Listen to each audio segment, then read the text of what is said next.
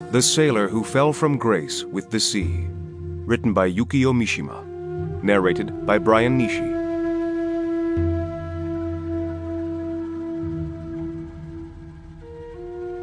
Part 1. Summer. Chapter 1. Sleep well, dear. Noboru's mother closed his bedroom door and locked it. What would she do if there were a fire? Let him out first thing. She had promised herself that. But what if the wooden door warped in the heat or paint clogged the keyhole? The window? There was a gravel path below. Besides, the second floor of this gangling house was hopelessly high. It was all his own fault. It would never have happened if he hadn't let the chief persuade him to sneak out of the house that night. There had been endless questions afterward, but he hadn't revealed the chief's name. They lived at the top of Yado Hill in Yokohama, in a house his father had built. After the war, the house had been requisitioned by the occupation army, and toilets had been installed in each of the upstairs bedrooms. Being locked in at night was no great discomfort, but to a 13-year-old, the humiliation was enormous. Left alone one morning to watch the house and in need of something to vent his spite on, Noboru began to rummage through his room. A large chest of drawers was built into the wall adjoining his mother's bedroom. He pulled out all the drawers, and as he was dumping their contents onto the floor, he noticed a trickle of light spilling into one of the empty compartments of the chest. He thrust his head into the space and discovered the source of the light. Strong summer sunlight was reflecting off the sea into his mother's empty bedroom. There was plenty of room in the chest. Even a grown-up might squeeze in up to his belly if he lay flat. Peering at his mother's bedroom through the peephole, Noboru sensed something new and fresh about it. The shiny brass beds his father had ordered from New Orleans were set against the wall on the left side, just as they had been before his death. A bedspread was smoothed neatly over one of them, and on the white cloth a large letter K, Kuroda was the family name. A blue straw sun hat, trailing a long pale blue ribbon, lay on the bed. On the night table stood a blue electric fan. Across the room, near the window, there was a dressing table fitted with an oval three-piece mirror. The mirror was not quite closed. The upper edges of the glass glinted through the cracks like splinters of ice. In front of the mirror rose a small city of bottles.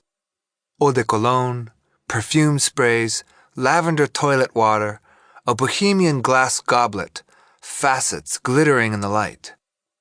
A crumpled pair of brown lace gloves lay withering like cedar leaves. A couch and 2 chairs, a floor lamp, and a low, delicate table were arranged directly under the window. An embroidery frame, the beginnings of a pattern needled into the silk, was propped on the couch. The vogue for such things had passed long ago, but his mother loved all kinds of handicraft. The pattern seemed to be the wings of some gaudy bird, a parrot maybe, on a background of silver gray. A pair of stockings lay in a heap next to the embroidery. The shocking embrace of sheer nylon and the imitation damask of the couch gave the room an air of agitation. She must have noticed the run on her way out and changed in a hurry. Only dazzling sky and a few fragments of cloud, hard and glossy as enamel in the light, bouncing off the water, could be seen through the window. Noboru couldn't believe he was looking at his mother's bedroom. It might have belonged to a stranger, but there was no doubt that a woman lived there. Femininity trembled in every corner. A faint scent lingered in the air. Then a strange idea assailed him. Did the peephole just happen to be here? An accident? Or, after the war, when the soldiers' families had been living together in the house, he had a sudden feeling that another body, larger than his, a blonde, hairy body, had once huddled in this dusty space in the wall. The thought soured the close air, and he was sickened. Wriggling backwards out of the chest, he ran to the next room. He would never forget the queer sensation he had when, flinging open the door, he burst in. Drab and familiar, the room bore no resemblance to the mysterious chamber he had seen through the peephole. It was here that he came to whine and to sulk. "It's time you stopped coming into Mother's room so often with that excuse about wanting to watch the ships. You're not a child anymore, dear." Here that his mother would put aside her embroidery to help him with his homework while she stifled yawns, or would scold him for not tying his necktie straight, or would check the ledgers she brought home from the shop. He looked for the peephole. It wasn't easy to find. Cunningly hidden in the ornately carved wainscot, in a spot on the upper border where the rippled pattern overlapped to conceal it, a very small hole. Noboru stumbled back to his room, gathered the scattered clothing, and stuffed it back into the drawers.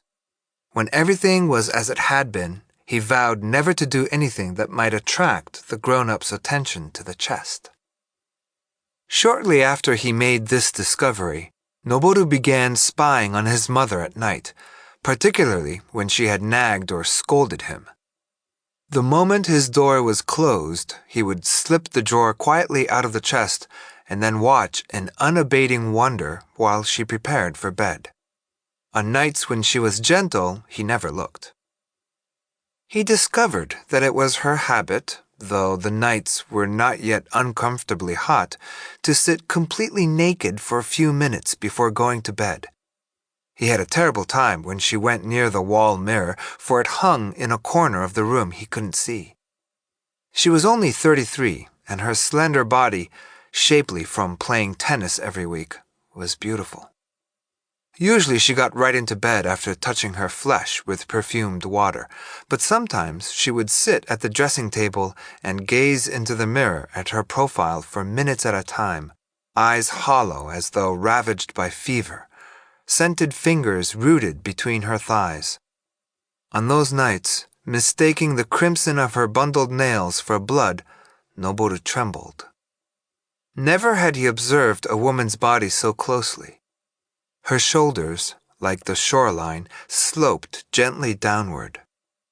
Her neck and arms were lightly tanned, but at her chest, as if an inner lamp were burning, began a zone of warm, fleshy white.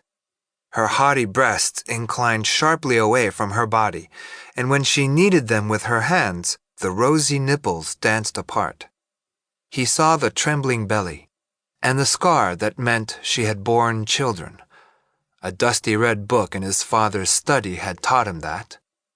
He had discovered it on the highest shelf, turned the wrong way, sandwiched between a gardening book and a pocket business manual. And the zone of black. The angle was bad somehow, and he strained until the corners of his eyes began to ache. He tried all the obscenity he knew, but words alone couldn't penetrate that thicket. His friends were probably right when they called it a pitiful little vacant house. He wondered if that had anything to do with the emptiness of his own world. At 13, Noboru was convinced of his own genius. Each of the others in the gang felt the same way, and certain that life consisted of a few simple signals and decisions. That death took root at the moment of birth, and man's only recourse thereafter was to water and tend it. That propagation was a fiction, consequently, society was a fiction too. That fathers and teachers, by virtue of being fathers and teachers, were guilty of a grievous sin. Therefore, his own father's death when he was 8 had been a happy incident, something to be proud of. On moonlit nights, his mother would turn out the lights and stand naked in front of the mirror. Then he would lie awake for hours, fretted by visions of emptiness.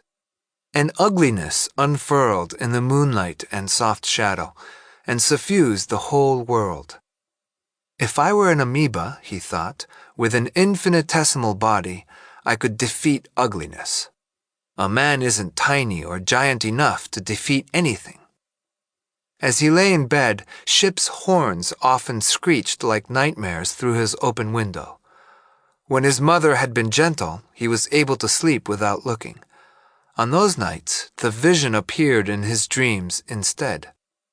He never cried, not even in his dreams, for hard-heartedness was a point of pride.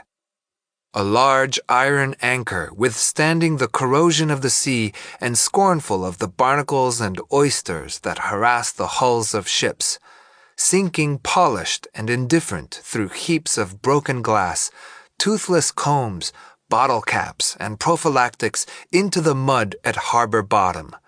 That was how he liked to imagine his heart. Someday, he would have an anchor tattooed on his chest. The most ungentle night of all came toward the end of summer vacation, suddenly. There was no way of knowing it would happen.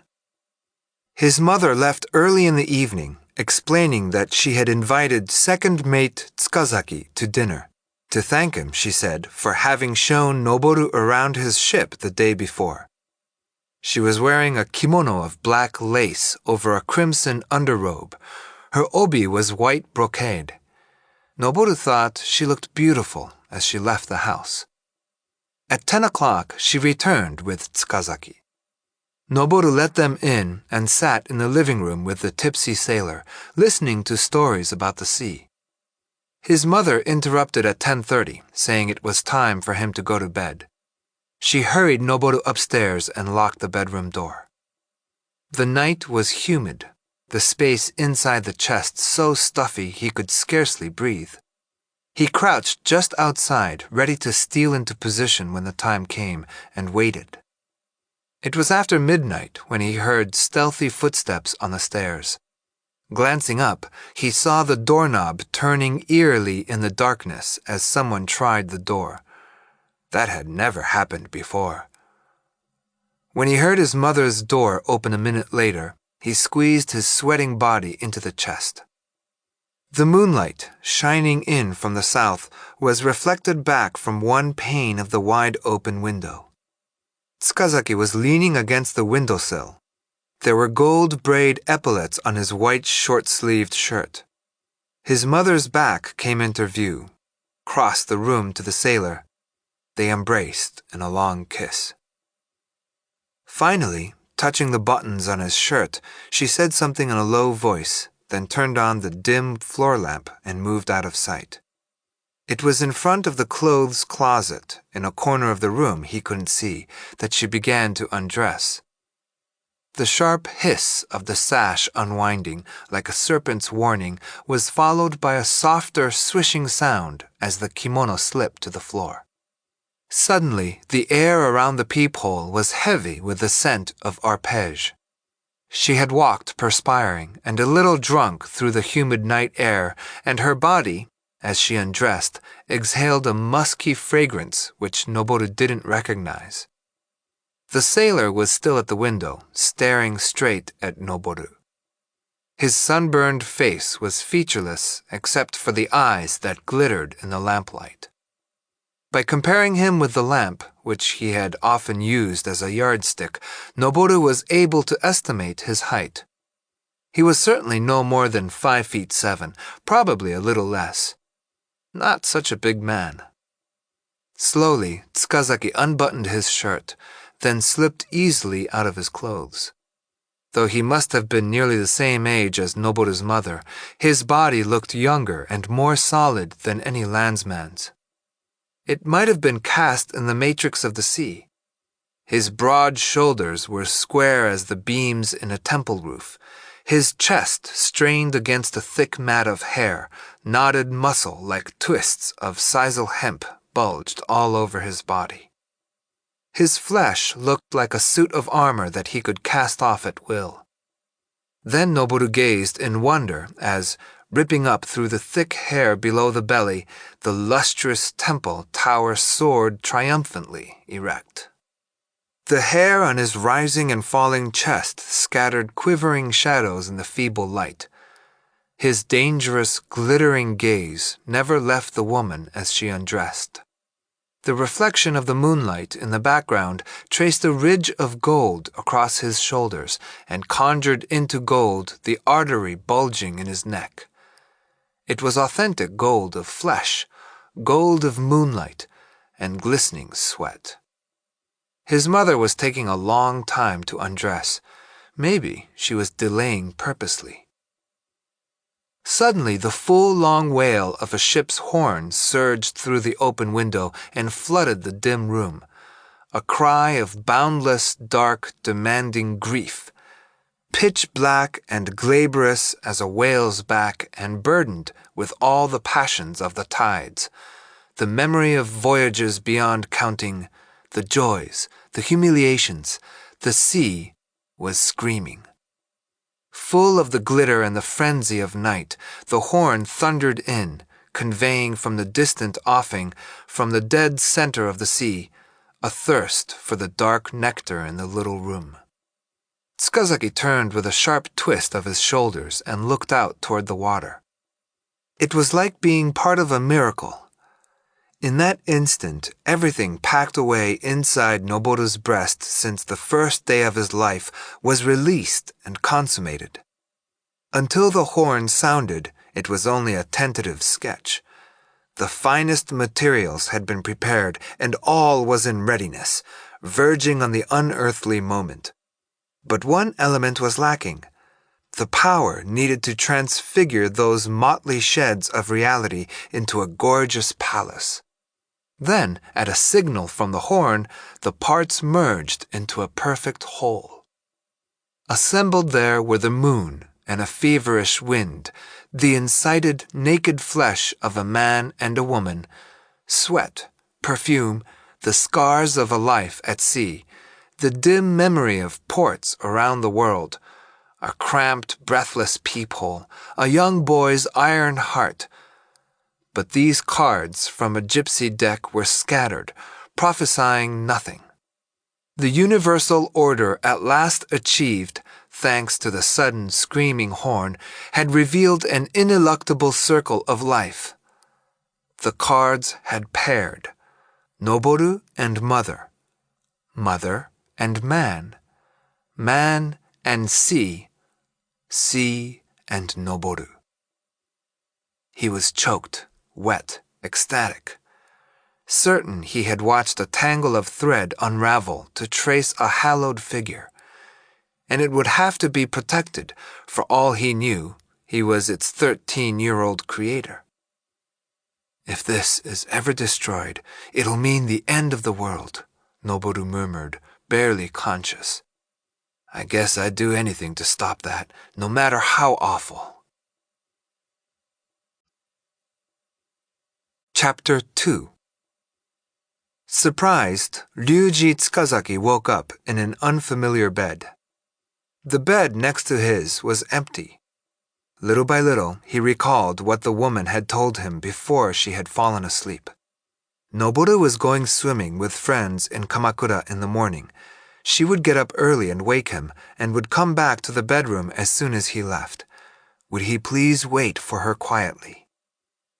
He groped for his watch on the night table and held it up to the light that filtered through the curtains. 10 minutes to 8. Probably the boy was still in the house. He had slept for about 4 hours, after falling asleep at just the time he would ordinarily be going to bed after night watch. It had been hardly more than a nap, yet his head was clear, the long pleasure of the night still coiled inside him tight as a spring. He stretched and crossed his wrists in front of him. In the light from the window, the hair on his muscled arms appeared to eddy into golden pools. He was satisfied. Though still early, it was very hot. The curtains hung motionless in front of the open window. Stretching again, Ryuji with one extended finger pushed the button on the fan. 15 minutes to second officer's watch. Stand by, please. He had heard the quartermaster's summons distinctly in a dream. Every day of his life, Ryuji stood watch from noon to 4 and again from midnight to 4 in the morning. Stars were his only companions and the sea. Aboard the freighter Rakuyo, Ryuji was considered unsociable and eccentric. He had never been good at gabbing, never enjoyed the scuttlebutt supposed to be a sailor's only source of pleasure. Tales of women, anecdotes from shore, the endless boasting. He hated the low-brow chatter meant to sweeten loneliness, the ritual of affirming ties with the brotherhood of men. Whereas most men choose to become sailors because they like the sea, Ryuji had been guided by an antipathy to land. The occupation interdict forbidding Japanese vessels to travel the open sea had been revoked just as he was graduated from a merchant marine high school, and he had shipped out on the first freighter since the war to sail to Taiwan and Hong Kong. Later, he had been to India and eventually to Pakistan. What a joy the tropics were! Hoping to trade for nylons or wrist watches, native children met them at every port with bananas and pineapples and papayas, bright-colored birds and baby monkeys. And Ryuji loved the groves of wine palms mirrored in a muddy, slow-flowing river. Palms must have been common to his native land in some earlier life, he thought, or they could never have bewitched him so. But as the years passed, he grew indifferent to the lure of exotic lands. He found himself in the strange predicament all sailors share. Essentially, he belonged neither to the land nor to the sea. Possibly a man who hates the land should dwell on shore forever. Alienation and the long voyages at sea will compel him once again to dream of it, torment him with the absurdity of longing for something that he loathes. Ryuji hated the immobility of the land, the eternally unchanging surfaces. But a ship was another kind of prison. At 20, he had been passionately certain, "There's just one thing I'm destined for, and that's glory. That's right, glory." He had no idea what kind of glory he wanted or what kind he was suited for. He knew only that in the depths of the world's darkness was a point of light which had been provided for him alone and would draw near some day to irradiate him and no other. And it seemed increasingly obvious that the world would have to topple if he was to attain the glory that was rightfully his. They were consubstantial, glory and the capsized world. He longed for a storm, but life aboard ship taught him only the regularity of natural law and the dynamic stability of the wobbling world. He began to examine his hopes and dreams one by one to efface them as a sailor pencils out the days on the calendar in his cabin.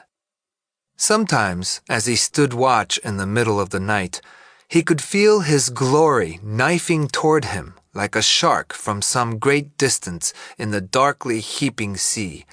See it almost aglow like the noctiluci that fire the water, surging in to flood him with light and cast the silhouette of his heroic figure against the brink of man's world. On those nights, standing in the white pilot house amid a clutter of instruments and bronze signal bells, Ryuji was more convinced than ever.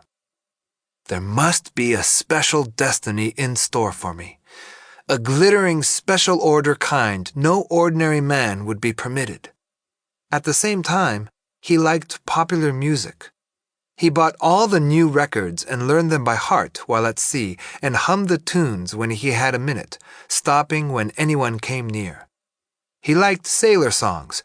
The rest of the crew scorned them, and his favorite was one called "I Can't Give Up the Sailor's Life."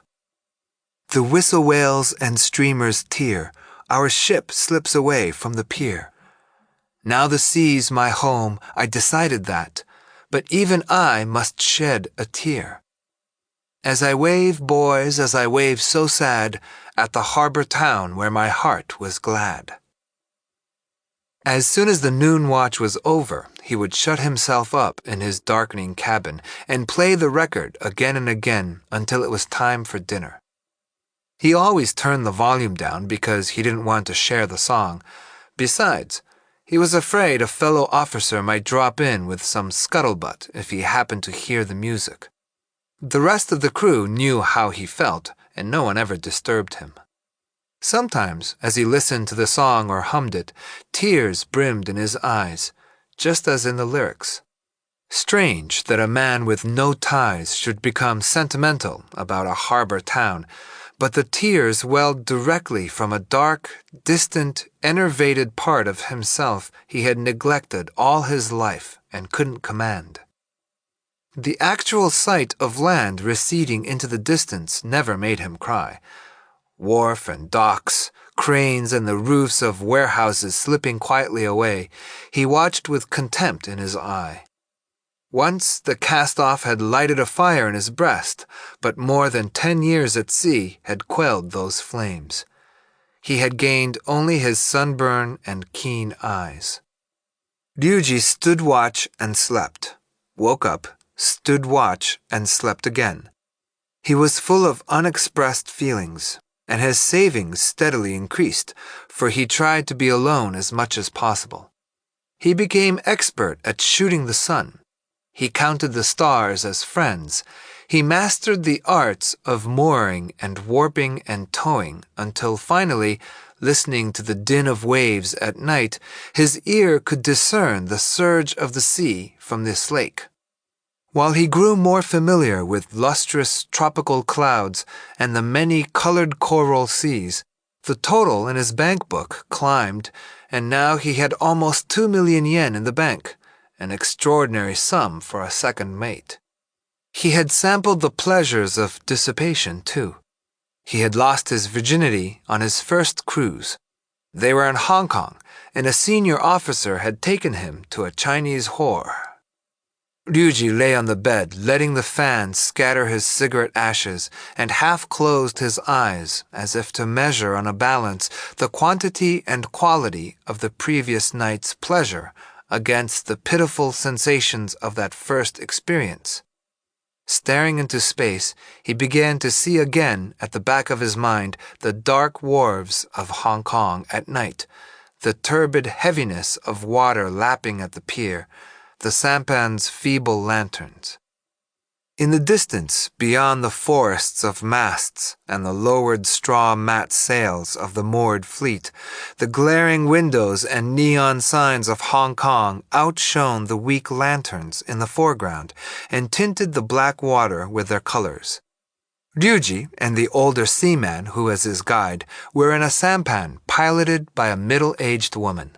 The oar in the stern whispered through the water as they slipped across the narrow harbor. When they came to the place where the flickering lights were clustered, Ryuji saw the girls' rooms bobbing brightly on the water. The fleet was moored in 3 long lines so as to form an inner court of water. All the sterns were faced in and were decorated with sticks of burning incense and red and green paper flags celebrating regional deities. Flowery silk cloth lined the semicircular tarpaulin shells on the flat decks. At the rear of each shell, a raised stand, draped with the same material, held a small mirror. An image of Ryuji's sampan wobbled from room to room as they slipped past. The girls pretended not to notice them. Some lay swaddled in quilts, baring to the cold only dollish powder-white necks. Others, quilts wrapped around their thighs, played with fortune-telling cards. The luscious reds and golds on the faces of the cards glittered between slender, sallow fingers. "Which one do you want?" the officer asked. "They're all young." Ryuji didn't answer. He was about to choose the first woman in his life, and having traveled 1,600 leagues to this bit of dirty, reddish seaweed afloat in the turbid waters of Hong Kong, he felt curiously fatigued, perplexed. But the girls certainly were young and attractive. He chose before the older man had a chance to offer a suggestion. The whore had been sitting in silence, her face puckered in the cold, but as Ryuji stepped onto her boat, she laughed happily. And he found himself half-heartedly believing in the happiness he was bringing her. She drew the flowery curtain over the entrance to the shell. They performed in silence. He trembled a little out of vanity, as when he had first scaled the mast. The woman's lower body, like a hibernating animal half asleep, moved lethargically under the quilts. He sensed the stars of night tilting dangerously at the top of the mast. The stars slanted into the south, swung to the north, wheeled, whirled into the east, and seemed finally to be impaled on the tip of the mast. By the time he realized this was a woman, it was done. There was a knock on the door, and Fusako Kuroda came into the room with a large breakfast tray. "I'm sorry you had to wait so long. Noboru just left a minute ago." Putting the tray down on the tea table, she opened the curtains and the window. "There's not a bit of breeze. It's going to be hot again." Even the shade beneath the window ledge was as hot as burning asphalt. Ryuji sat up in bed and wrapped the wrinkled sheet around his waist. Fusako was dressed to go out. Her bare arms, moving not to embrace him but to pour morning coffee into cups, seemed unfamiliar. They were no longer the arms of the night. Ryuji beckoned Fusako to the bed and kissed her. The thin, sensitive skin of her lips betrayed the fluttering of her eyes. This morning, he knew, she was uneasy even while her eyes were closed. "What time do you go to work?" he said. "As long as I can be there by 11. What are you going to do?" "I might go down to the dock for a while, just to see what's going on." They had created in a single night a new situation, and now it appeared to bewilder them. For the moment, their bewilderment was their only etiquette. Ryuji, with what he liked to call the unbelievable arrogance of intolerable people, was calculating how far he might be able to go. The expression on Fusako's radiant face suggested a number of things: resurrection, or an utter effacement from memory, or even determination to prove to herself and the world that it had not, in any sense of the word, been a mistake. "Shall we eat over here?" she suggested, moving to the couch. Ryuji jumped out of bed and threw on his clothes. Fusako was standing at the window. "I wish we could see your ship from here." "If that pier wasn't so far out of town." Coming up behind her, Ryuji put his arms around Fusako's waist. Together they looked out at the harbor. The window overlooked the red roofs of old warehouses. A block of new warehouses, like concrete apartment buildings, hulked up from the pier to the north. The canal was buried under sculls and barges. Beyond the warehouse district, piles of seasoning lumber merged into an intricate wooden mosaic. Extending like a concrete finger from the seaward side of the lumberyards, a long breakwater stretched all the way to the sea. The summer morning sun lay as thin as a dazzling sheet of hammered metal across the colossal anvil of the harbor scene. Ryuji's fingers touched her nipples through the blue cotton dress. She tossed her head, her hair tickled his nose. As always, he felt as if he had traveled some huge distance, sometimes from the far side of the world, finally to arrive at a point of delicate sensation, a thrilling in his fingertips near a window on a summer morning. The fragrance of coffee and marmalade filled the room. There was something about Noboru this morning, almost as if he knew. Of course, he seemed to like you a lot, so it doesn't really matter. I still don't understand how this could have happened. I mean, her confusion rang a little false. It's just incredible. Chapter 3 Rex Limited was one of the oldest and best-known luxury shops in Yokohama's swank Motomachi district.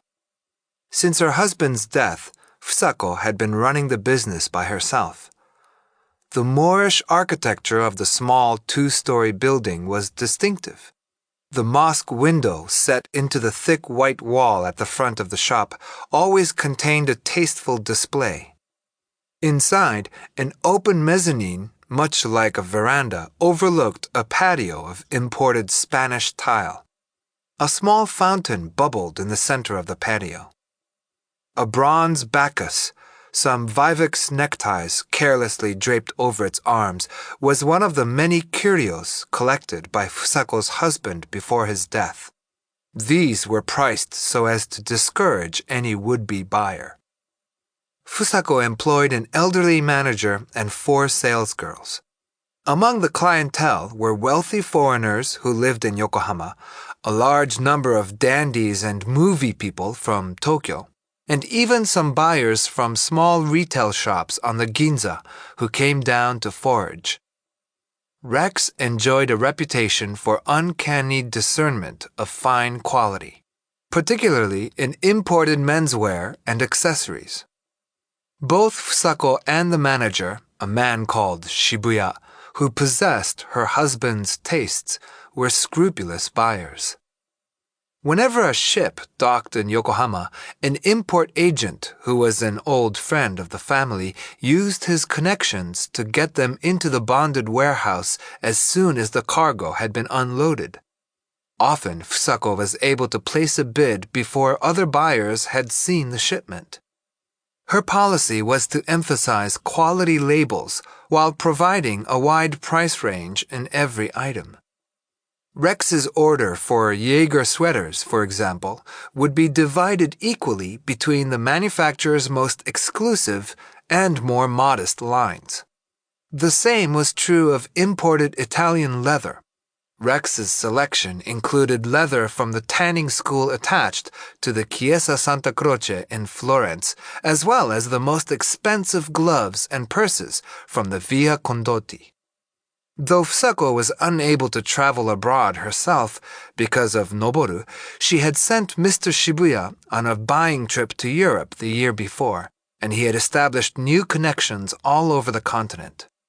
Shibuya had devoted his life to elegance and dress. Rex even stocked English spats, an article not to be found in any of the Ginza shops. Fusako reached the shop at the usual time and was greeted with the usual morning cordiality.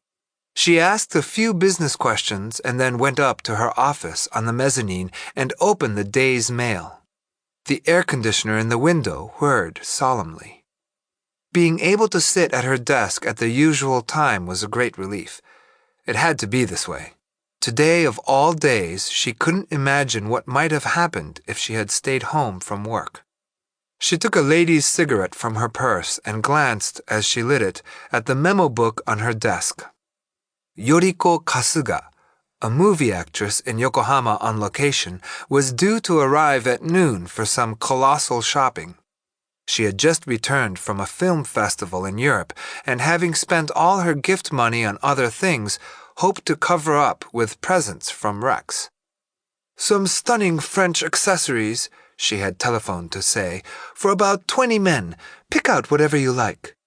Later in the afternoon, a private secretary from Yokohama Importers was coming over to pick up some of the Italian polo shirts her boss, the company president, wore on the golf links. Faithful customers, these women were remarkably easy to please. A part of the patio was visible beneath the louvered swinging doors. It was hushed. The tips of leaves on a rubber tree in one corner shone with a dull luster. Apparently, no one had arrived yet. Fusako was worried that Mr. Shibuya might have noticed what felt to her like a flush around her eyes. The old man looked at a woman as though he were examining a piece of fabric in his hand, even if she was his employer. She had never actually counted until that morning. 5 years since her husband's death. It hadn't seemed so long in passing, but all of a sudden, like a white obi she would never be able to wind up, 5 years was a dizzying length. Fusako teased the ashtray with her cigarette and then snuffed it out. The man still nested in every nook of her body. She was aware of her flesh beneath the clothes as continuous, thigh and breast in warm accordance. It was a new sensation, and she could still smell the sweat of the man. As if to test them, she curled her stocking toes. Fusako had met Ryuji for the first time 2 days before. Noboru, who is a fanatic about ships, had wheedled her into asking a shipping executive friend for a letter of introduction, and they had gone to see the Rakuyo, a 10,000-ton freighter anchored at Takashima Pier. Stopping for a minute at the far end of the dock, mother and son gazed at the cream and green-colored ship gleaming in the distance. Fusako unfurled a parasol with a long white snakeskin handle. "You see those ships out in the offing?" Noboru said knowingly. "They're all waiting their turn for a berth to open up." "That's why our shipments are always so late getting in," Fusako drawled. She felt hot just looking up at the ship. The cloud-dappled sky was partitioned by an intricate crisscross of hawsers, and lifting up at it in reverence like a slender chin was the Rakuyo's prow, limitlessly high, the green banner of the fleet fluttering at its crest. The anchor clung to the hawse hole like a large metal black crab. "This is going to be great," Noboru said, brimming over with boyish excitement. "I guess we'll be able to look her over fore and aft. Let's not expect too much, dear, until we're certain this letter is what we need." Thinking about it later, Fusako realized that she had felt her heart begin to dance even as they had stood looking up at the ship. "That's funny. I'm just as excited as Noboru." The feeling beset her at the height of her languor. Just lifting her head was a hot and wearisome chore, suddenly and for no reason. "She's a flush deck, Mom. Looks like a pretty good ship, all right." Unable to contain the knowledge that crowded his brain, Noboru held forth to his disinterested mother. As they drew closer, the Rakuyo swelled before them like great music. Noboru sprinted ahead and raced up the glittering, silvery gangplank. But Fusako had to wander down the corridor in front of the officers' quarters, helplessly clutching her letter to the captain.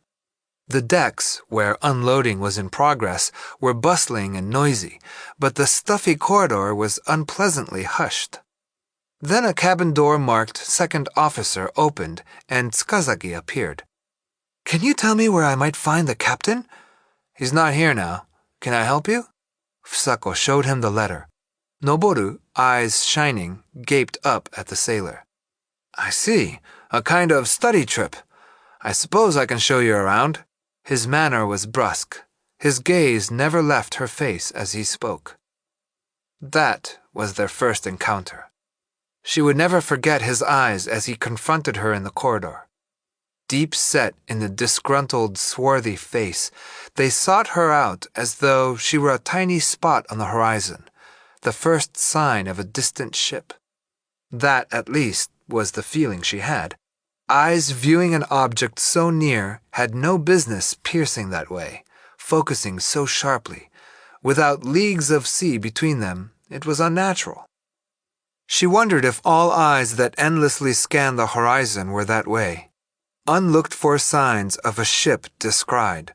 Misgivings and delight, wariness and expectation. The sighted vessel just barely able to forgive the affront because of the vast reach of sea between them, a ravaging gaze. The sailor's eyes made her shudder. Tsukazaki took them to the bridge first. The ladder they climbed to the main deck was obliquely runged with bars of summer sunlight. Indicating the freighters anchored offshore, Noboru repeated his knowing observation. "I guess all those ships are waiting their turn for a berth." "Right you are, Sonny. Some of them may have to wait out there 4 or 5 days." "Do they notify you on the wireless when a berth opens?" "Right again. You get a cable from the company. There's a committee that meets every day to decide berth priorities." Sweat was dappling Tsukazaki's white shirt with little spots which revealed the flesh of his powerful back. Fusako was disconcerted. She was grateful to the man for taking Noboru seriously, but he made her uncomfortable when he turned to her and asked direct questions. "The boy knows what he's talking about. Does he want to be a sailor?" His eyes probed her again. He seemed a rugged, simple man, yet there was also about him an air of indifference, and Fusako couldn't determine whether he felt any professional pride. When, opening her parasol against the sun and peering narrowly up at his face, she tried to decide, she thought she discovered something unexpected in the shadow of his heavy brows, something she had never seen in the broad light of day. "He'd be smart to forget about it if he is. This is a miserable business if ever there was one," Tsukazaki said, not bothering to wait for her answer. "Over here, Sonny. This is a mounted sextant."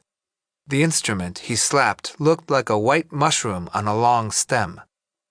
When they went into the pilot house, Noboru wanted to touch everything: the speaking tube to the engine room and the automatic pilot gyro, radar screens, the electronic channel selector, the indicator reading stop, standby, ahead, and countless other gauges and dials seemed to summon visions of peril on the open sea. In the chart room next door, he gaped at shelves stacked with maps and tables, and studied an erasure-smudged chart still in the drafting. The chart laced the sea with capricious lines which appeared and reappeared according to some curious ungeometry. Most fascinating of all was the daily log. Sunrise and sunset were entered as small half-circles. A pair of golden horns marked the passage of the moon, and the ebb and surge of the tides were shown in gentle, rippling curves. While Noboru wandered through private dreams, Tsukazaki stood at Fusako's side, and the heat of his body in the sultry chart room was beginning to oppress her. When the parasol she had leaned against the desk clattered suddenly to the floor, she felt as if she herself, fainting, had fallen. She raised a little cry. The parasol had glanced off her foot. The sailor stooped immediately and picked it up. To Fusako, he seemed to move as slowly as a diver underwater. He retrieved the parasol, and then, from the bottom of the sea of breathless time, his white cap rose slowly toward the surface. Shibuya pushed through the louvered office doors and announced, "Yoriko Kasuga has just arrived." "All right, I'll be right down." The old man had revived her too abruptly. She regretted her tinny reflex reply. She studied her face for a minute in a mirror hanging on the wall. She felt as if she were still standing in the chart room. Yoriko was in the patio with one of her ladies-in-waiting. She was wearing a huge sunflower of a hat. "I want Mama to do all the choosing. I'm just helpless." Fusako objected to being called Mama, as though she were the proprietress of a bar. She descended the stairs slowly and walked over to where Yoriko stood, chatting. "And how are you today? It certainly is hot again." The actress complained about the devastating heat and the crowds at the pier where they were filming. Fusako pictured Ryuji somewhere in the throng, and her spirits flagged. 30 cuts this morning. Can you imagine that? That's what Mr. Honda calls racing through a picture. Will the film be good? Not a chance, but it's not the kind of picture that takes prizes anyway. Winning a Best Actress award had become an obsession with Yoriko. In fact, the gifts she was buying today constituted one of her inimitable gestures toward the awards jury. Her willingness to believe any scandal, except one involving herself, suggested that she would proffer her body to every member of the jury without hesitation if she thought that might help. Though she managed with difficulty to support a family of 10, Yoriko was a gullible beauty and, as Fusako well knew, a very lonely woman. Still, except that she was a good customer, Fusako found her fairly intolerable. But today, Fusako was enveloped in paralyzing gentleness. Yoriko's flaws and her vulgarity were apparent as always, but they seemed as cool and inoffensive as goldfish swimming in a fishbowl. At first, I thought sweaters might be nice, since it's almost fall, but these are supposed to be things you bought this summer, so I picked out some Calden ties and some polo shirts and a few Jif pens. For the wives, I don't think you can go wrong with perfume. Shall we go upstairs? I have everything together in the office. I'd love to, but I just don't have time. I'll just barely be able to work in a bite of lunch as it is now. Can I leave everything up to you? The important things are the boxes and wrapping. They're the reality of a gift, don't you think? We'll package everything beautifully. The secretary from Yokohama Importers arrived just as Yoriko was leaving, and she was the last regular customer for the day. Fusako had the sandwich and cup of tea she ordered every day from a coffee shop across the street brought up to her office and sat down in front of the tray alone again. Arranging herself comfortably in the chair like a sleeper burrowing under the covers in an attempt to recapture an interrupted dream, she closed her eyes and returned effortlessly to the bridge of the Rakuyo. Tsukazaki led them down flights of stairs to the boat deck, from where they could watch cargo being raised from the number 4 hold. The hatch was a large, dark fissure in the steel plates of the deck at their feet. A man in a yellow steel helmet standing on a narrow ledge just below them was directing the crane with hand signals. The half-naked bodies of stevedores glistened dully in the dusk at the bottom of the hold. The cargo first took the sun when it was hoisted wobbling up from the bottom, high into the mouth of the hatch. Slats of sunlight slipped nimbly over the crates as they wheeled through the air, but faster even than the shattered light the cargo sped and was hovering above the waiting barge. The terrifyingly deliberate prelude and the sudden reckless flight, the dangerous glitter of silver in a twist of fraying cable. Standing under her open parasol, Fusako watched it all. She felt load after heavy load of freight being lifted from her and whisked away on the powerful arm of a crane. Suddenly, but after long and careful preparation. She thrilled to the sight of cargo no man could move winging lightly into the sky, and she could have watched forever. This may have been a fitting destiny for cargo, but the marvel was also an indignity. It keeps getting emptier and emptier, she thought. The advance was relentless. Yet there was time for hesitation and languor, time so hot and long it made you faint, sluggish, congested time. She must have spoken then. It's been so kind of you to show us around when I know you must be very busy. I was wondering if you're free tomorrow evening, perhaps we could have dinner together. It was a sociable invitation, and no doubt Fusako spoke the words coolly. To Tsukazaki's ear, it sounded like the babbling of a woman stricken with the heat. He looked at her with perfectly honest, puzzled eyes. The night before, they had gone to the new Grand Hotel for dinner. I was just trying to thank him then. He ate so properly, just like an officer. That long walk after dinner. He said he'd walk me home, but we got to the new park on the hill and didn't feel like saying good night yet, so we sat down on a park bench. Then we had a long talk, just rambled on about all kinds of things. I've never talked so much with a man before. Not since my husband died.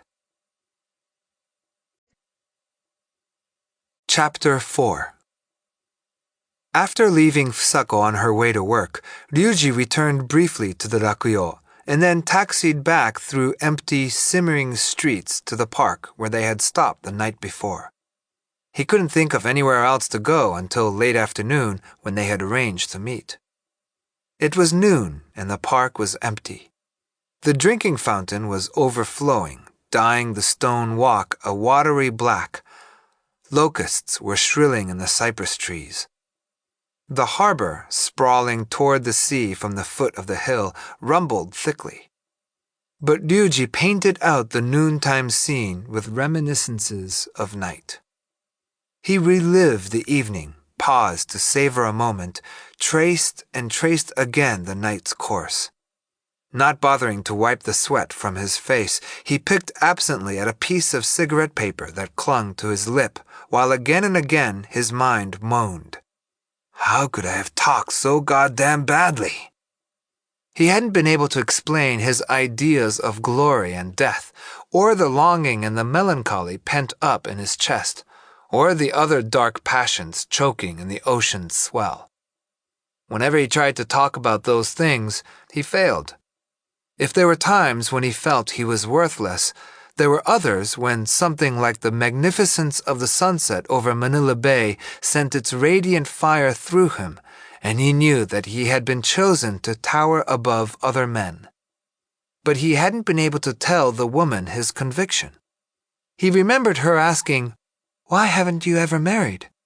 And he remembered his simpering answer, "It's not easy to find a woman who is willing to be a sailor's wife." What he had wanted to say was, "All the other officers have 2 or 3 children by now, and they read letters from home over and over again, and look at pictures their kids have drawn of houses and the sun and flowers. Those men have thrown opportunity away. There's no hope for them anymore. I've never done much, but I've lived my whole life thinking of myself as the only real man. And if I'm right, then a limpid, lonely horn is going to trumpet through the dawn someday, and a turgid cloud, laced with light, will sweep down, and the poignant voice of glory will call for me from the distance, and I'll have to jump out of bed and set out alone. That's why I've never married. I've waited and waited, and here I am past 30. But he hadn't said anything like that, partly because he doubted a woman would understand. Nor had he mentioned his concept of ideal love. A man encounters the perfect woman only once in a lifetime, and in every case death interposes, an unseen Pandarus, and lures them into the preordained embrace. This fantasy was probably a product of the hyperbole of popular songs. But over the years it had taken on substance in some recess of his mind and merged there with other things. The shrieking of a tidal wave, the ineluctable force of high tide, the avalanching break of surf upon a shoal. And he had been certain that the woman before him was the woman in the dream. If only he had found the words to say it. In the grand dream Ryuji had treasured secretly for so long, he was a paragon of manliness, and she the consummate woman. And from the opposite corners of the earth they came together in a chance encounter, and death wed them. Outdistancing tawdry farewells then, with streamers waving and strains of Auld Lang Syne, and far from sailors' fickle loves, they were to descend to the bottom of the heart's great deep, where no man has ever been. But he hadn't been able to share even a fragment of his mad dream. Instead, he had talked of greens. Every once in a while, when you're on a long cruise and you pass the galley, you catch just a glimpse of radish or maybe turnip leaves. And you know, those little splashes of green make you tingle all over. You feel like getting down on your knees and worshipping them. I can imagine. I think I know just how you must feel, Fusako agreed eagerly. Her voice oozed the joy a woman takes in consoling a man. Ryuji asked for her fan and shooed the mosquitoes away. Lamps on distant masts twinkled like ochre stars. Bulbs in the eaves of the warehouses directly below stretched in regular bright rows. He wanted to talk about the strange passion that catches hold of a man by the scruff of his neck and transports him to a realm beyond the fear of death. But far from finding words for that, he volunteered an account of the hardships he had known and clucked his tongue. His father, a civil servant, had raised him and his sister single-handed after their mother's death. The sickly old man had worked overtime in order to send Ryuji to school. Despite everything, Ryuji had grown up into a strong, healthy man. Late in the war, his home had been destroyed in an air raid, and his sister had died of typhus shortly after. He had graduated from the Merchant Marine High School and was just starting on his career when his father died too. His only memories of life on shore were of poverty and sickness and death, of endless devastation. By becoming a sailor, he had detached himself from the land forever. It was the first time he had talked of these things at such length to a woman. Exaltation swelled Ryuji's voice when he touched on the misery in his life, and while he was recalling the total in his bank book, he couldn't help digressing from the sea's power and benevolence, which was the story he had longed to tell, in order to boast about his own prowess like a very ordinary man indeed. It was just another particular aspect of his vanity. He wanted to talk about the sea. He might have said something like this: "It was the sea that made me begin thinking secretly about love more than anything else. You know, a love worth dying for, or a love that consumes you. To a man locked up in a steel ship all the time, the sea is too much like a woman. Things like her lulls and storms, or her caprice, or the beauty of her breast reflecting the setting sun are all obvious. More than that, you're in a ship that mounts the sea and rides her, and yet is constantly denied her. It's the old saw about miles and miles of lovely water, and you can't quench your thirst.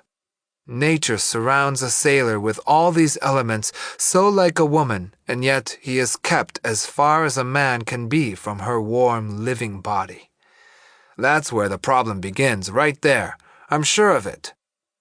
But he could only mouth a few lines of his song. "Now the sea's my home, I decided that. But even I must shed a tear." I guess that's pretty funny. It's my favorite song. "I think it's a wonderful song," she said, but she was only shielding his pride, he knew.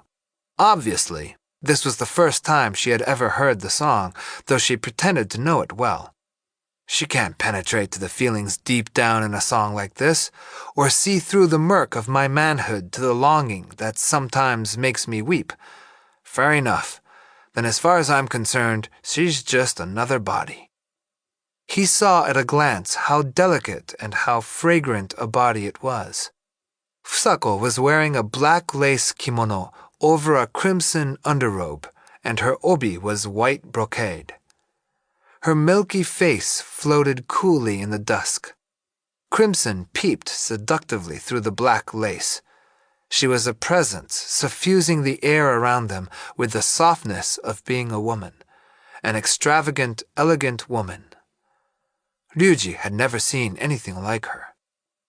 The robe shifted fantastically from crimson through shades of purple as every subtle movement of her body altered the play of light from the distant lamps.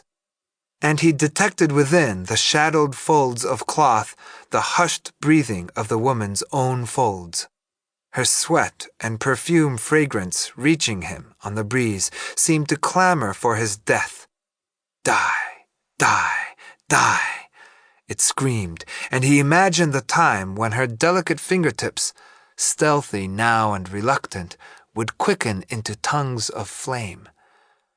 Her nose was perfect, her lips exquisite, like a master ringing a go stone onto the board after a long deliberation. He placed the details of her beauty one by one in the misty dark and drew back to savor them. Her eyes were quiet and icy, and their chill was lewdness itself, indifference to the world become reckless lechery. Her eyes had haunted Ryuji since they had agreed to meet for dinner the day before. They had kept him awake all night. And what voluptuous shoulders! Like the shoreline, they began with no real beginning, to slope gently downward from the cape of her neck. Gracious, dignified shoulders fashioned so that silk might slip and fall away. When I hold her breasts, they'll nestle against my palms with a marvelous sweaty heaviness. I feel responsible for all this woman's flesh because it teases me softly, like other things that are mine. I'm trembling with the sweetness of her being here, and when she feels me tremble, she'll tilt up like a leaf in a wind-tossed tree and show the white backs of those eyes of hers. An odd, silly story thrust abruptly into Ryuji's mind. Once the captain had told him about going to Venice and visiting a beautiful little palace at high tide, and being astounded to find, when he got there, that the marble floors were underwater. Ryuji almost spoke the words aloud. Small, beautiful, flooded palace. "Please talk some more," Fusako begged, and he knew it would be all right to kiss her. The smooth, inflamed play of their lips altered subtly with every contact, and clinging release as from angle after angle they poured each other full of light, spinning into a single luminous thread, all of softness and of sweetness. The shoulders under his rough hands now were more real than any dream. Like an insect folding in its wings, Fusako lowered her long lashes. Happiness enough to drive a man crazy, Ryuji thought. Happiness that defied description. At first, Fusako's breath seemed to climb from somewhere in her chest, but gradually its heat and odor changed until it might have issued from some unfathomable depth within her. Now the fuel firing her breath was different too. They clutched at each other and collided in frenzied, awkward movements, like beasts in a forest lunging at a ring of fire. Fusako's lips softened and became smoother. Ryuji was ready to die happily that very moment. Only when the cool tips of their noses brushed did he realize with a chuckle that they were two firm, separate bodies. He didn't know how much time passed before, pointing toward a slate roof jutting above the cypress trees at the edge of the park, she said, "Why don't you stay with us tonight? That's our house over there." They stood up and looked around. Ryuji jammed his cap on his head and put his arm around Fusako's shoulders. The park was empty. The red and green beacon in the marine tower swept across stone benches in the empty square, the drinking fountain, flower beds, and white stone steps. Out of habit, Ryuji glanced at his watch. He could just see the dial in the light from the street lamp outside the park. A few minutes past 10. Ordinarily, he would have 2 hours until night watch. He couldn't take any more of the noonday heat. The sun was in the west now, frying the back of his head. He had left his cap on the rakuyo. The first mate had given Ryuji a 2-day leave, assigning his watch to the third mate with the understanding that Ryuji would stand in for him at the next port. He had changed clothes on the ship and had with him a sport jacket and tie he planned to wear that evening, but already sweat had bedraggled his dress shirt. He looked at his watch. It was only 4 o'clock. His date with Fusako was for 6. The coffee shop where they had arranged to meet apparently had color television, but there wouldn't be anything interesting on at this hour of the day. Ryuji walked over to the park railing and looked out at the harbor. The warehouse roofs below were extending their 3-cornered shadows toward the foreshore. One white sail was tacking back to the yacht basin. He watched the sun sculpture a brace of tensed muscles in marvelous detail in the snow-white blocks of cloud piled above the offing. They were storm clouds, all right, but not swollen enough for an evening squall. The memory of a mischievous game he had often played as a child drew him across the lawn to the drinking fountain. Closing the mouth of the fountain with his thumb, he squirted a fan of water at the dahlias and white chrysanthemums languishing in the heat. Leaves quivered, a small rainbow arched, flowers recoiled. Ryuji reversed the pressure of his thumb and doused his hair and face and throat. The water trickled from his throat to his chest and belly, spinning a soft, cooling screen, an indescribable delight. Ryuji shook himself all over like a dog and, carrying his sport jacket over his arm, moved toward the entrance of the park. His shirt was drenched, but he didn't bother to take it off. The sun would dry it quickly enough. Ryuji left the park. He marveled at the serenity of the houses that lined the streets, at the sturdy roofs and rooted, unbudging fences. As always, the details of shore life appeared abstract and unreal. Even when he passed an open kitchen and glimpsed the glitter of polished pots and pans, everything lacked concreteness. His sexual desires, too, the more so because they were physical, he apprehended as pure abstraction. Lusts, which time had relegated to memory, remained only as glistening essences, like salt crystallized at the surface of a compound. "We'll go to bed together again tonight. This one's the last. We probably won't sleep at all. I sail tomorrow evening. I wouldn't be surprised if I evaporated faster than a damn memory, thanks to these 2 fantastic nights." The heat wasn't making him sleepy, but imagination whetted his lust as he walked along, and he narrowly avoided a large foreign car that came roaring up the hill. Then he saw a group of boys break into the main road from a footpath near the bottom of the hill. Seeing him, one of them stopped short. It was Noboru. Ryuji noticed the boyish kneecaps below the shorts tighten abruptly, saw tension cramp the face peering up at him, and he recalled what Fusako had said. There was something about Noboru this morning, almost as if he knew. Battling with a part of himself that threatened to be flustered in front of the boy, Ryuji forced a smile and yelled, "Hey! Small world, isn't it? Have a good swim?" The boy didn't answer. His clear, dispassionate gaze was fixed on Ryuji's shirt. "Why, how did your shirt get sopped like that?" "What, this?" The artificial smile spread over his face again. "I took a little shower at the fountain up there in the park." Chapter 5. Running into Ryuji near the park worried Noboru. He wondered what he could do to keep the sailor from telling his mother about the meeting. In the first place, he hadn't gone swimming at Kamakura as the adults supposed. Besides, one of the boys in the group Ryuji had seen was the chief. But that wasn't so bad. No one would be able to tell him from the others just by looking. Not a chance. That morning, the boys had left the city with packed lunches and gone all the way to Yamauchi Pier in Kanagawa. For a while, they had roamed around the railroad siding behind the sheds on the wharf, and then held the usual meeting to discuss the uselessness of mankind, the insignificance of life.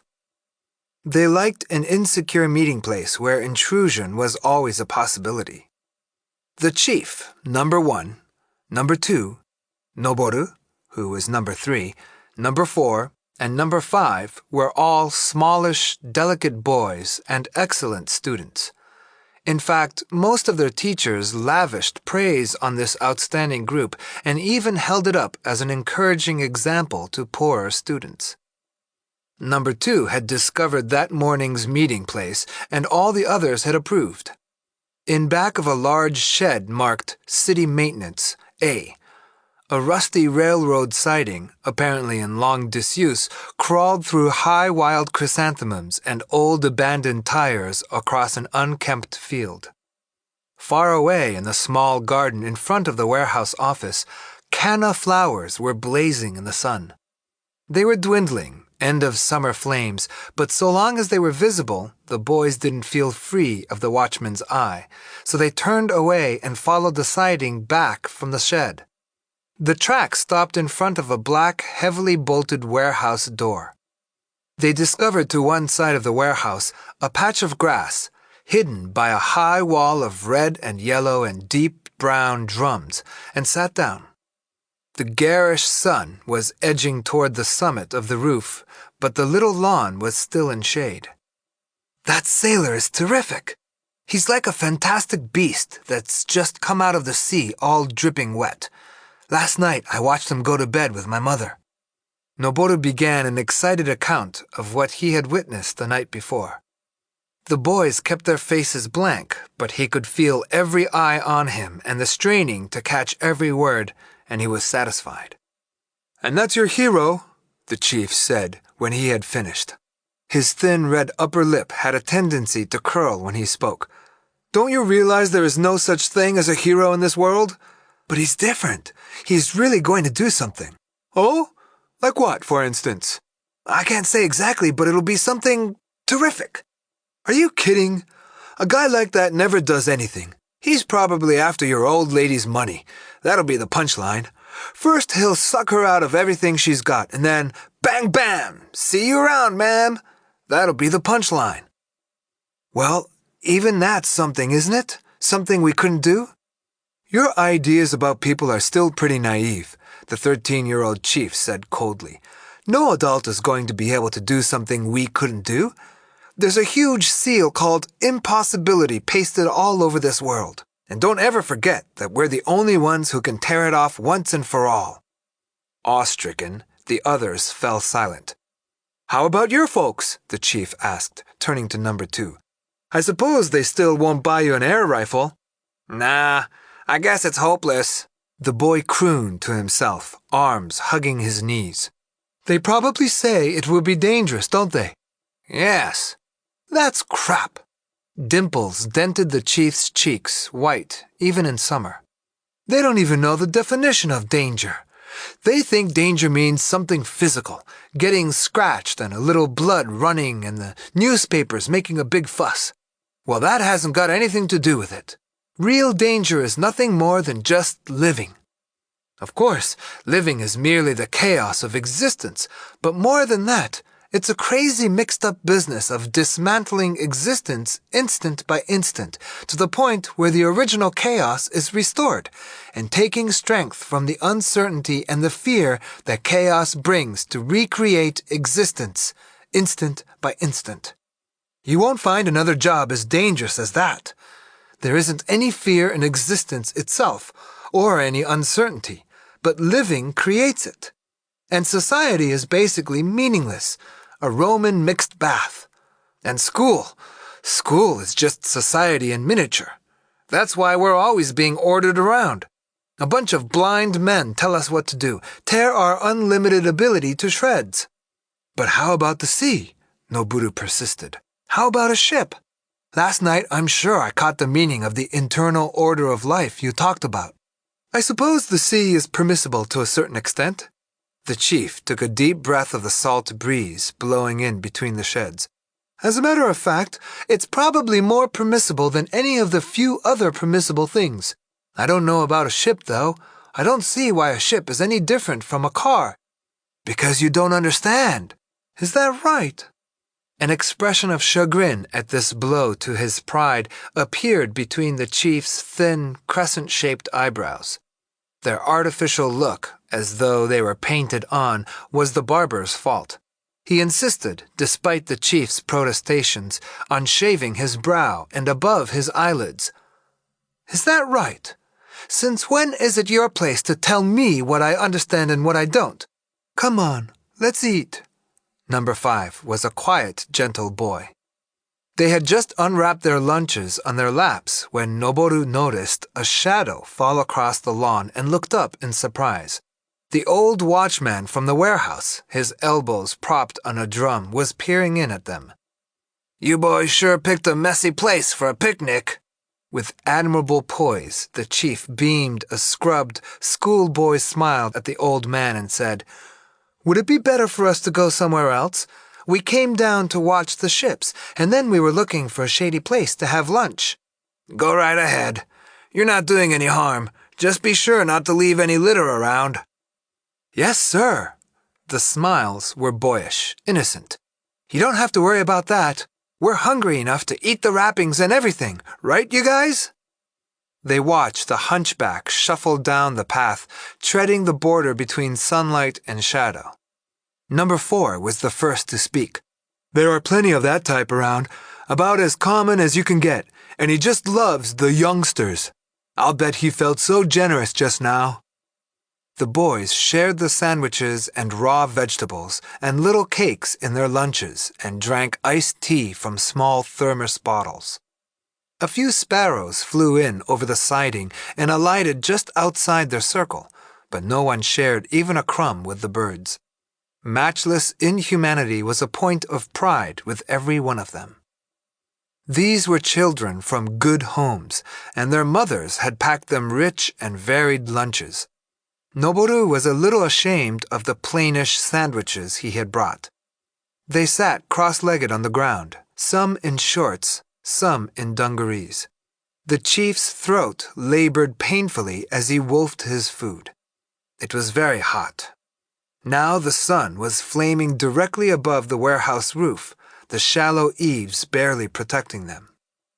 Noboru munched his food in nervous haste, a habit his mother often scolded him for, squinting upward into the glare as he ate as if to catch the sun in his open mouth. He was recalling the design of the perfect painting he had seen the night before. It had been almost a manifestation of the absolutely blue sky of night. The chief maintained that there was nothing new to be found anywhere in the world, but Noboru still believed in the adventure lurking in some tropical backland. And he believed in the many-colored market at the hub of clamor and confusion in some distant seaport, in the bananas and parrots sold from the glistening arms of black natives. "You're daydreaming while you eat, aren't you?" "That's a child's habit." Noboru didn't answer. He wasn't equal to the scorn in the chief's voice. Besides, he reasoned, getting mad would only look silly because they were practicing absolute dispassion. Noboru had been trained in such a way that practically nothing sexual, not even that scene the night before, could surprise him. The chief had taken great pains to ensure that none of the gang would be abashed by such a sight. Somehow, he had managed to obtain photographs picturing intercourse in every conceivable position and a remarkable selection of precoital techniques, and explained them all in detail, warmly instructing the boys about the insignificance, the unworthiness of such activity. Ordinarily, a boy with merely a physical edge on his classmates presides at lessons such as these, but the chief's case was altogether different. He appealed directly to the intellect. To begin with, he maintained that their genitals were for copulating with stars in the Milky Way. Their pubic hair, indigo roots buried deep beneath white skin, and a few strands already strong and thickening, would grow out in order to tickle coy stardust when the rape occurred. This kind of hallowed raving enchanted them, and they disdained their classmates, foolish, dirty, pitiful boys, brimming with curiosity about sex. "When we finish eating, we'll go over to my place," the chief said. "Everything's all ready for you-know-what." "Got a cat?" "Not yet, but it won't take long to find one. Nothing will take long." Since the chief's house was near Noboru's, they had to take a train again to get there. The boys liked this sort of unnecessary, troublesome excursion. The chief's parents were never home. His house was always hushed. A solitary boy, he had read at 13 every book in the house and was always bored. He claimed he could tell what any book was about just by looking at the cover. There were indications that this hollow house had nourished the chief's ideas about the overwhelming emptiness of the world. Noboru had never seen so many entrances and exits, so many prim, chilly rooms. The house even made him afraid to go to the bathroom alone. Foghorns in the harbor echoed emptily from room to empty room. Sometimes, ushering the boys into his father's study and sitting down in front of a handsome Morocco leather desk set, the chief would write out topics for discussion, moving his pen importantly between inkwell and copper-engraved stationery. Whenever he made a mistake, he would crumple the thick imported paper and toss it carelessly away. Once Noboru had asked, "Won't your old man get mad if you do that?" The chief had rewarded him with silence and a derisive smile. But they all loved a large shed in the garden in back where they could go without passing under the butler's eye. Except for a few logs and some shelves full of tools and empty wine bottles and back issues of foreign magazines, the floor of the shed was bare, and when they sat down on the damp, dark earth, its coolness passed directly to their buttocks. After hunting for an hour, they found a stray cat small enough to ride in the palm of Noboru's hand, a mottled, mewing kitten with lackluster eyes. By then, they were sweating heavily, so they undressed and took turns splashing in a sink in one corner of the shed. While they bathed, the kitten was passed around. Noboru felt the kitten's hot heart pumping against his wet, naked chest. It was like having stolen into the shed with some of the dark, joy-flushed essence of bright summer sunlight. How are we going to do it? There's a log over there. We can smack it against that. It'll be easy. Go ahead, number 3. At last, the test of Noboru's hard, cold heart. Just a minute before, he had taken a cold bath, but he was sweating heavily again. He felt it blow up through his breast like the morning sea breeze, intent to kill. His chest felt like a clothes rack made of hollow metal poles and hung with white shirts drying in the sun. Soon the shirts would be flapping in the wind, and then he would be killing, breaking the endless chain of society's loathsome taboos. Noboru seized the kitten by the neck and stood up. It dangled dumbly from his fingers. He checked himself for pity. Like a lighted window seen from an express train, it flickered for an instant in the distance and disappeared. He was relieved. The chief always insisted it would take acts such as this to fill the world's great hollows. Though nothing else could do it, he said, murder would fill those gaping caves in much the same way that a crack along its face will fill a mirror. Then they would achieve real power over existence. Resolved, Noboru swung the kitten high above his head and slammed it at the log. The warm, soft thing hurtled through the air in marvelous flight, but the sensation of down between his fingers lingered. It's not dead yet. Do it again, the chief ordered. Scattered through the gloom in the shed, the 5 naked boys stood rooted, their eyes glittering. What Noboru lifted between 2 fingers now was no longer a kitten. A resplendent power was surging through him to the tips of his fingers, and he had only to lift the dazzling arc seared into the air by his power and hurl it again and again at the log. He felt like a giant of a man. Just once, at the second impact, the kitten raised a short, gurgling cry. The kitten had bounced off the log for the final time. Its hind legs twitched, traced large, lax circles in the dirt floor, and then subsided.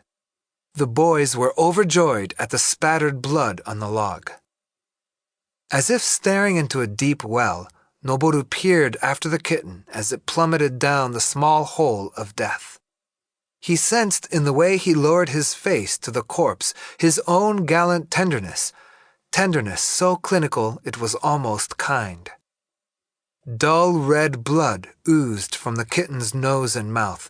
The twisted tongue was clamped against the palate. Come on up close where you can see. I'll take it from here. Unnoticed, the chief had put on a pair of rubber gloves that reached up to his elbows. Now he bent over the corpse with a pair of gleaming scissors. Shining coolly through the gloom of the shed, the scissors were magnificent in their cold, intellectual dignity. Noboru couldn't imagine a more appropriate weapon for the chief. Seizing the kitten by the neck, the chief pierced the skin at the chest with the point of the blade and scissored a long, smooth cut to the throat. Then he pushed the skin to the sides with both hands. The glossy layer of fat beneath was like a peeled spring onion. The skinned neck, draped gracefully on the floor, seemed to be wearing a cat mask. The cat was only an exterior. Life had posed as a cat. But beneath the surface was a smooth, expressionless interior, a placid, glossy white inner life in perfect consonance with Noboru and the others, and they could feel their own intricate, soot-black insides bearing down upon and shadowing it like ships moving upon the water. Now at last, the boys and the cat, or more accurately, what had been a cat, became perfectly at one. Gradually, the endoderm was bared. Its transparent mother-of-pearl loveliness was not at all repellent. They could see through to the ribs now and watch, beneath the great omentum, the warm, homey pulsing of the colon. What do you think? Doesn't it look too naked? I'm not sure that's such a good thing, like it was bad manners or something. The chief peeled aside the skin on the trunk with his gloved hands. It sure is naked, said number 2. Noboru tried comparing the corpse confronting the world so nakedly with the unsurpassably naked figures of his mother and the sailor. But compared to this, they weren't naked enough. They were still swaddled in skin. Even that marvelous horn and the great wide world whose expanse it had limned couldn't possibly have penetrated so deeply as this. The pumping of the bared heart placed the peeled kitten in direct and tingling contact with the kernel of the world. Noboru wondered, pressing a crumpled handkerchief to his nose against the mounting stench and breathing hotly through his mouth, what is beginning here now? The kitten bled very little. The chief tore through the surrounding membrane and exposed the large red-black liver. Then he unwound the immaculate bowels and reeled them onto the floor. Steam rose and nestled against the rubber gloves. He cut the colon into slices and squeezed out for all the boys to see a broth the color of lemons. This stuff cuts just like flannel. Noboru managed, while following his own dreamy thoughts, to pay scrupulous attention to the details. The kitten's dead pupils were purple, flecked with white. The gaping mouth was stuffed with congealed blood, the twisted tongue visible between the fangs. As the fat, yellowed scissors cut them, he heard the ribs creak. And he watched intently while the chief groped in the abdominal cavity, withdrew the small pericardium, and plucked from it the tiny oval heart. When he squeezed the heart between 2 fingers, the remaining blood gushed onto his rubber gloves, reddening them to the tips of the fingers. What is really happening here? Noboru had withstood the ordeal from beginning to end. Now his half-dazed brain envisioned the warmth of the scattered viscera and the pools of blood in the gutted belly finding wholeness and perfection in the rapture of the dead kitten's large, languid soul. The liver, limp beside the corpse, became a soft peninsula, the squashed heart a little sun, the reeled-out bowels a white atoll, and the blood in the belly the tepid waters of a tropical sea. Death had transfigured the kitten into a perfect, autonomous world. I killed it all by myself. A distant hand reached into Noboru's dream and awarded him a snow-white certificate of merit. I can do anything, no matter how awful. The chief peeled off the squeaky rubber gloves and laid one beautiful white hand on Noboru's shoulder. You did a good job. I think we can say this has finally made a real man of you. And isn't all this blood a sight for sore eyes? Chapter 6.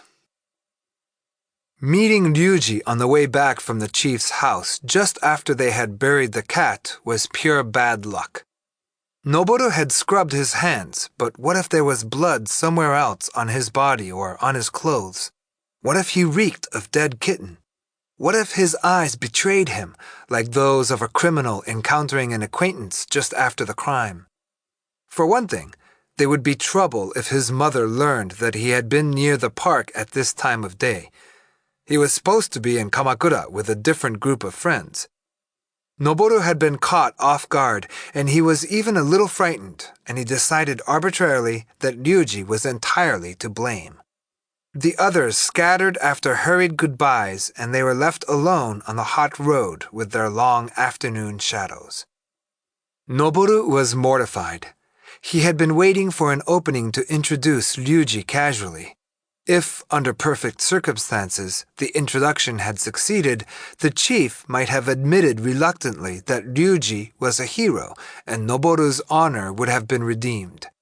But at this unhappy, unexpected meeting, the sailor had presented himself as a pitiful figure in a waterlogged shirt and, as if that wasn't enough, smiled like a fawning idiot. That smile was a disparagement, for it was meant to mollify a child. Besides, It transformed Ryuji himself into a disgraceful caricature of the adult lover of youngsters. Overbright and artificial, an unnecessary, outrageous blunder of a smile. On top of that, Ryuji had said things he should never have said. "Small world, isn't it? Have a good swim?" And when Noboru challenged the soaking shirt, he should have answered, "Oh, this? I rescued a woman who had thrown herself off the pier. This makes the third time I've had to go swimming with all my clothes on." But he hadn't said anything of the kind. Instead, he had offered this ridiculous explanation. "I took a little shower at the fountain up there in the park," and with that unwarranted smile all over his face. He wants me to like him. I guess having your new woman's brat kid like you can be pretty convenient at times. They found themselves walking in the direction of the house. Ryuji, who still had 2 hours on his hands, fell into step with the boy, feeling pleased to have found someone to pass the time with. "There's something funny about both of us today," he volunteered as they walked along. Noboru didn't like the show of eager sympathy, but it made asking an important favor easy. "Mr. Tsukazaki, would you mind not telling Mom about seeing me at the park?" "You bet." The sailor's pleasure at being entrusted with a secret, his reassuring smile and quick assent, disappointed Noboru. At least he could have threatened a little. "I'm supposed to have been at the beach all day. Just a minute." Noboru sprinted to a sand pile at the side of the road and, kicking off his tennis shoes, began to rub his feet and legs with handfuls of sand. The smug, affected boy moved with an animal quickness Ryuji hadn't seen before. Conscious of being watched, Noboru was putting on a show, smearing the sand on the backs of his legs and all the way up his thighs. When he was satisfied, he stepped into his shoes gingerly so as not to dislodge the sand and minced back to Ryuji. "Look," he said, indicating the sand on his sweating thigh. "It's stuck in the shape of a draftsman's curve." "Where are you headed now?" "Home. Why don't you come too, Mr. Tsukazaki? There's an air conditioner in the living room and it's really cool." They turned on the air conditioner and Ryuji slumped into a rattan chair. Noboru, after returning from an artfully reluctant trip to the bathroom under orders from the housekeeper to wash his feet, sprawled on the rattan couch near the closed window. The housekeeper came in with cool drinks and began to scold again. "I'm going to tell your mother just how bad you behave in front of company, flopping all over the place like that." Noboru's eyes sought help from Ryuji. "It doesn't bother me a bit, and swimming all day does seem to have tired him out." "I suppose so, but he should know better." Obviously, the housekeeper resented Ryuji, and she appeared to be venting her disgruntlement on Noboru. Heaving from side to side, buttocks heavy with discontent, she lumbered out of the room. Ryuji's defense had united them in a tacit pact. Noboru swilled his drink, dribbling yellow fruit juice on his throat. Then he turned to look at the sailor, and for the first time his eyes were smiling. "I know just about everything when it comes to ships." "You'd probably put an old pro like me to shame." "I don't like to be flattered." Noboru raised his head from a cushion his mother had embroidered. For an instant there was fury in his eyes. "What time do you stand watch, Mr. Tsukazaki?" "From noon to 4 and from midnight to 4. That's why they call it Thieves' Watch." "Thieves' Watch? Boy, that sounds great." This time, Noboru laughed outright and arched his back into a bow. "How many men stand watch together?" "A duty officer and 2 helmsmen." "Mr. Tsukazaki, how much does a ship list in a squall?" 30 to 40 degrees when it gets really bad. Try walking up a 40-degree grade sometime. It's like scaling a damn wall. Fantastic. There are times when..." Groping for words, Ryuji stared into space. Noboru saw in his eyes the billows of a storm-riled sea and felt mildly seasick. He was ecstatic. "The Rakuyo is a tramp steamer, isn't she, Mr. Tsukazaki?" "Yes, that's right," Ryuji admitted half-heartedly. His pride was hurt a little. I guess most of your routes are between Japan and China, and then India, right?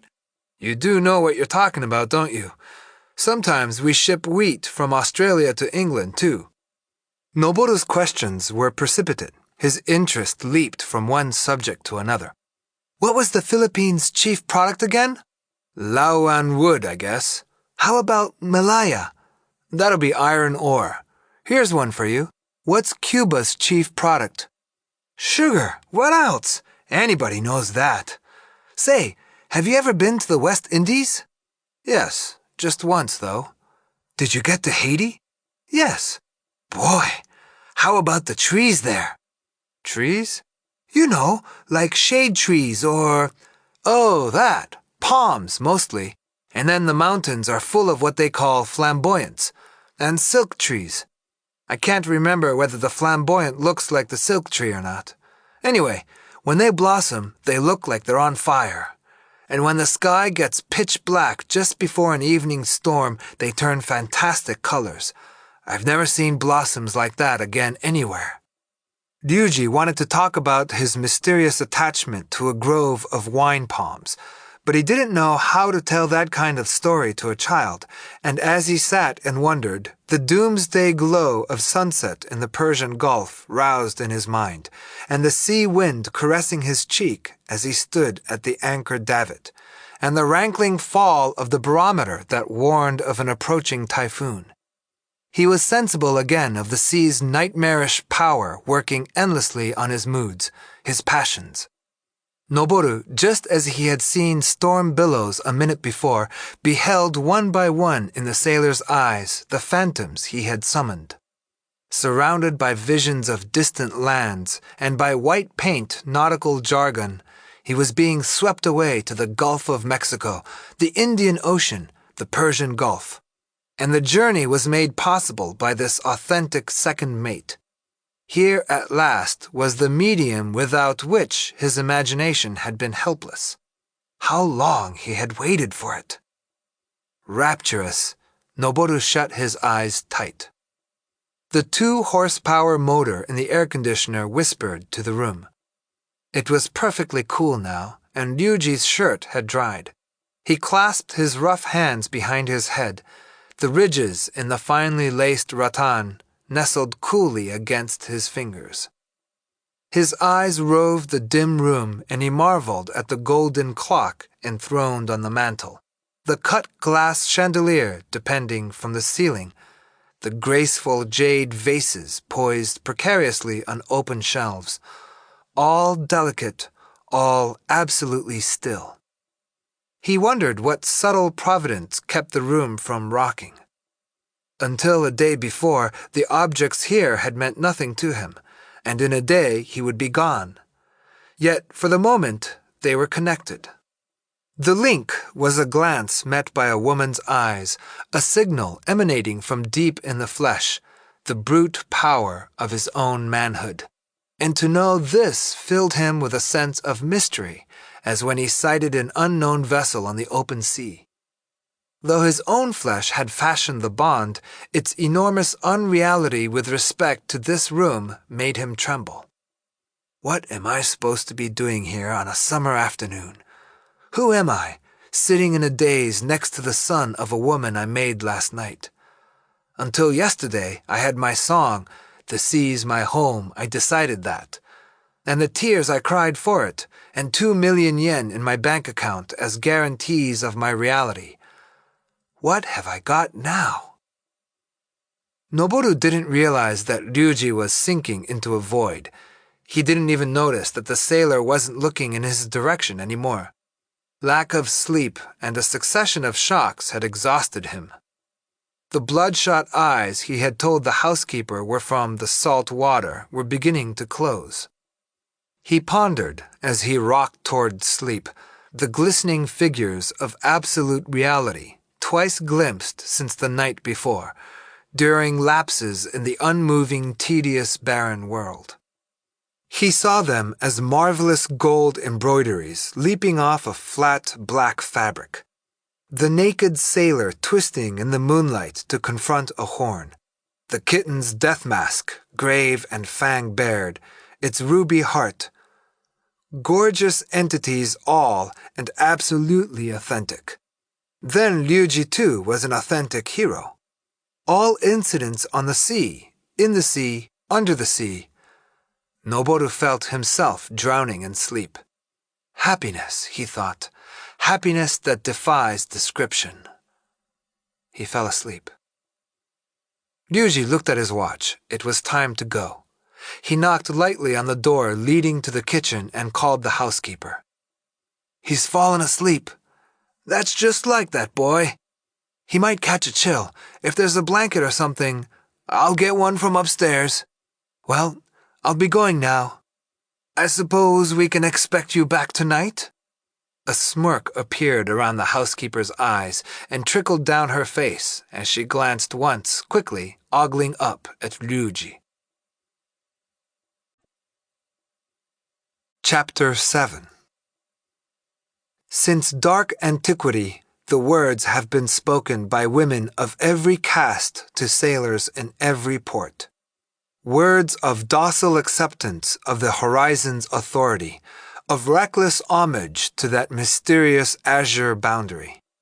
Words never failing to bestow on even the haughtiest woman the sadness, the hollow hopes, and the freedom of the whore. "You'll be leaving in the morning, won't you?" But Fusako was determined not to submit, though she knew Ryuji would try to make her speak. She understood that he was staking a simple man's pride on the tears of a woman lamenting the farewell. And what a simple man he was! Their conversation in the park the night before was proof of that. First, he had misled her with his pensive look into expecting profound observations or even a passionate declaration, and then he had begun a monologue on shreds of green leaf and prattled about his personal history, and finally, horribly entangled in his own story, burst into the refrain of a popular song. Yet she was relieved to know that he was not a dreamer, and his plainness, a quality more durable than imaginative, like a piece of sturdy old furniture, she found reassuring. Fusako needed a guarantee of safety, for she had pampered herself too long, avoided danger in any form, and her unexpected and dangerous actions since the night before had frightened her. Feeling up in the air as she did, it seemed vitally important that the man with whom she was involved be down to earth. There were still things to learn, of course, but at least she was convinced that Ryuji was not the sort of man to burden her financially. On their way to a steakhouse at the Bashado, they passed a little cafe with a fountain in the garden and small red and yellow lights strung along the awning over the entrance, and decided to go in for a drink before dinner. For some reason, the mint frappé Fusako ordered was garnished with a cherry, stem and all. She deftly tore the fruit away with her teeth and placed the pit in a shallow glass ashtray. The glow that lingered in the sky was sifting through the lace curtains on the large front window, suffusing the almost empty room. It must have been due to those delicately tinted rays of light. The smooth, warm cherry pit, just perceptibly beginning to dry and ineffably pink, appeared incredibly seductive to Ryuji. He reached for it abruptly and put it into his mouth. A cry of surprise rose to Fusako's lips. Then she began to laugh. She had never known a moment of such peaceful physical intimacy. They chose a quiet neighborhood for a walk after dinner. Captives of a tenderness that might have bewitched the summer night, they walked in silence, holding hands. Fusako brushed at her hair with her free hand. That afternoon, she had watched for a lull in business at the shop, then dashed to the beauty parlor for a quick hairdo. Remembering the puzzlement on the beautician's face when she had declined the perfumed oil she always had her comb lightly through her hair, Fusako blushed. Now her whole body threatened to unravel into a sloppy heap amid the smells of the city and the summer night. Tomorrow, the thick fingers twined in her own would plunge over the horizon. It was unbelievable, like a ridiculous, spectacular lie. Fusako blurted as they were passing a nursery that had closed for the day, "I've sunk pretty low thanks to you." "Why?" Surprised, Ryuji stopped. Fusako peered through the wire fence at the trees and shrubbery and rose bushes all tightly packed together in the nursery garden. It was pitch dark. The luxuriant foliage was unnaturally tangled and involuted. She felt suddenly as though a terrible eye were looking into her. "Why?" Ryuji asked again. Fusako didn't answer. As the mistress of a respectable shore household, she wanted to protest being forced into a pattern of life which began with waving goodbye to a man, a pattern familiar to any harbor whore. But that would have been only one step away from giving utterance to those other words, "You'll be leaving in the morning, won't you?" A solitary life aboard ship had taught Ryuji not to probe matters he didn't understand. Fusako's complaint he interpreted as typical, a woman whining. His second why was therefore playful, teasing. The thought of parting with her the next day was painful, but he had a maxim to countermand his pain, an insubstantial refrain which played over and over in his dreams. The man sets out in quest of the grand cause. The woman is left behind. Yet Ryuji knew better than anyone that no grand cause was to be found at sea. At sea were only watches linking night and day, prosaic tedium, the wretched circumstances of a prisoner. And the admonishing cables. Recently, vessels of this line have been plagued by a succession of collisions in the Irako Channel and at the northern entrance to Kijima Straits. Stop. Request extreme caution in narrow channels and harbor entrances. Stop. In view of this line's current situation, request redoubled efforts to eliminate all accidents at sea. Stop. Director of Maritime Shipping. The cliché, "in view of this line's current situation," had been included in every wordy cable since the beginning of the so-called shipping slump. At the quartermaster's log, a daily record of weather, wind velocity, atmospheric pressure, temperature, relative humidity, speed, distance logged, and revolutions per minute, a diary accurately recording the sea's caprice in compensation for man's inability to chart his own moods. And in the mess room, traditional dancing dolls, 5 portholes, a map of the world on the wall. The soy sauce bottle was suspended from the ceiling on a leather strap. Sometimes round bars of sunlight lanced toward the bottle and slipped back, darted in again as if to lap the lurching tea-brown liquid, then withdrew again. Posted on the galley wall was an ostentatiously lettered breakfast menu. Miso soup with eggplant and bean curd, stewed white radishes, raw onions, mustard, rice. Lunch was Western style and always began with soup. And the green engine, tossing and moaning inside its twisted tubes like the feverish victim of a fatal disease. In a day, all this would become Ryuji's world again. They had stopped in front of a small gate in the nursery fence. Ryuji's shoulder brushed against the gate and it clicked open, swinging in toward the garden. "Look, we can go inside." Fusako's eyes were sparkling like a child's. With a furtive eye on the lighted window on the watchman's shack, they stole into the dense, man-made forest. There was scarcely room to step. They clasped hands and made their way through the shoulder-high thicket, pushing thorny rose stems aside and stepping over flowers at their feet, until they emerged in a corner of the garden occupied by tropical trees and plants, a lush tangle of orchids and banana trees, rubber trees, and all varieties of palm. Seeing Fusako here in her white suit, Ryuji felt that their first meeting must have been in some tropical jungle. Deliberately cautious of pointed leaves at eye level, they moved together and embraced. The fragrance of her perfume rose above the low droning of mosquitoes. Ryuji was anguished, unaware of time and place. Outside, only a slender wire fence away, small neon lights were twinkling like goldfish. Every few minutes, the headlights of a passing car mowed down the shadows of their forest.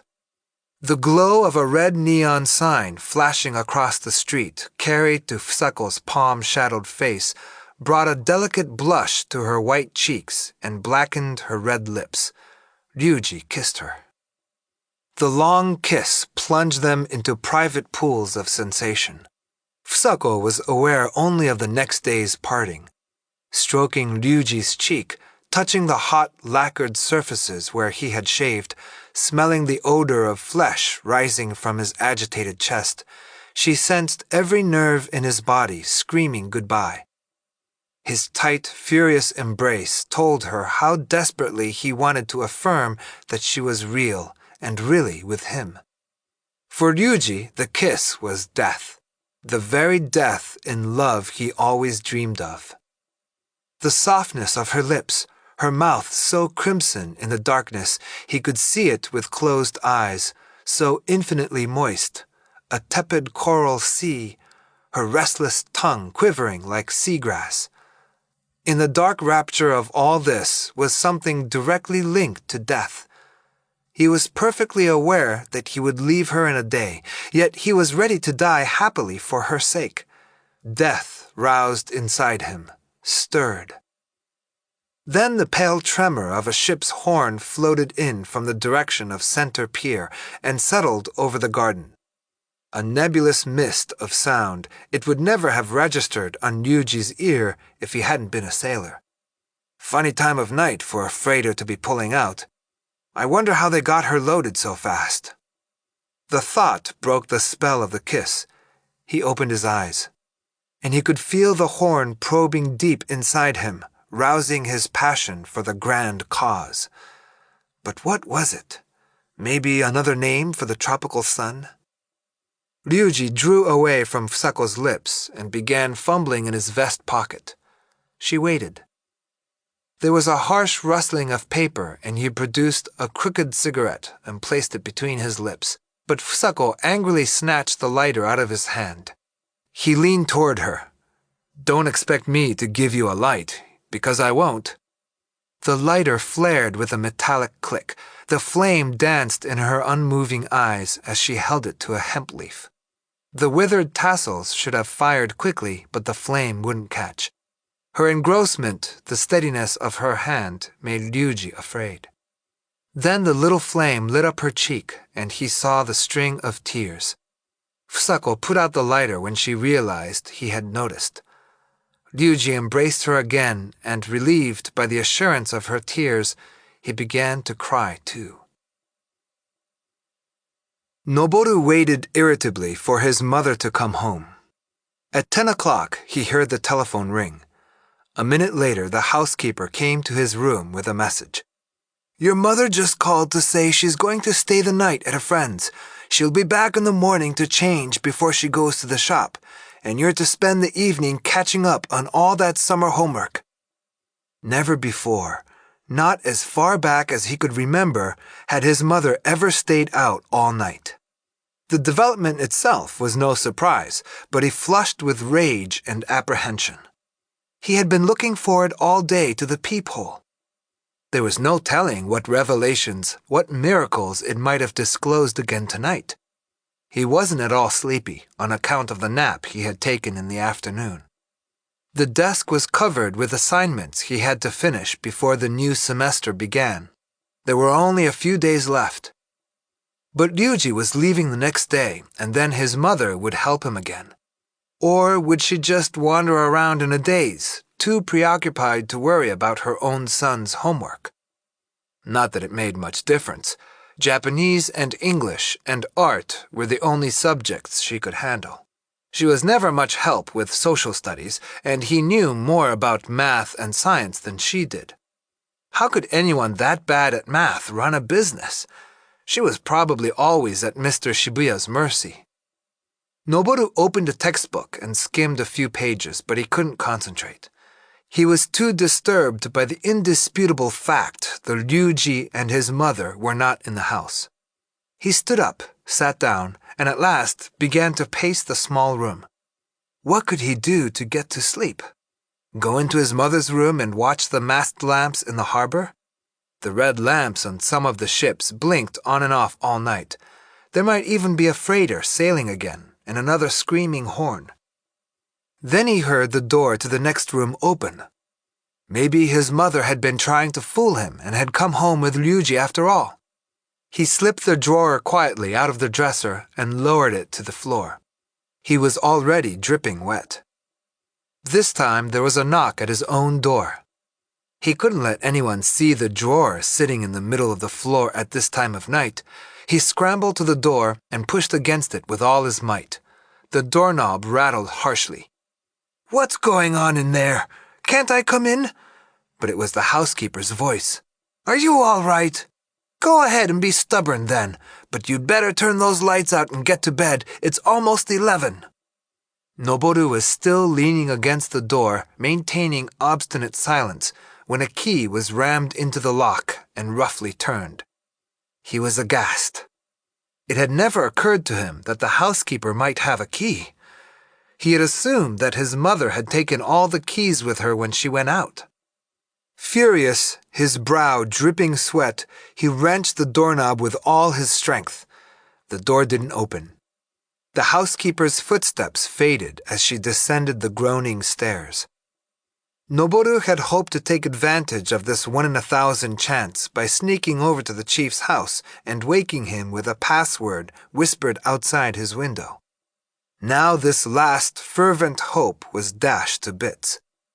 He despised all mankind, and he wrote a long entry in his diary, not forgetting to set down Ryuji's crimes. Charges against Ryuji Tsukazaki.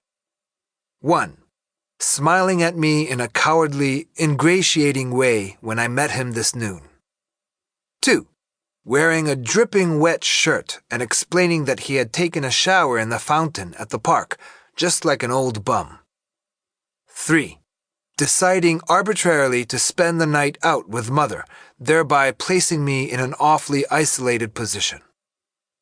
But after thinking it over, Noboru erased the third count.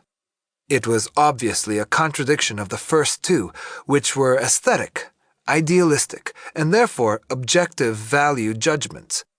The subjective problem in the third charge was only proof of his own immaturity, not to be construed as a crime on Ryuji's part.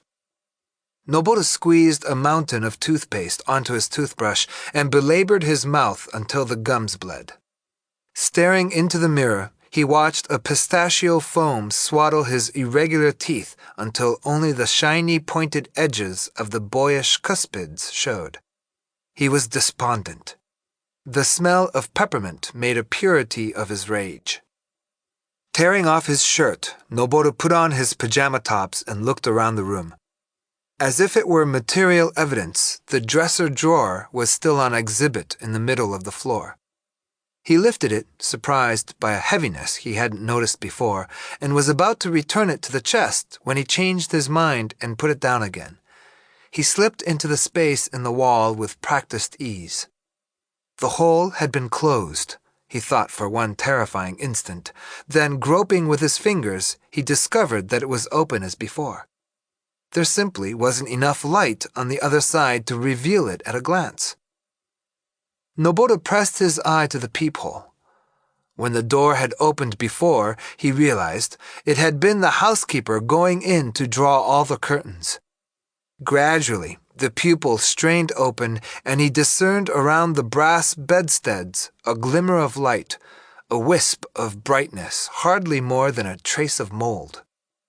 The room as a whole, feverish with a vestige of the noon heat, was as black as the inside of a large coffin, everywhere a shade of darkness, and alive with jostling particles of something Noboru had never seen, the blackest thing in all the world. Chapter 8. They spent the night in a small old hotel not far from the docks. Fusako was afraid she might be recognized at one of the large downtown hotels. She had often passed this drab two-story building, but had never imagined, as she glanced through the glass doors at the entrance and saw the dim, outsized lobby and the scarred front desk and the large steamship calendar bedizening one calcimined wall, that she would be staying here one day. They slept for a few hours in the early morning, then separated until sailing time. Fusako went home to change clothes before going to work. Ryuji returned to the pier. He had to substitute for the first mate, who was going ashore to do some shopping. He would have been busy in any case because the maintenance of ropes and other tackle, so important in the loading operation, was one of his regular duties. The Rakuyo was due to sail at 6, and thanks to 4 days and nights of perfect weather, loading had proceeded on schedule. The freighter was bound for Santos, her meandering course to be determined by consignors in ports along the way. Fusako came home at 3, changed into a cotton yukata so that Ryuji might have a last look at a woman in kimono, and left for the pier with Noboru. Traffic was light. It was just minutes after 4 when they arrived. A few trucks and a crane were still clustered around one of the concrete sheds. The boom on the Rakuyo's foredeck still wobbled between her hatches and the pier. Fusako decided to wait in the air-conditioned car until Ryuji came down to meet them. But Noboru couldn't sit still. He bolted out of the car and raced up and down the bustling pier, inspecting the barges moored below and exploring unlocked sheds. Inside the largest, reaching almost to the crisscross of green steel beams at the ceiling, were stacks of new white wooden crates with black metal clasps at the corners and stamping in English on the side slats. Noboru, watching a siding fade to nothing amid the towering freight, felt a thrill of joy at having come to the end of the dream that railroads wake in children, and mild disappointment. It was like tracing the course of a familiar river and discovering its tiny source. "Mom! Hey, Mom!"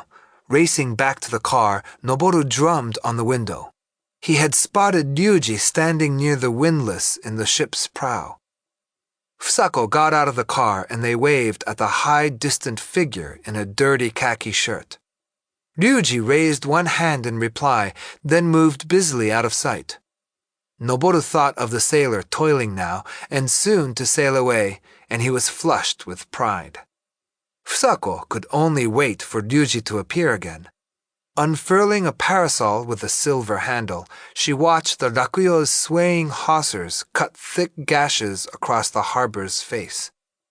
The dock was broiling under the western sun, light-washed and overbright, and eating into all the steel and concrete, like the salt in a sea wind, was a strong, smarting grief.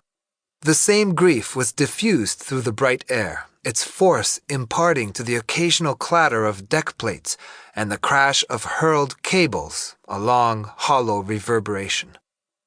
The concrete pier trapped the heat and hurled it back as a scorching glare.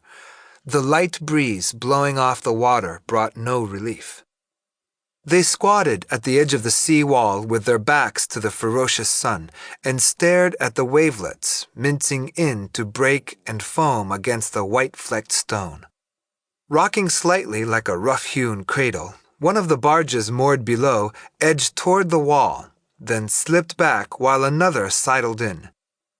A seagull skimmed over the wash that flapped on the open decks.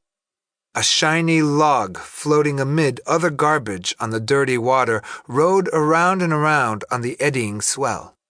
The waves advanced in tiers, flank blending subtly with azure flank, until it seemed that this endlessly repeated pattern was all they could see as they gazed at the water. Noboru read off the draft numbers painted on the Rakuyo's side. 60 was just above the water, 84 and 86 bracketed the water line, 90 was almost as high as the hawse hole. Do you think the water ever gets that high? Boy, it must be really something if it does. Noboru had guessed his mother's mood, and she was reminding him as she stared out to sea of that lonely, naked figure in front of the mirror. The question was as boyish as he could make it, but Fusako didn't answer. Across the harbor basin, pale gray smoke hovered above the streets of Naka Ward. The red and white striped beacon tower aspired to clearer sky. The offing was a dense forest of white masts and, still farther out, a bank of clouds luminous in the late afternoon sunlight heaped and twisted above the water. A steam launch towing an unloaded barge pulled away from the far side of the Rakuyo and chugged out of sight. It was just after 5 when Ryuji came off the ship. The silver chains which would raise the gangplank had already been attached. A gang of longshoremen, wearing yellow helmets, had filed down the gangplank, piled into a longshoremen's union bus, and left the pier. The 8-ton Port Authority derrick had gone. The hatches had been bolted down. Then finally, Ryuji appeared. Noboru and Fusako chased long shadows toward the sailor. Ryuji squashed Noboru's straw hat with the palm of his hand and laughed as the boy struggled to pull the brim up over his eyes. The work had exhilarated him. "We'll be leaving any minute now. I'll be aft when we cast off." Ryuji gestured toward the distant stern. "I decided to wear a kimono. You won't be seeing any for quite a while now." "I guess not, except maybe on old Nisei ladies traveling with American tours."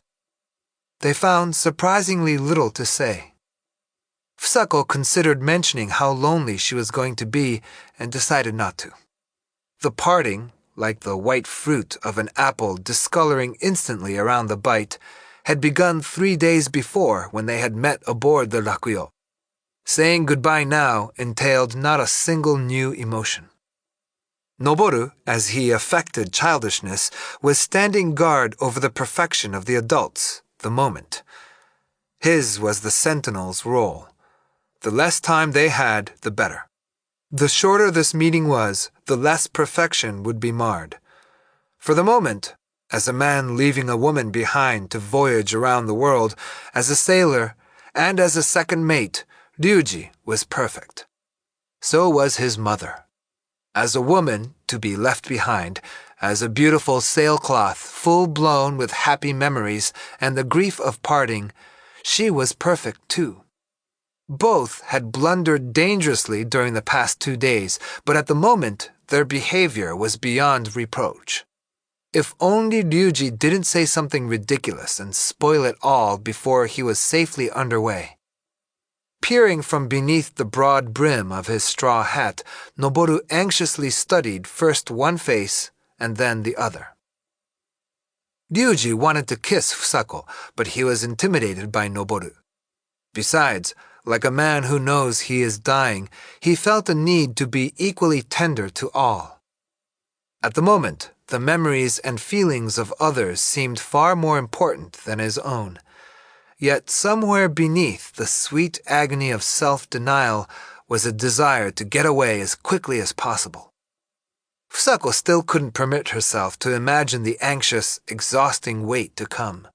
She devoured the man with her eyes, testing the sufficiency of that bond. But how self-contained he looked, like a refractory object not even attempting to extend itself beyond its contours. She wished he could be something less defined, like mist. This horrid hulk was too much like rock to fade from memory. The heavy brows, for example, or the too solid shoulders. "Don't forget to write, and use all different kinds of stamps," Noboru said, perfectly in command of his role. "You bet. I'll send something from every port, and you write too. A sailor looks forward to letters more than anything." He explained that he had to go aboard to help with the final preparations. They all shook hands. Ryuji climbed the silvery gangplank, turned at the top and waved his cap. The sun was just above the warehouse roofs, setting fire to the western sky and searing shadow images of king posts and mushroom ventilators into the dazzling white steel of the bridge. Noboru watched the seagulls wheeling overhead. Their wings were dark, their bellies, when they breasted the light, turned yellow as yolks. Trucks and cranes and dollies had withdrawn from the rakuyo, and the dock was empty and still, awash in light. A deckhand dwarfed by distance was still scrubbing a high railing on the rakuyo's deck, and another, a patch over one eye and a paint can in his hand, painting what might have been a window frame. Noboru hadn't noticed the blue and white and red signal flags being hoisted up the mast. At the top of the spire, the blue peter fluttered. They walked slowly toward the stern. All the louvered dark green warehouse doors were lowered. Large no smoking signs and the names of major ports scrawled in chalk, Singapore, Hong Kong, Lagos, covered the dismal reach of wall. Tires and trash cans and the dollies parked in neat rows cast their long shadows across the concrete pier.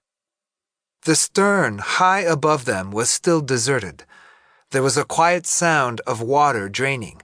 A Japanese flag flapped in the shadow of the anchor davit. The first stridulous blast of the horn came at 15 minutes to 6. Noboru, listening, knew that the phantom he had watched 2 nights before was real, understood that he was present at the spot where all dreams began and ended. Then he saw Ryuji. He was standing next to the Japanese flag. "He might hear you if you yell loud enough," Fusako urged.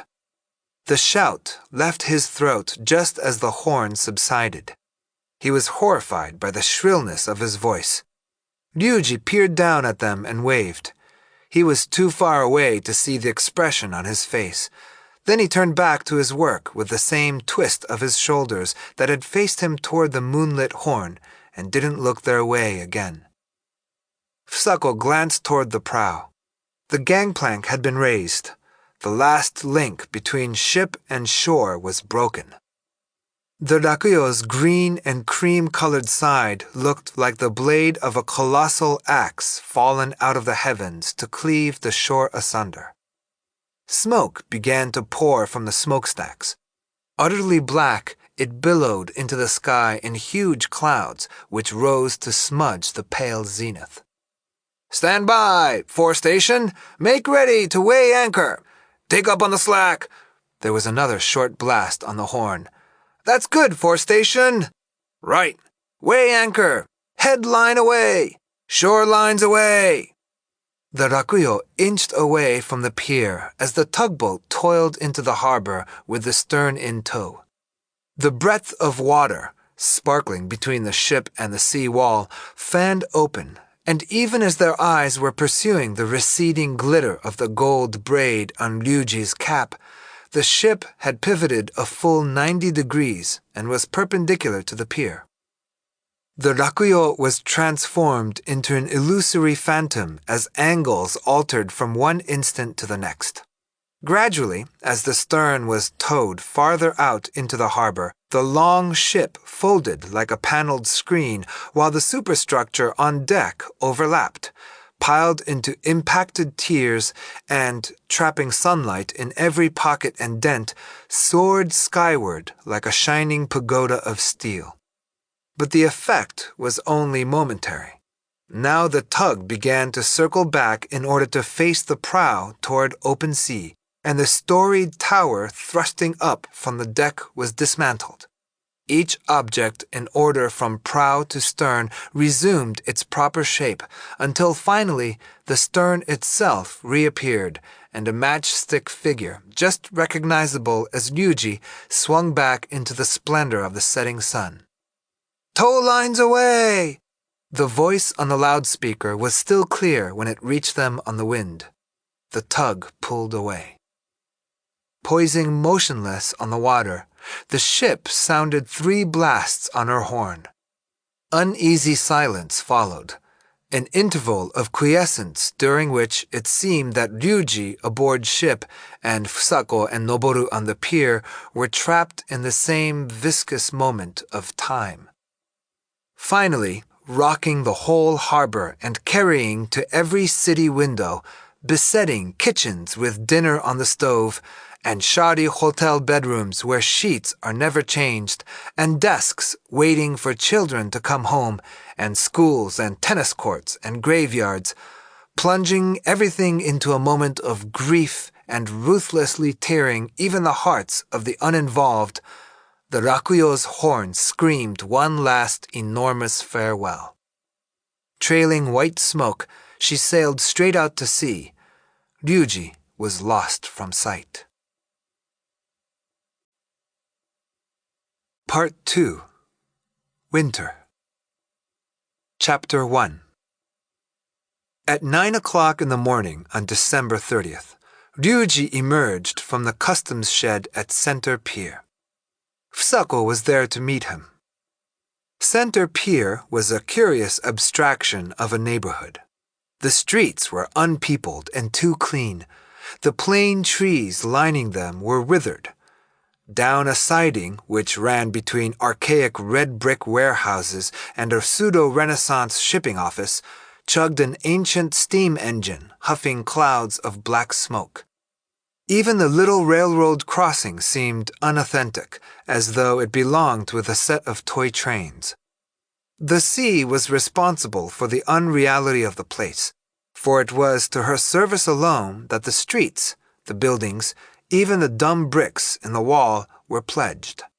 The sea had simplified and abstracted, and the pier in turn had lost its sense of reality and appeared to be dwelling within a dream. Besides, it was raining. Rich cinnabar gushed out of the old brick walls and washed into puddles on the street. The masts spiring above the roofs were dripping wet. Not wanting to attract attention, Fusako waited in the back seat of the car. Through the rain-streaked window, she watched the crew emerge, one by one, from the weather-beaten wooden shed. Ryuji paused for a minute in the doorway to turn up the collar of his pea-coat and pulled his cap low over his eyes. Then he hunched into the rain, carrying an old zippered bag. Fusako sent her chauffeur running out to call him. He came hustling into the car like a piece of bulky, rain-soaked baggage. "I knew you'd come, I knew it," he gasped, seizing the shoulders of Fusako's mink coat. His cheeks were streaked with rain, or were those tears? And he was more sunburned than before. Fusako had paled. Her white face was like a window opened in the dim interior of the car. They kissed, and they were crying. Ryuji slipped his hands under Fusako's coat and clutched wildly at her body, as though searching for life in a corpse he had saved from drowning, locked his arms around her supple waist, and replenished his heart and mind with the details of her. It was only a 6 or 7 minute ride to the house. Finally, as the car was crossing Yamashita Bridge, they were able to begin a normal conversation. "Thanks for all the letters. I read every one 100 times. I did yours, too. You can stay with us at least through New Year's, can't you?" "Thanks. How's Noboru been?" "He wanted to come and meet you at the pier, but he caught a little cold and had to go to bed. Oh, it's nothing serious. Hardly any fever." The conversation was ordinary, remarks any landsman might exchange, and it came easily. They had imagined during the months apart that their conversation would be difficult when they met again, restoring the bond between them to what it had been after 3 summer days had seemed impossible. Why should things proceed as smoothly as an arm slips into the sleeve of a coat unworn for half a year? But the tears of joy had washed anxiety away and lifted them to a height where nothing was impossible. Ryuji was as if paralyzed. The sight of familiar places they had visited together, failed to move him. That Yamashita Park and Marine Tower should now appear just as he had often pictured them seemed only obvious, inevitable. And the smoking drizzle of rain, by softening the two distinct scenery and making of it something closer to the images in memory, only heightened the reality of it all. Ryuji expected for some time after he disembarked to feel the world tottering precariously beneath his feet, and yet today, more than ever before, like a piece in a jigsaw puzzle, he felt snugly in place in an anchored, amiable world. They turned right off the bridge, drove for a short time along the canal, buried under gray tarpaulined barges, and began climbing the hill past the French consulate. High in the sky, disheveled clouds brightened and churned apart. The rain was letting up. They were at the top of the hill now, passing the entrance to the park. The car turned left into a lane and stopped in front of the Kuroda house. From the gate to the front door was only a few steps, but the tile walk was soaking wet. The old chauffeur held an umbrella over Fusako as he escorted her to the door and then rang the bell. When the housekeeper appeared, Fusako told her to turn on the light in the vestibule. Ryuji stepped over the low sill and entered the dimness. In the instant needed to cross the threshold, a subtle doubt assailed him. Presumably, the glittering ring they had re-entered together was just as they had left it. The difference was ineffably slight, but something, somewhere, had changed. Fusako had been careful never to allude to the future, neither when they had said goodbye at the end of the summer, nor in any of her many letters. Yet their embrace a few minutes before had made clear that it was here to this house, together, that both were longing to return. But Ryuji's eagerness wouldn't permit him to pause and consider the discrepancy further. He didn't even notice that he was entering an altogether different house. "It's been just pouring," Fusako was saying. "It seems to be letting up a little now, though." Then the light in the vestibule clicked on, and the imported marble floor floated into view. A fire was blazing in the living room fireplace, and installed on the mantel in readiness for New Year's Day was a small wooden stand laden with oblatory rice cakes and garlanded in the traditional manner with white beam and kelp and bunches of sea grapes. The housekeeper brought them some tea and managed a credible greeting. "It's very nice to see you back again. Noboru and Mrs. Kuroda have been excited all week." The only changes in the living room were some new samples of Fusako's embroidery and a small tennis trophy on display in one corner. She guided Ryuji around the room, explaining each addition as she came to it. The moment he had sailed, her zeal for tennis and embroidery had increased. She had been playing at the club near Myokoji Temple every weekend, sometimes even stealing away from the shop on weekday afternoons. The evenings she had spent alone in her room embroidering on silk. Many of her recent patterns had something to do with ships. The new cushions, completed during the autumn, were decorated with old-fashioned wheels and small stylized fleets of Portuguese schooners. The trophy was for women's doubles. She had won it in the club's end-of-the-year tournament.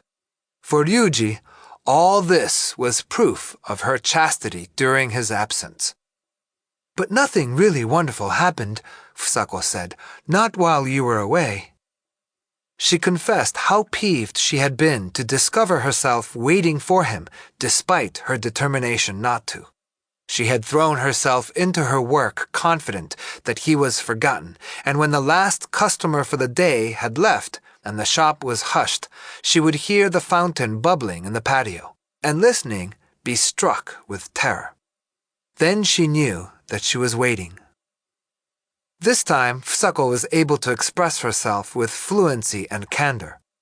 The bold letters she had been writing week after week had granted her an unexpected new freedom, and Ryuji was more talkative than before, more animated. The change began one day in Honolulu when he received Fusako's first letter. He became noticeably more friendly, even began to enjoy the gab sessions in the mess room. It wasn't long after that before the Rakuyo's officers knew all the details of his love. "Do you feel like going up and saying hello to Noboru? He was so excited about seeing you, I'll bet he didn't get a decent night's sleep either." Ryuji rose from his chair. It was clear now, beyond a doubt. He was the man they had been waiting for, the man they loved. Taking a present for Noboru out of his suitcase, Ryuji followed Fusako up the same dark stairs he had climbed on trembling tiptoe that summer night. This time, his steps were the resolute tread of a man who has been included. In bed upstairs, Noboru listened to the ascending footsteps. He was tense from waiting, his body under the covers stiff as a board, and yet, somehow, these weren't quite the footsteps he had expected. There was a knock on his door and it swung open. Noboru saw a reddish-brown baby crocodile. The beast hovered in the doorway, floating in the watery light which was pouring into the room from the sky outside, clear now and bright, and for an instant the glittering glass bead eyes and the gaping mouth and the stiffened legs paddling the air seemed to come alive. A question struggled through the muddle of his slightly feverish mind. Has anyone ever used something alive for a coat of arms? Once, Ryuji had told him about the Coral Sea. The water inside an atoll was as still as the surface of a pond, but in the offing, huge waves thundered to pieces against the outer reef, and the crashing crests of white foam looked like hugely distant phantoms. His headache, which, compared with yesterday's, had receded into the distance, was like a white crest billowing beyond the atoll, and the crocodile was the headache's coat of arms, the symbol of his own distant authority. It was true that sickness had touched the boy's face with majesty. "Like him? He's for you." Ryuji had been standing just outside the door, holding the crocodile at arm's length. Now he stepped into the room. He was wearing a gray turtleneck sweater. His face was deeply tanned. Noboru had prepared for Ryuji's entrance by resolving not to smile with pleasure. Using illness as a pretext, he succeeded in maintaining a glum face. "That's strange. He was so happy and excited just a little while ago. Do you feel feverish again, dear?" An unwarranted little speech. Never before had his mother seemed such a petty person. "A story goes with this," Ryuji went on, unmindful of the tension in the room. He placed the beast next to Noboru's pillow. "This crocodile was stuffed by the Indians in Brazil. Those tribesmen are authentic Indians. And when carnival time comes around, the warriors put crocodiles like this one, or sometimes stuffed waterfowl, on their heads, in front of the feathers they wear in their hair. And they strap 3 little round mirrors to their foreheads. When those mirrors catch the light from the bonfires, they look just like 3-eyed devils. They string leopard teeth around their throats and wrap themselves in leopard skins. And they all have quivers on their backs, and beautiful bows, and different colored arrows. Anyway, that's the story on this crocodile. It's part of the ceremonial dress the Brazilian Indians wear at carnival time." "Thanks," Noboru said. He ran his hand over the glossy bumps on the crocodile's back and stroked the shriveled limbs.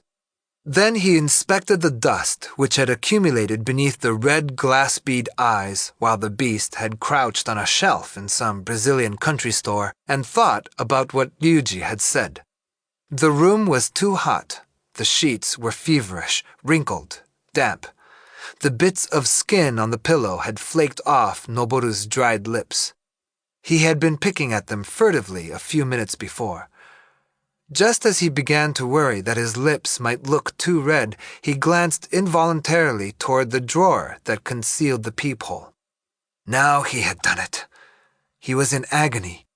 What if the adults traced his gaze and leveled suspicious eyes on the wall? But no, it was all right. They were even more insensible than he had suspected. They were cradled in the numbing arms of love. Noboru stared hard at the sailor. His sun-blackened face looked even more virile than before, the thick eyebrows and white teeth more sharply accented. But Noboru had sensed something unnatural about the sailor's monologue, a forced attempt to relate to his own fancies, a truckling to exaggerate sentiments he had set down in his frequent letters. There was something counterfeit about this Ryuji. When he couldn't bear it any longer, Noboru spoke. I don't know. There's something phony about this. Are you kidding? Because he's so small? It was a good-natured misunderstanding. Even crocodiles are small when they're kids. Try going to the zoo sometime. Noboru, I'm surprised at you. Now why don't you stop being so impolite and show Mr. Tsukazaki your stamp album? But before he could move a hand, his mother had snatched the album from the desk and was showing Ryuji the carefully mounted stamps he had mailed to Noboru from ports around the world. She sat in the chair with her face toward the light and turned the pages while Ryuji, one arm across the chair, looked over her shoulder. Noboru noticed they both had handsome profiles. The thin, clear winter light silvered the bridges of their noses. They seemed oblivious of his presence in the room. Mr. Tsukazaki, when will you be sailing again? Noboru asked abruptly. His mother turned to him with a shocked face, and he could see that she had paled. It was the question she most wanted to ask and most dreaded. Ryuji was posing near the window with his back to them. He half closed his eyes and then very slowly said, I'm not sure yet. Noboru was stunned. Fusako didn't speak, but she looked like a bottle full of feeling, boiling against the small cork stopper. Her expression might have meant joy or sorrow, a woman's sodden face. To Noboru, she looked like a washerwoman. A brief pause, and Ryuji calmly spoke again. His tone was sympathetic, the compassion a man feels when he is certain he holds the power to affect another's fate. At any rate, it'll take at least until after New Year's to get the ship unloaded. Red with rage and coughing violently, Noboru pulled his diary from under the pillow as soon as they had left and wrote a short entry. Charges against Ryuji Tsukazaki. 3. Answering when I asked when he would be sailing again, I'm not sure yet. Noboru put down his pen and thought for a minute while his anger mounted. Then he added, 4. Coming back here again in the first place. But soon he began to feel ashamed of his anger. What good had been all that training in absolute dispassion? He carefully explored every corner of his heart to make certain not even a fragment of rage remained, and then reread what he had written. When he had finished, he was convinced revision would not be necessary. Then he heard a stirring in the next room. Apparently, his mother had gone into the bedroom. Ryuji seemed to be there too. The door to his own room wasn't locked. Noboru's heart began to hammer. How, he wondered, in an unlocked room at this time of morning, and quickly, that was more important, could he remove the drawer and steal into the space in the wall without being discovered? Chapter 2. Fusako's present was an armadillo pocketbook. It was a bizarre affair, with a handle that looked like a rat's neck and crude clasps and stitching, but she left the house with it happily and displayed it proudly at the shop, while Mr. Shibuya scowled his disapproval. They spent the last day of the year apart. Fusako was needed at Rex, and Ryuji had to take the afternoon watch. This time, it seemed perfectly natural that they should go separate ways for half a day. It was after 10 when Fusako returned that evening. Ryuji had been helping Noboru and the housekeeper with the traditional New Year's Eve cleaning, and together they had managed to finish the job more quickly than in previous years. Ryuji issued brisk instructions as though he were directing a scrub down on the deck, and Noboru, whose fever had come down that morning, carried out his orders with delight. Fusako came in as they were descending the stairs with mops and pails after having cleaned all the upstairs rooms. Ryuji had rolled up the sleeves of his sweater and bound a towel around his head. Noboru was turbaned in the same fashion, his cheeks flushed and glowing. The scene surprised and delighted Fusako, but she couldn't help worrying a little about Noboru's health. "Stop worrying so much. Working up a good sweat's the best way to kick a cold." The remark may have been crude as an attempt at reassurance, but at least it was man talk, something Fusako's house hadn't heard for a long time. The walls and the old beams in the ceiling seemed to shrink from the masculine utterance. When the whole family had gathered to listen to the midnight bells and feast on special buckwheat noodles, the housekeeper told an anecdote from her past which she repeated every New Year's Eve. "At the McGregors, that's the folks I used to work for, New Year's Eve always meant a big party with lots of company. And at 12 o'clock on the dot, everybody started kissing everybody else like it wasn't anything. One time, I even had an old Irish gentleman with whiskers smooch me on the cheek. He just hung on there like he was a leech or something." Ryuji embraced Fusako as soon as they were alone in the bedroom. Later, when the first pale promise of the dawn appeared, he proposed something childish. Why didn't they walk over to the park and watch the first sunrise of the new year? Fusako was captivated by the lunacy of racing into the cold. She jumped out of bed and bundled into everything she could get on: tights, slacks, a cashmere sweater, and a gorgeous Danish ski sweater over that. And tiptoeing down the stairs, they unlocked the front door and stepped outside. The dawn air felt good against their heated bodies. Racing into the deserted park, they laughed out loud and chased each other in and out among the fir trees, and took deep breaths, vying to see who could exhale the whitest steam into the cold, dark air. They felt as though thin crusts of ice were coating their love-staled mouths. It was well past 6 when they leaned against the railing that overlooked the harbor. Venus had banked into the south. Though the lights of buildings and the red lamps blinking on distant masts were still bright, and though the beacon's red and green blades of light still knifed through the darkness in the park, outlines of houses could be discerned, and the sky was touched with reddish purple. Small and distant, the first cock call of the year reached them on the chill morning wind, a tragic, fitful cry. "May this be a good year for us all," Fusako spoke her prayer aloud. It was cold, and when she nestled her cheek against Ryuji's, he kissed the lips so close to his and said, "It will be. It has to be." Gradually, a blurred form at the water's edge was sharpening into a building. As Ryuji stared at a red bulb blooming above an emergency exit, he became painfully conscious of the texture of shore life. He would be 34 in May. It was time to abandon the dream he had cherished too long, time to realize that no specially tailored glory was waiting for him, time, no matter if the feeble eaves lamps still defied the green-gray light of morning by refusing to come awake, to open his eyes. Though it was New Year's Day, a submerged tremolo pervaded the harbor. Every few minutes, a barge unraveled from the moored fleet and hacked dryly down the canal.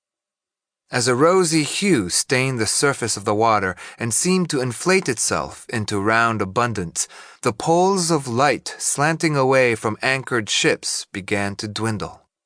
20 minutes past 6, the mercury lamps in the park clicked out. "Are you getting cold?" Ryuji asked. "My gums are stinging. It's so cold. But I don't mind. The sun will be coming up any minute now." "Are you getting cold? Are you getting cold?" Ryuji asked again and again, and all the time he was directing another question to himself. "Are you really going to give it up? the feeling of the sea, the dark, drunken feeling that unearthly rolling always brings, the thrill of saying goodbye, the sweet tears you weep for your song. Are you going to give up the life which has detached you from the world, kept you remote, impelled you toward the pinnacle of manliness? The secret yearning for death, the glory beyond and the death beyond. Everything was beyond, wrong or right, had always been beyond. Are you going to give that up?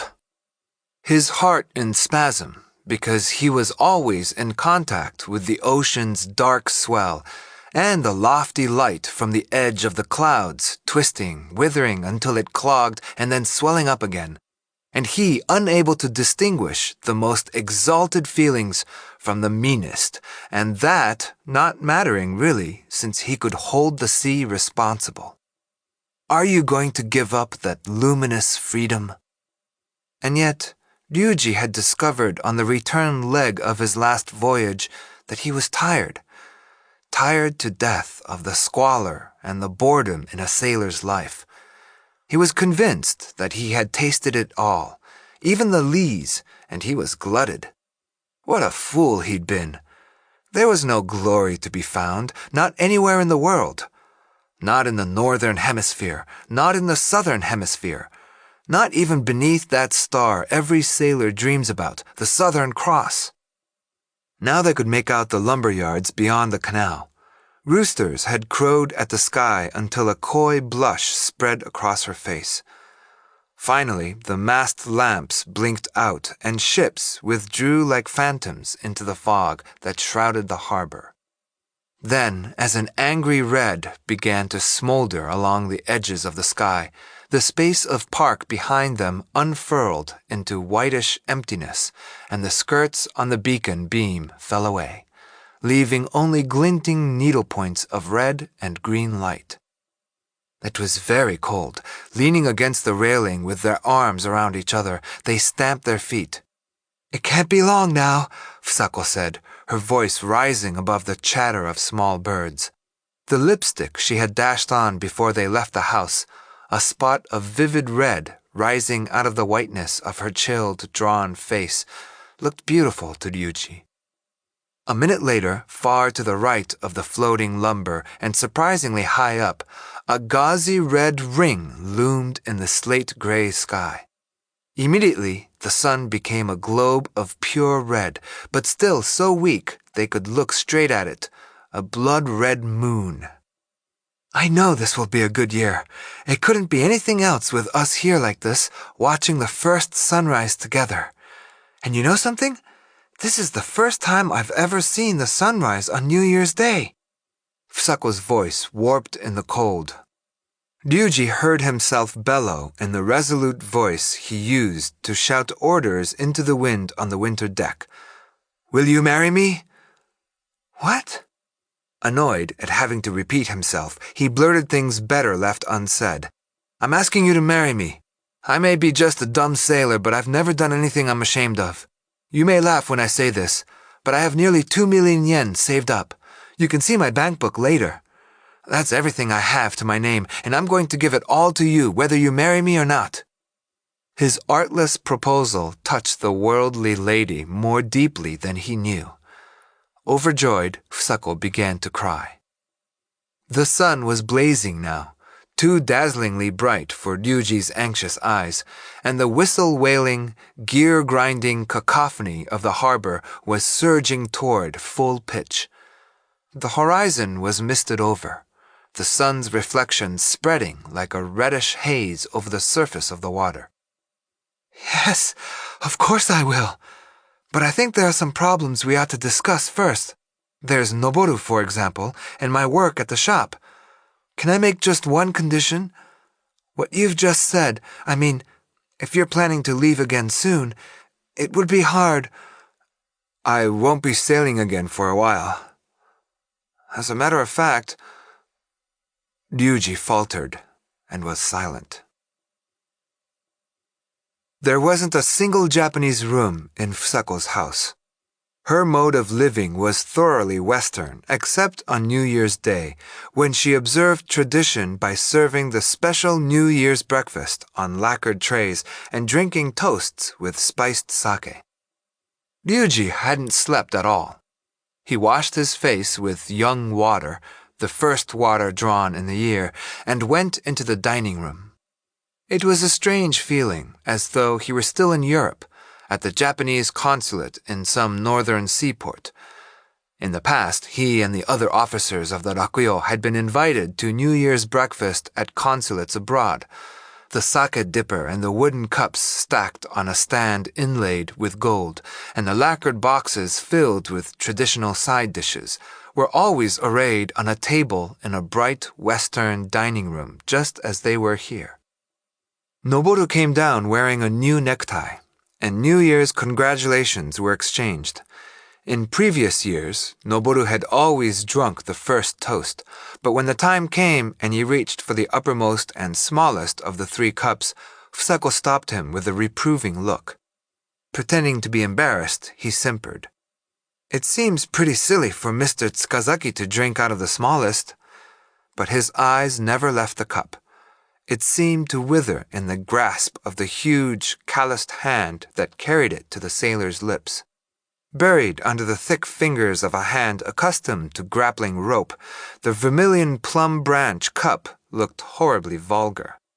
When he had finished the toast, Ryuji began an account of a hurricane in the Caribbean before Noboru even had a chance to coax him. "When the pitching gets really bad, you can hardly cook your rice. But you manage somehow and then eat it plain, just squeezed into little balls. Of course, the bowls won't stay put on a table, so you push the desks in the lounge up against the wall and sit on the floor and try to gulp it down. But this hurricane in the Caribbean was really something. The Rakuyo was built overseas more than 20 years ago, and she starts leaking when you hit rough weather. Well, this time, the water came pouring in around the rivet holes in the hull. And at a time like that, there's no difference between officers and deckhands. Everybody works together like drowning rats, bailing and throwing mats down and pouring cement as fast as you can get it mixed. And even if you get slammed against the wall or hurled into the dark when the power short's out, you haven't got time to be scared. I'll tell you one thing, though. No matter how long you've been on a ship, you never get used to storms. I mean, you're sure every time you run into one that your number is up.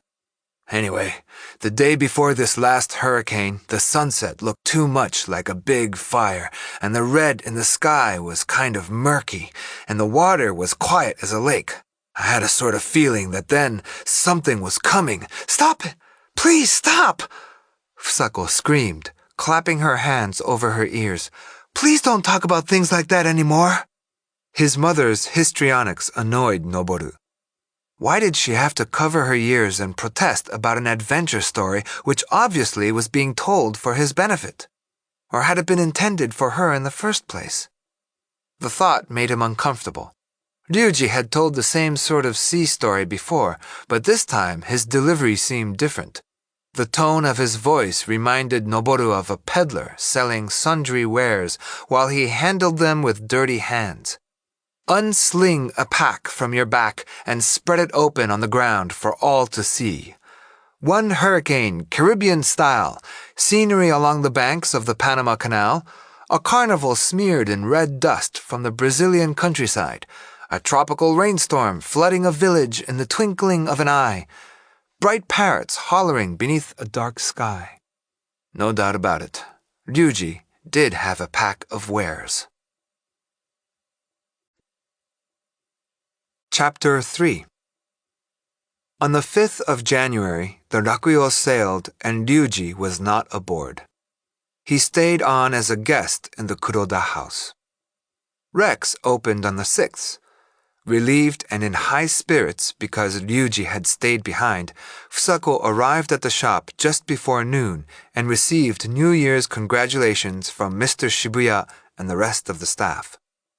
Waiting on her desk was an invoice from an English distributor. Messrs. Rex, Limited, Yokohama. Order number 1062-B. The shipment had arrived during the vacation on the El Dorado. There were 2.5 dozen men's vests and pullovers, and 12.5 pairs of sports slacks, sizes 34, 38, and 40. Including the 10% commission for the distributor, the bill came to 90,000 yen. Even if they shelved the order for a month or so, they could count on clearing 50,000 yet in profits. Half the merchandise was on special order and could be sold at any time. And not having to worry about depreciation no matter how long the rest remained on the shelf was the advantage of handling English products through a first-rate distributor. The retail prices were established in England, and their account would be cancelled if they tried to undersell. Mr. Shibuya came into the office and announced, "The Jackson Company is having a pre-season showing of their spring and summer collections on the 25th. We have received an invitation." "Oh? I suppose that means we'll be competing with buyers from the big Tokyo stores again. Not that those people aren't all blind as bats. They have no feel for fabric or design because they have never worn fine clothes themselves. Isn't it the truth?" Fusako noted the date in the memo book on her desk. "Is it tomorrow that we're supposed to go to the Foreign Trade Ministry? Bureaucrats always make me so nervous. I'll probably just sit there and grin. I'm counting on you to get us through." "I'll do what I can. One of the senior clerks happens to be an old friend." "Oh, yes, you've mentioned that before. I feel better already." Hoping to satisfy the tastes of some new customers, Rex had entered into a special agreement with the men's town and country shop in New York. Letters of credit had already been issued, and now it was up to Fusako to apply through the Foreign Trade Ministry for an import license. "I've been meaning to ask," Fusako said abruptly, her eyes on the V-neck of the thin old dandy's camel's hair vest. "How you've been feeling lately?" "Not awfully well, thank you. I imagine it's my arthritis acting up again, but the pain seems to be spreading." "Well, have you been to see a doctor?" "No, what with the holiday rush and everything." "But you haven't been feeling well since before New Year's." "I don't have time to waste sitting around in a doctor's office, especially this time of year." "I still wish you'd have someone look at you right away. If anything happened to you, we'd be out of business." The old man smiled vaguely, one wrinkled white hand fussing nervously with the tight knot in his necktie. A salesgirl came in to say that Miss Yoriko Kasuga had arrived. Fusako went down to the patio. This time, Yoriko had come alone. She was wearing a mink coat, peering into a showcase with her back turned. When she had decided on some Lancome lipstick and a Pelican fountain pen, Fusako invited her to lunch. The famous actress beamed with pleasure.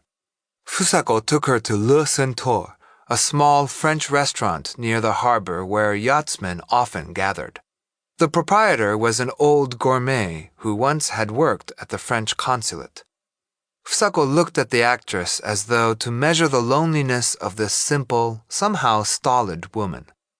Yoriko had received not one of the awards she had been counting on for the past year, and obviously her excursion to Yokohama today was an escape from the eyes society levels on a star who has failed to win an award.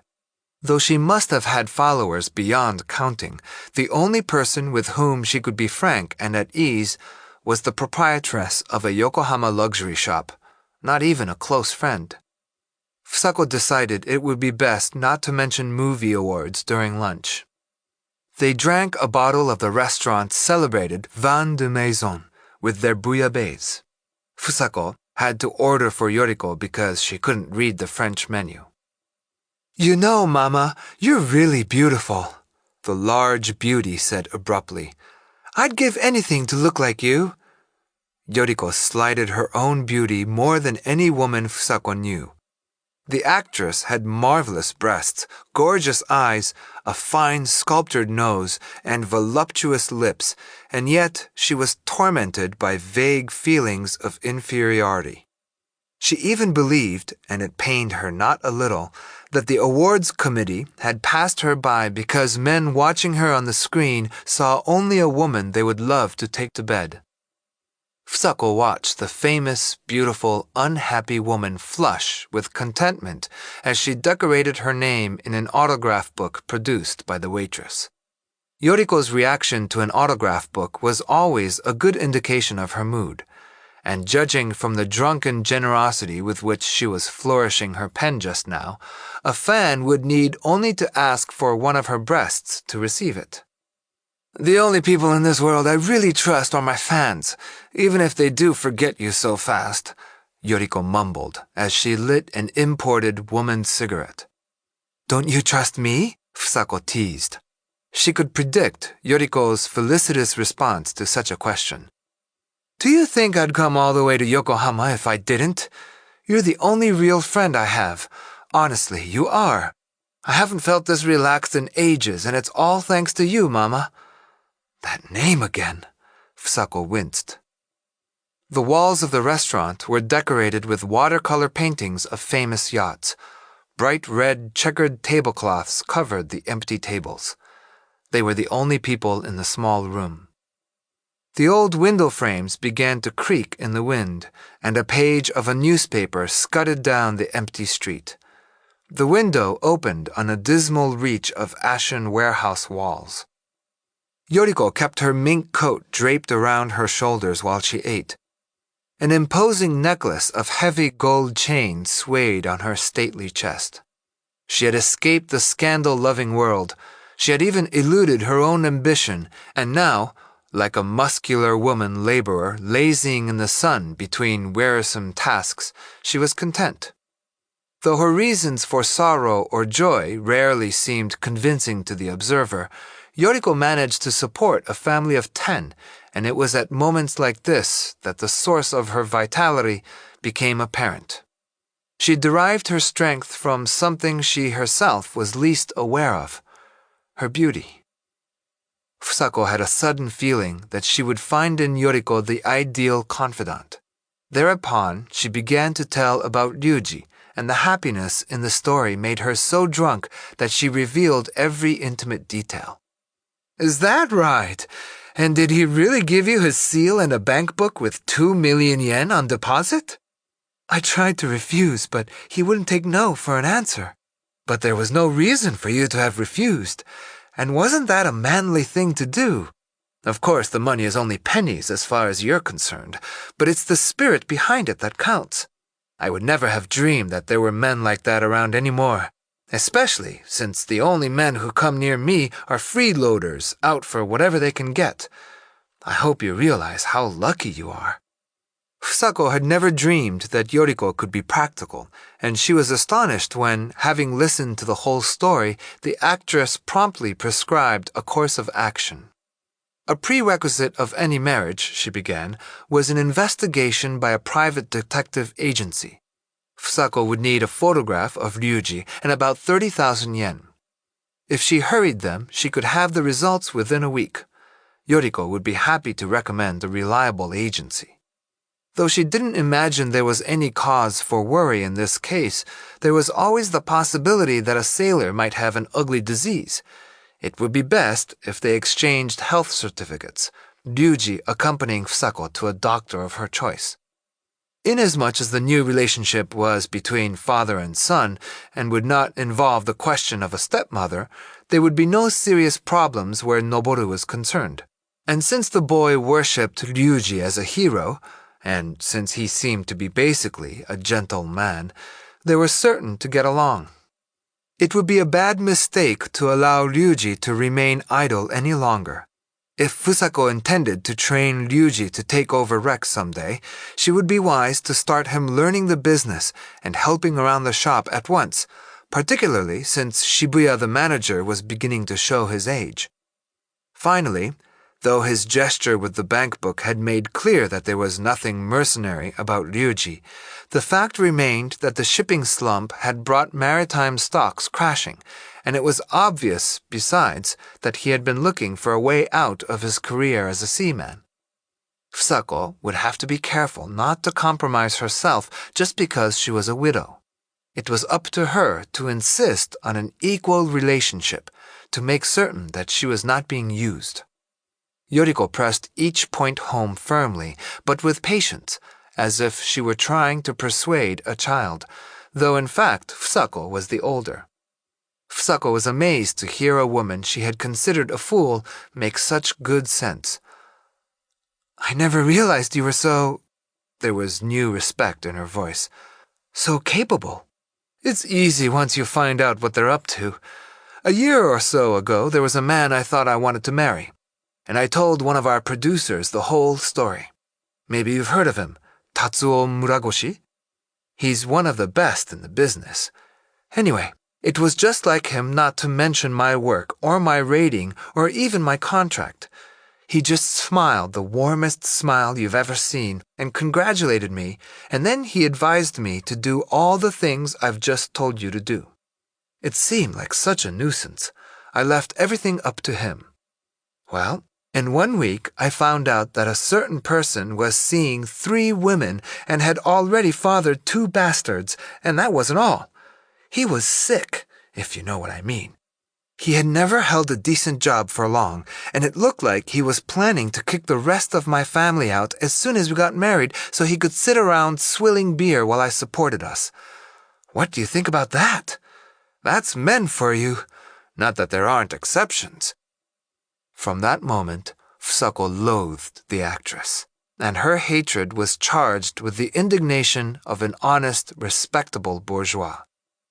She took Yoriko's unwitting innuendo not only as an attack on Ryuji, but also as an insult to her own family and upbringing, and an affront to the refined traditions of the Kuroda house, which amounted to a slur on her dead husband's honor. In the first place, their backgrounds were entirely different, and there was no reason why her love affair should develop in a pattern familiar to Yoriko. "Sooner or later I'm going to have to make her understand. There's nothing I can do now, though, because she's just a customer, not a friend." Fusako didn't notice that the position she was taking in her rage was a contradiction of that violent summer passion. Deep inside, she was angry not so much for her dead husband as for the wholesome household she had kept for herself and her son since his death. And Yoriko's insinuation had sounded like the thing she dreaded most, society's first thrust of reproach at her indiscretion. Now, just as an appropriate happy ending was about to atone for that indiscretion, Yoriko had cast a pall over it, purposely. Angry for her dead husband, angry for the Kuroda house, angry for Noboru, roiled by every anger that apprehension can breed, Fusako paled. If Ryuji were really an opportunist with all kinds of dreadful secrets, I would never have fallen in love with him. Yoriko may be a gullible fool, but I happen to have a sound sense of what's good and what's bad. The thought was equivalent to a denial of that unaccountable summer passion. Yet the whispering inside her began suddenly to seethe, to swell until it threatened to burst out. Unaware of her friend's agitation, Yoriko sipped her demi-tasse contentedly. Abruptly, as though she had remembered something, she set the cup in its saucer and, turning back the cuff of her left sleeve, pointed to the white inner side of her wrist. "You must promise to keep this a secret. I wouldn't tell anyone but you, Mama. It's the scar from that time I was supposed to get married. I tried to kill myself with a razor blade." "That's strange. I don't remember seeing anything about it in the papers," Fusako taunted, herself again.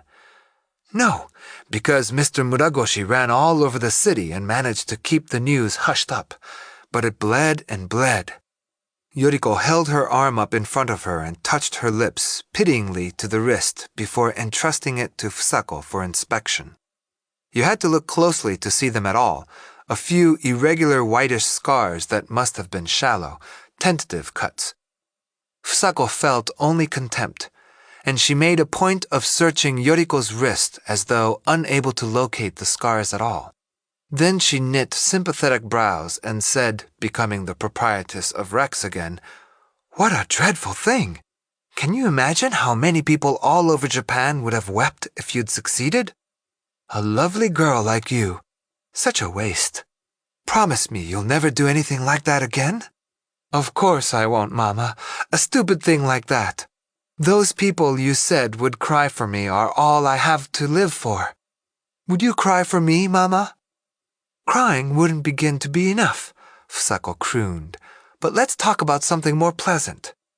Ordinarily, Fusako would have considered going to a private detective agency an inauspicious beginning, but now she was determined out of spite to receive a favorable report from the same people who had damned Yoriko's prospective husband. You know what? She began. I have to go up to Tokyo with Mr. Shibuya tomorrow anyway, and when we've finished what we have to do, I think I'll get rid of him and drop in at that investigation service you mentioned. If you could just write me a note of introduction? Delighted.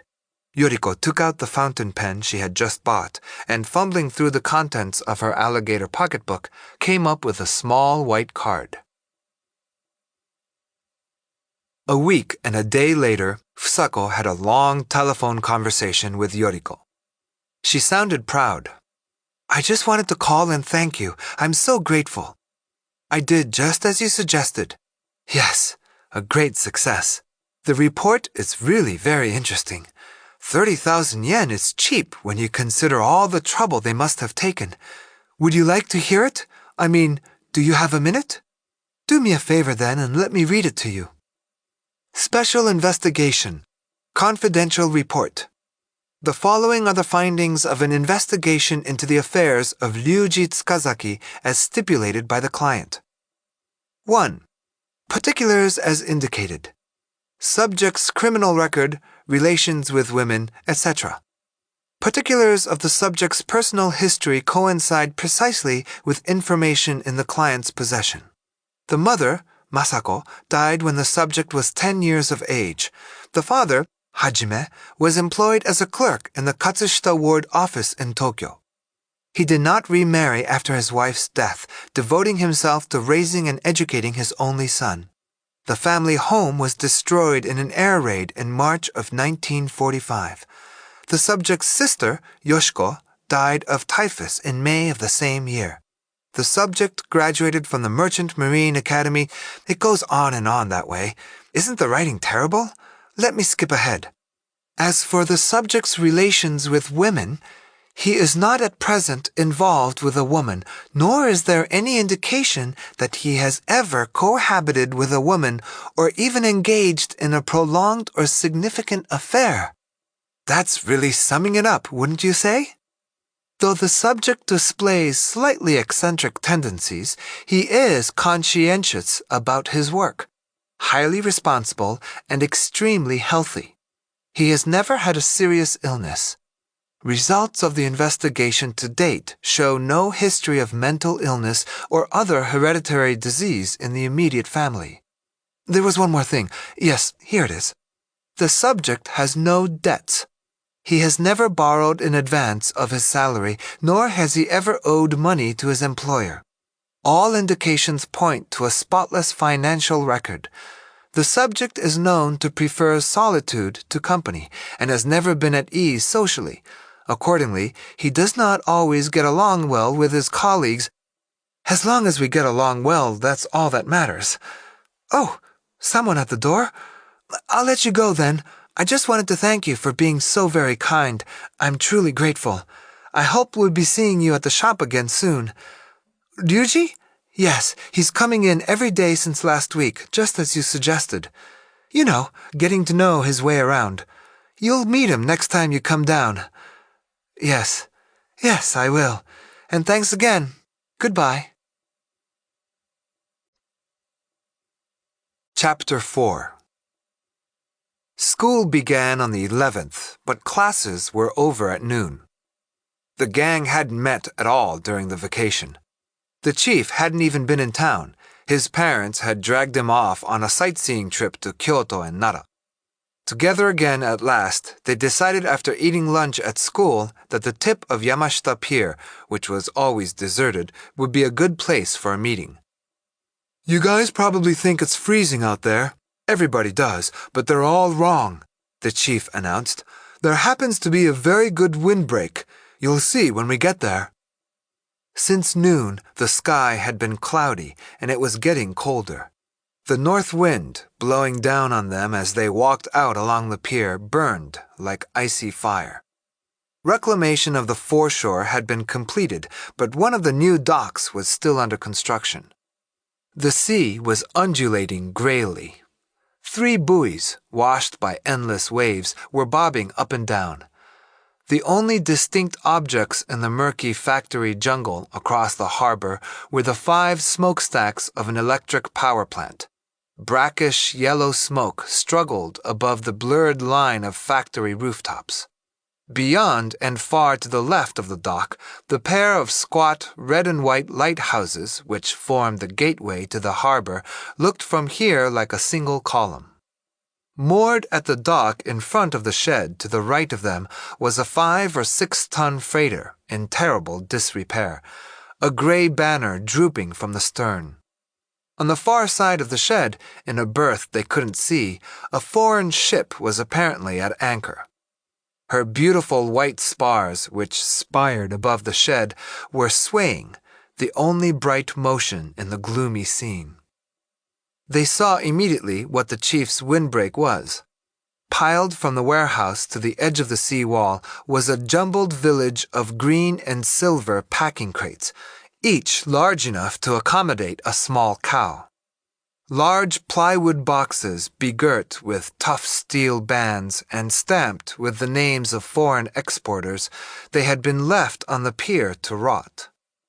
The boys whooped down on the village and began a wild free-for-all, lurking between crates and leaping out in flying tackles or chasing each other in and out among the disordered rows.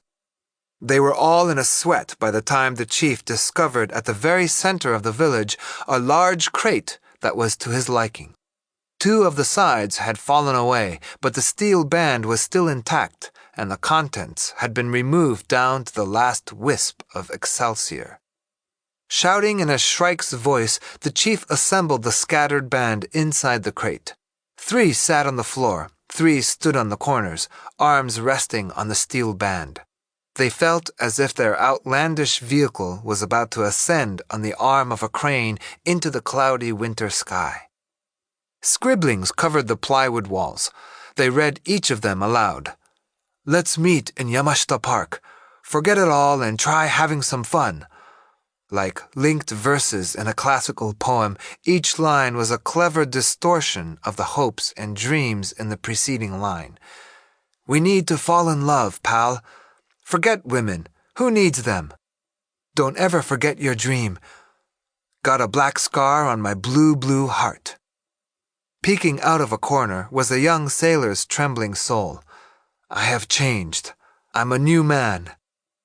A freighter sketched in black let fly 4 arrow markers. The arrow at the left indicated Yokohama. The arrow at the right, New York.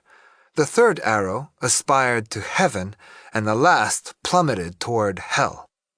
Scrawled in English capitals and emphatically circled were the words, "All forget."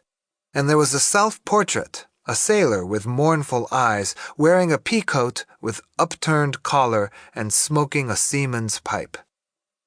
The story was of the sailor's loneliness and his longings, and it was told with self-importance and overwhelming melancholy, too typical to be true. A sadly determined exaggeration of his qualifications for dreaming about himself. "This crap's all lies," the chief said angrily. Doubling his powerless white hand into a fist, he pummeled the plywood wall. His small hand was for all of the boys a symbol of despair. Now they were rejected even by lies. But hadn't the chief said once that there was a label called impossibility pasted all over the world, that they were the only ones who could tear it off once and for all?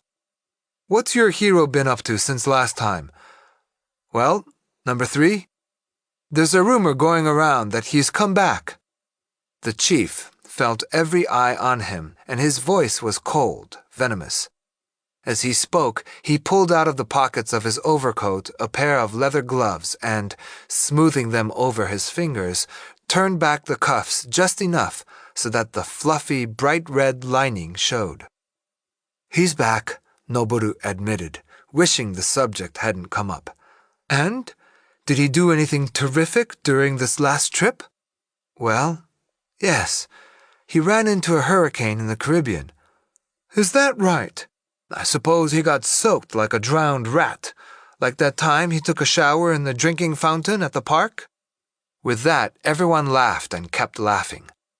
Noboru knew he was being ridiculed, but he quickly regained his pride and was able to report on Ryuji's activities as though he were describing the habits of an insect. The sailor had lolled around the house until the 7th. When Noboru learned that the Rakuyo had sailed on the 5th, he was stunned.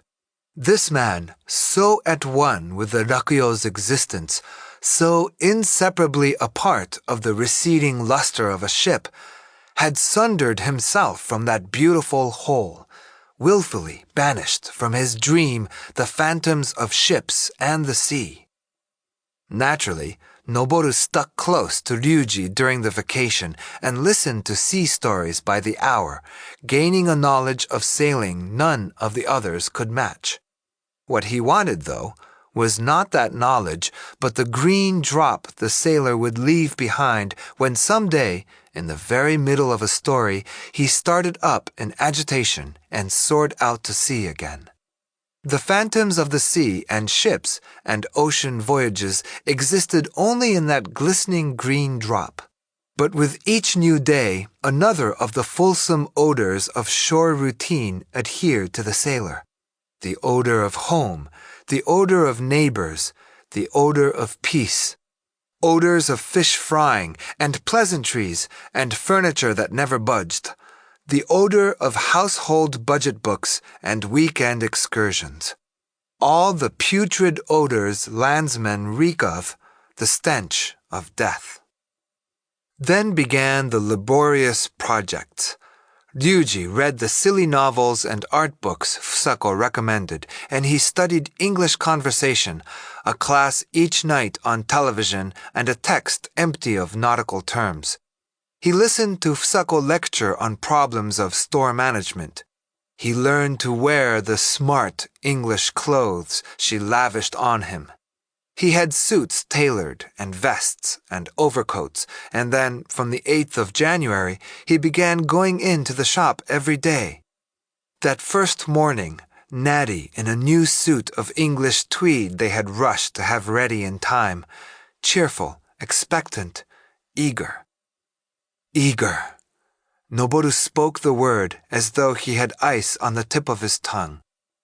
Eager, mimicked number 2. The boys stopped laughing as they listened. Gradually, they realized how grave the situation was.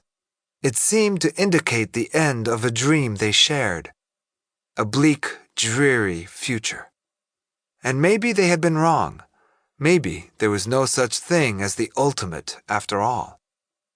Through a narrow gap between two crates, they glimpsed a motor launch knifing whitecaps as it angled across the harbor. The whine of the engine hovered over the water long after the boat was out of sight. "Number 3," the chief began, leaning languidly against the plywood wall.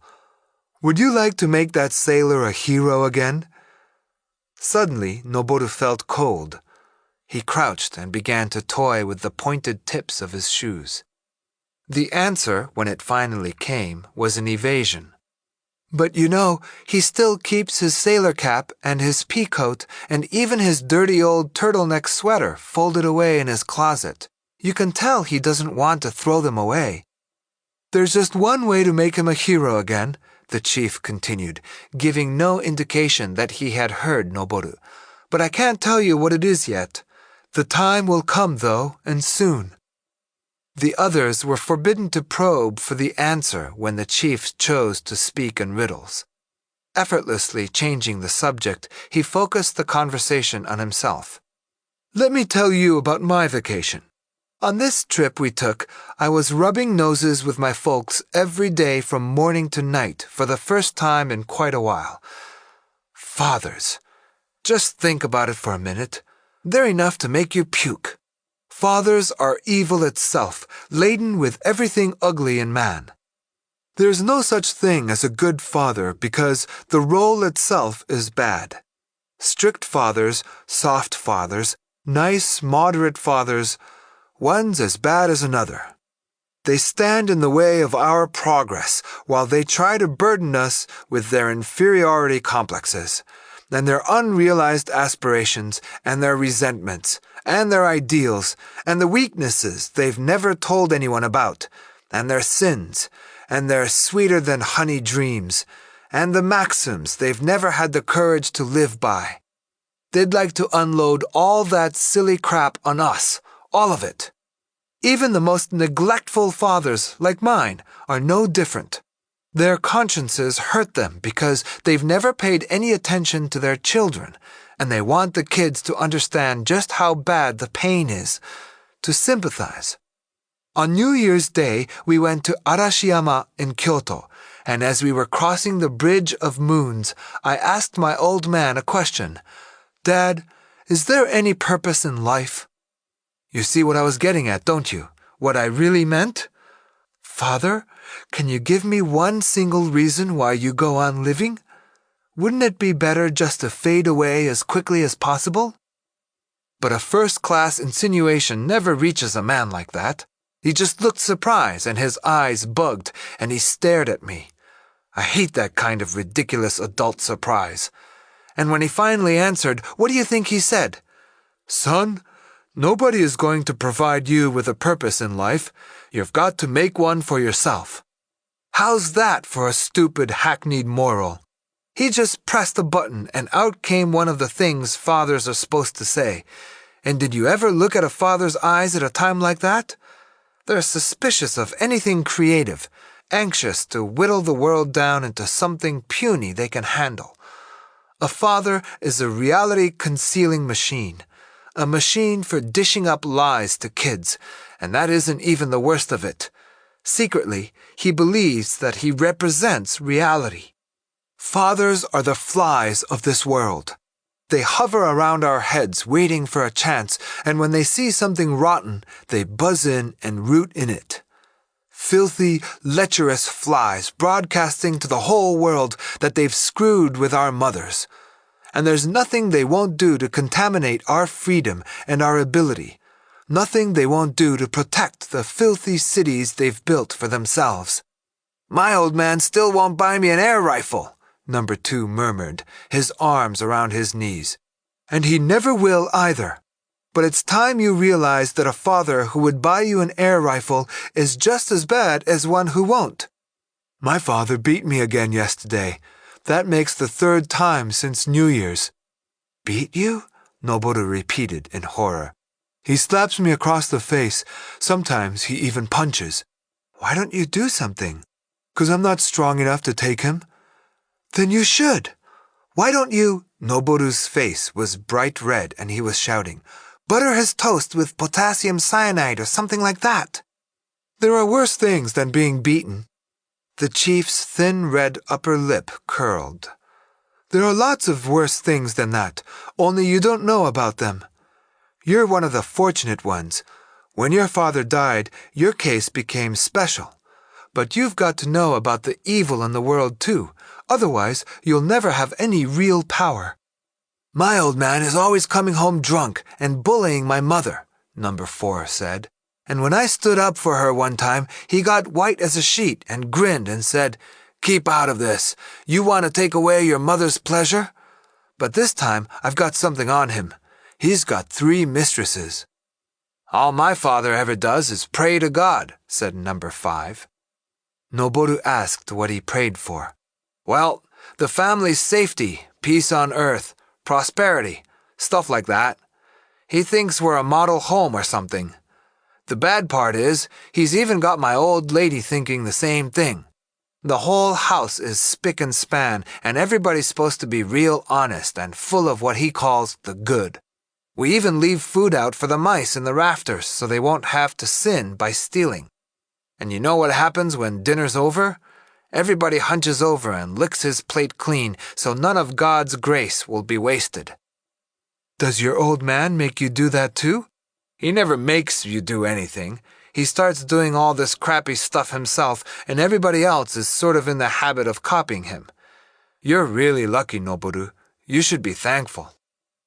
Noboru was vexed at his immunity from the germs that infected the others, but at the same time, he trembled at the fragility of his chance good fortune. Some providence he couldn't name had exempted him from evil.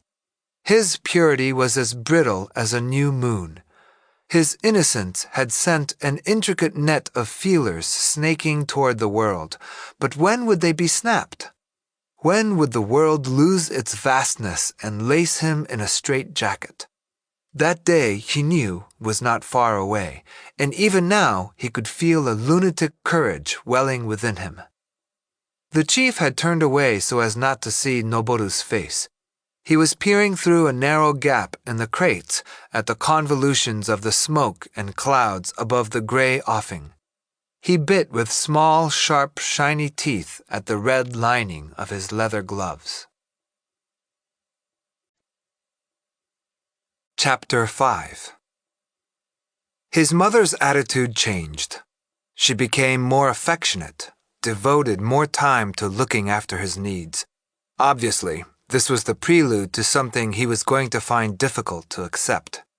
One evening, Noboru had said goodnight and was on his way up to bed when Fusako climbed the stairs behind him, calling, with a key ring in her hand, "The key!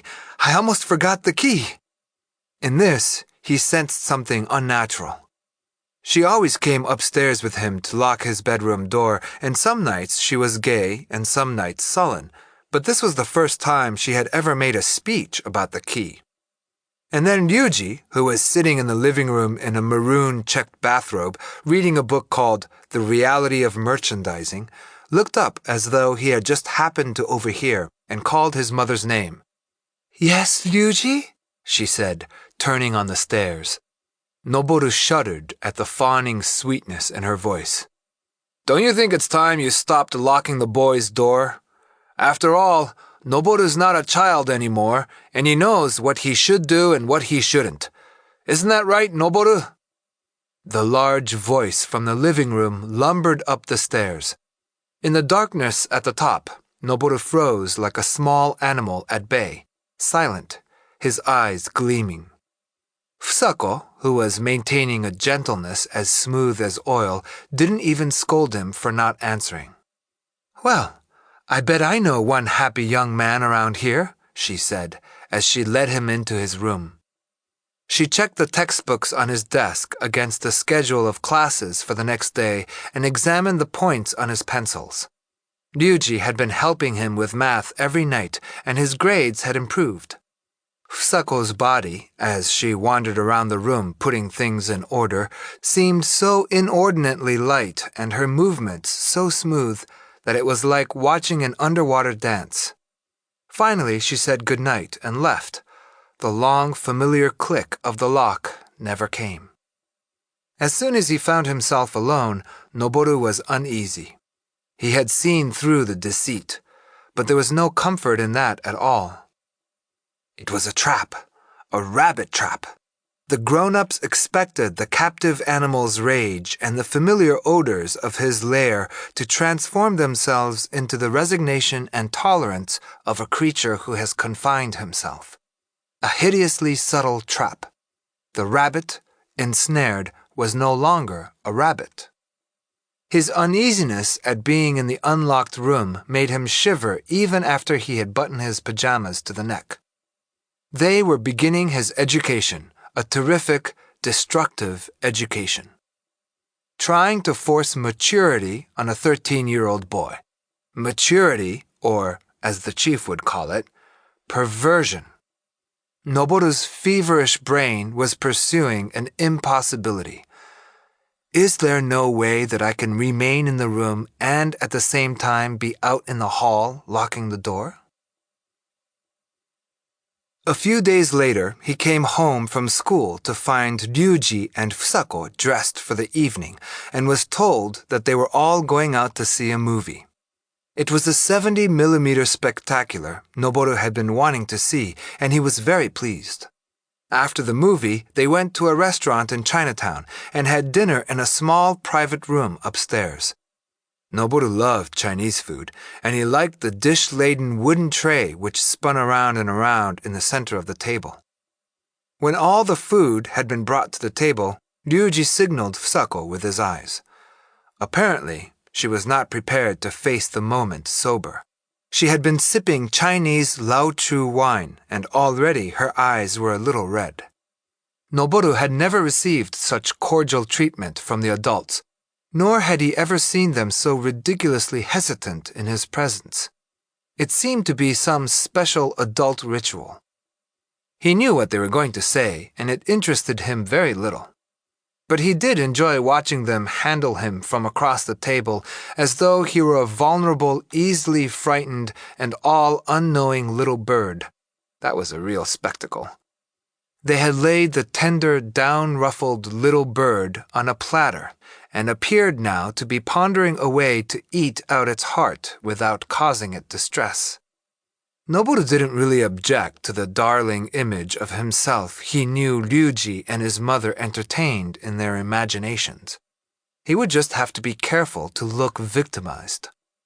"Noboru, dear, I want you to listen carefully to what Mother is going to say because it's something very important," Fusako began finally. "You're going to have a papa again. Mr. Tsukazaki is going to be your new father." As he listened, Noboru succeeded in keeping his face a blank, and he was confident that he looked utterly bewildered. So far, so good.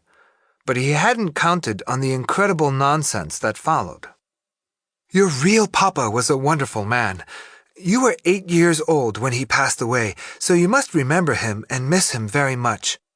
But I can't tell you how lonely Mother has been these past 5 years, and I know you've been lonely too. And you must have thought lots of times that both of us needed a new papa. I want you to understand, dear, how much I've wanted a strong, gentle, wonderful papa for both our sakes. And it's been all the harder because your father was such a fine, honest man. But you're grown up now, so I know you'll understand how hard these 5 years have been, and how lonely with just the two of us." She fumbled an imported handkerchief out of her purse and began to cry. It was really very silly. "Everything I've done has been for you, dear. Everything. There isn't another man in this world as strong and as gentle and as wonderful in every way as Mr. Tsukazaki. Noboru, I want you to call Mr. Tsukazaki Papa now. We're going to be married early next month, and we'll invite lots of friends and have a lovely party." Ryuji had averted his eyes from Noboru's impassive face and was engrossed in drinking, adding crystal sugar to the Lao-Chu wine, stirring, tossing off the cup, and pouring himself another. He was afraid of seeming brazen to the boy. Noboru knew that he was being feared as well as pitied, and the gentle threat had made him drunk. When he leveled the full iciness of his heart at the adults, a smile was playing at the corners of his mouth. It was hardly more than a wisp of a smile, the kind you see on the face of a schoolboy who has come to class unprepared but cocksure as a man leaping off a cliff. And yet, on the other side of the red formica table, Ryuji saw it out of the corner of his eye and snatched it up. Again, a misunderstanding.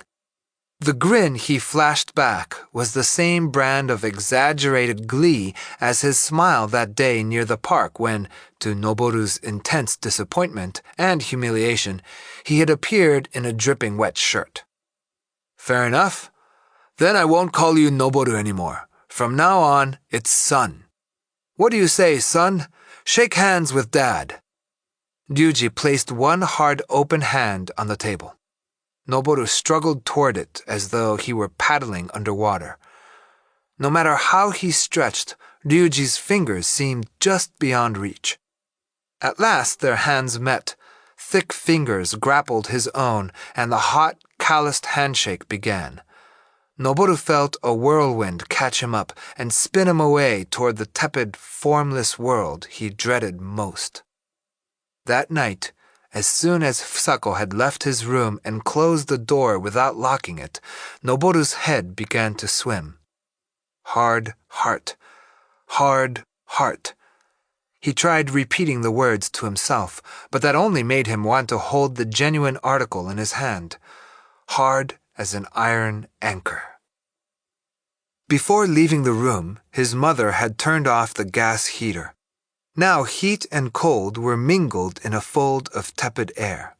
If he could just brush his teeth, put on his pajamas in a hurry, and bundle into bed, he would be all right. But an evasive languor made even removing his turtleneck sweater seem a wearisome task. Never had he waited so anxiously for his mother to reappear, to come back to his room, for example, to mention something she had forgotten to say. Nor had he ever felt such contempt for her. He waited in the gradually mounting cold, and, weary of waiting, he abandoned himself to an absurd fantasy. His mother had come back, and she was shouting, "It was all a lie! I'm so sorry to have made a game out of fooling you. Will you forgive me? We are most certainly not going to get married. If we did a thing like that, the world would turn to chaos. 10 tankers would sink in the harbor, and 1,000 trains would be derailed. The glass in the windows all over the city would shatter, and every lovely rose would turn black as coal." But she did not come back, and finally, Noboru contrived a situation in which her return would mean real trouble. He could no longer distinguish cause from effect. Possibly, this unreasonable yearning for his mother was due to a desire to wound her, even if he had to share the pain. The courage propelling him now was frightening. His hands began to tremble.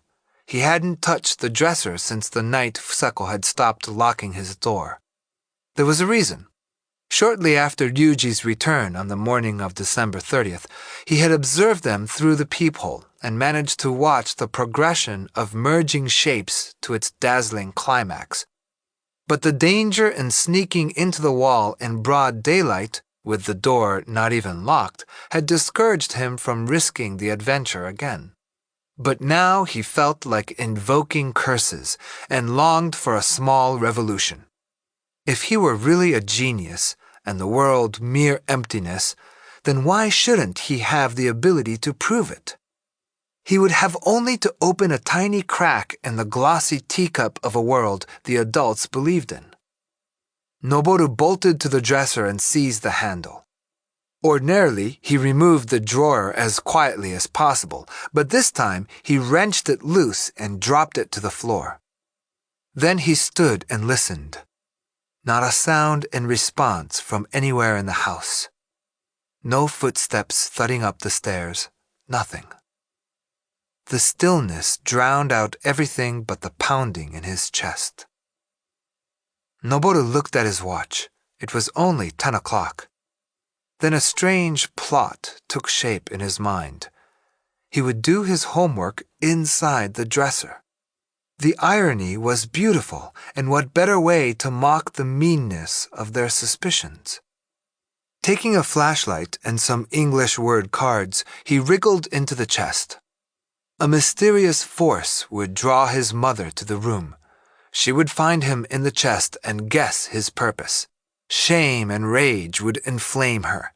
She would haul him out of the dresser and slap his face. Then he would show her the word cards and protest with eyes as innocent as a lamb's. "But what did I do wrong? I was only studying. It's easier to concentrate in a small space." He stopped imagining the episode and laughed out loud, gasping in the dusty air. The moment he huddled inside the chest, he was calm again. The trembling and the trepidation seemed almost funny now. He even had a feeling he would be able to study well.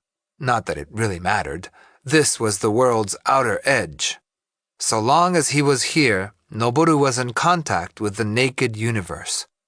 No matter how far you ran, escape beyond this point was impossible.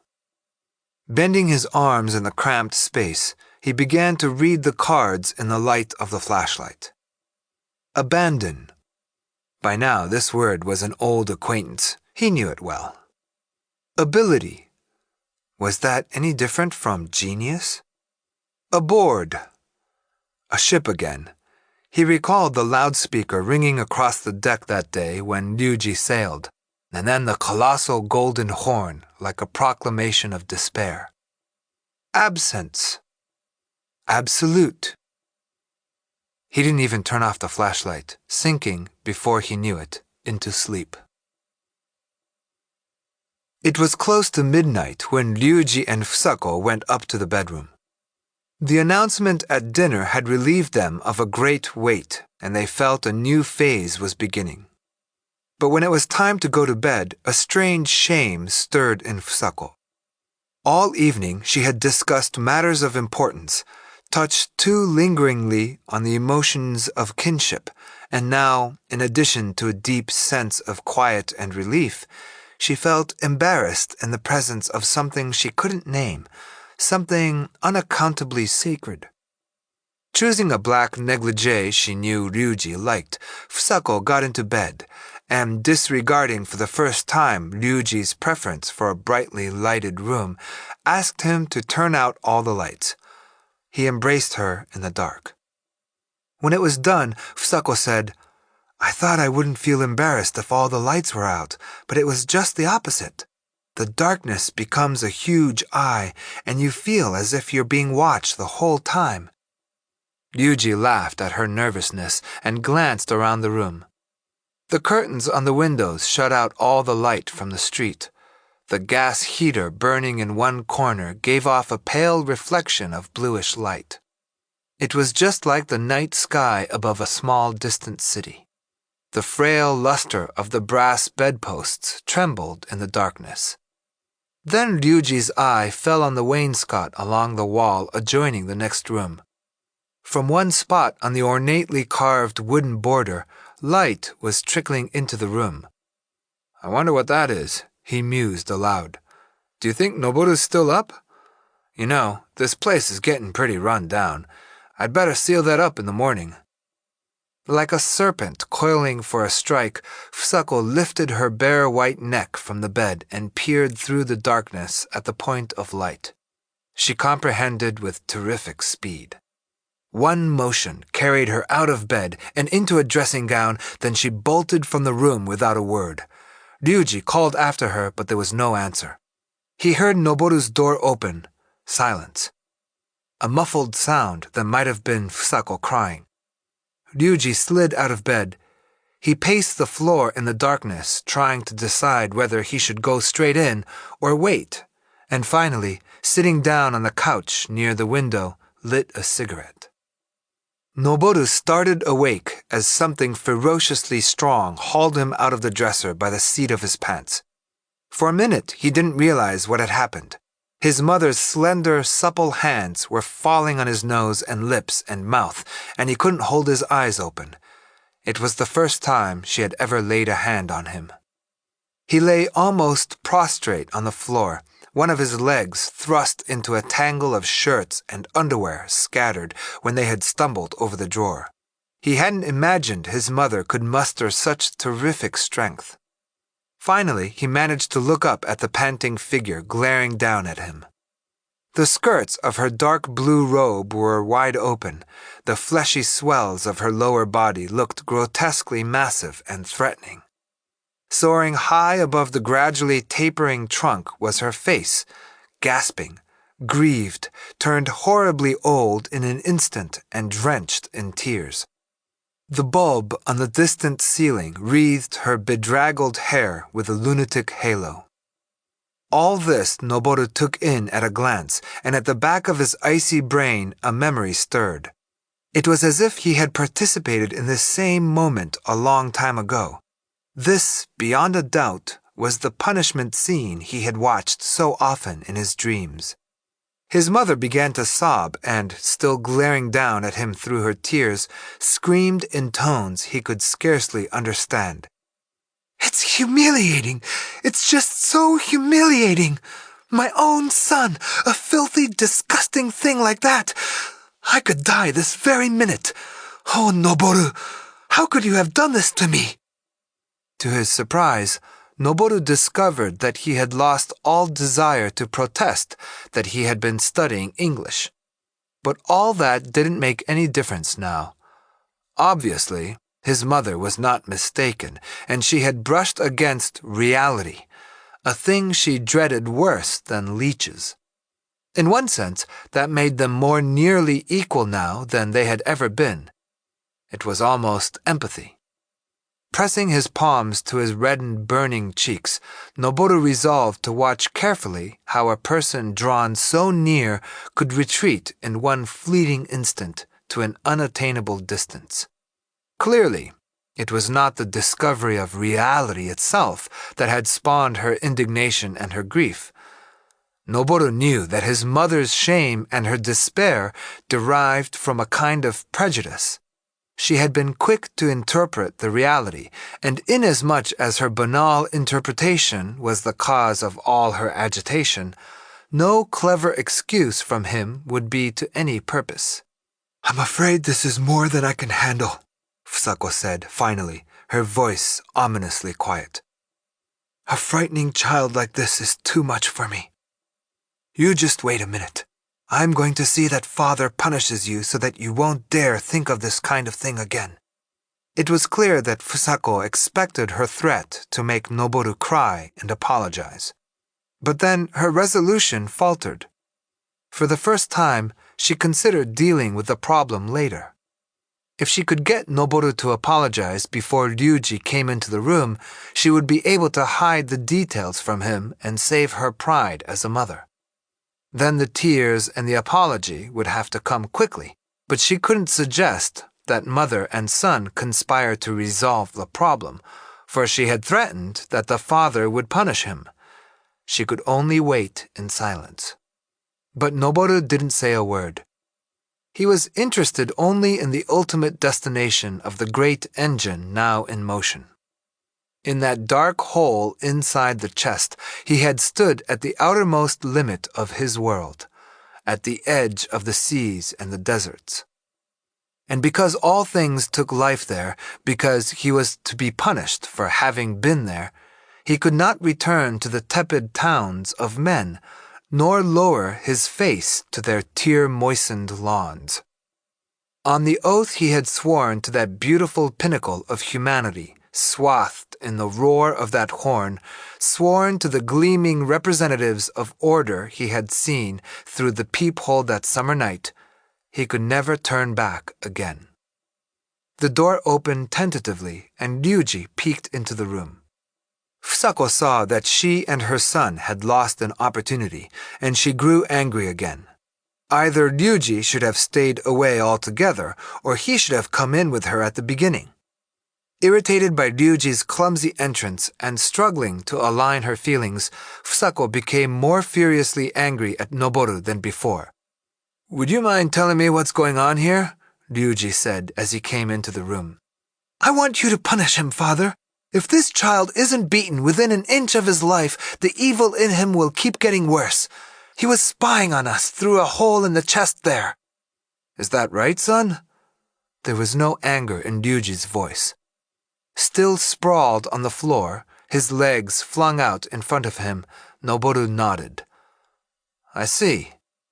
Well, I suppose the idea just sort of hit you all of a sudden and you tried it tonight." Noboru shook his head emphatically. "Oh? Then you've done the same thing maybe once or twice before." Again, Noboru shook his head. "Then this has been going on from the very beginning?" Seeing the boy nod, Fusako and Ryuji exchanged involuntary glances. Noboru had a pleasant vision of the lightning in the adult's gaze illuminating the life on shore that Ryuji dreamed about, and Fusako's wholesome household as they crashed noisily into rubble. But his excitement had led him to overestimate the power of his imagination. He had been expecting an impassioned reaction. "I see," was all Ryuji said. His hands were stuffed into the pockets of his bathrobe. The hairy legs protruding below the robe were directly in front of Noboru's face. Now Ryuji was obliged to reach a father's decision. the first decision about shore life he had ever been forced to make. But his memory of the sea's fury was tempering his critical notions of land and the landsman with inordinate mildness, and his instinctive approach to problems was therefore thwarted. To beat the boy would be easy enough, but a difficult future awaited him. He would have to receive their love with dignity, to deliver them from daily dilemmas, to balance daily accounts.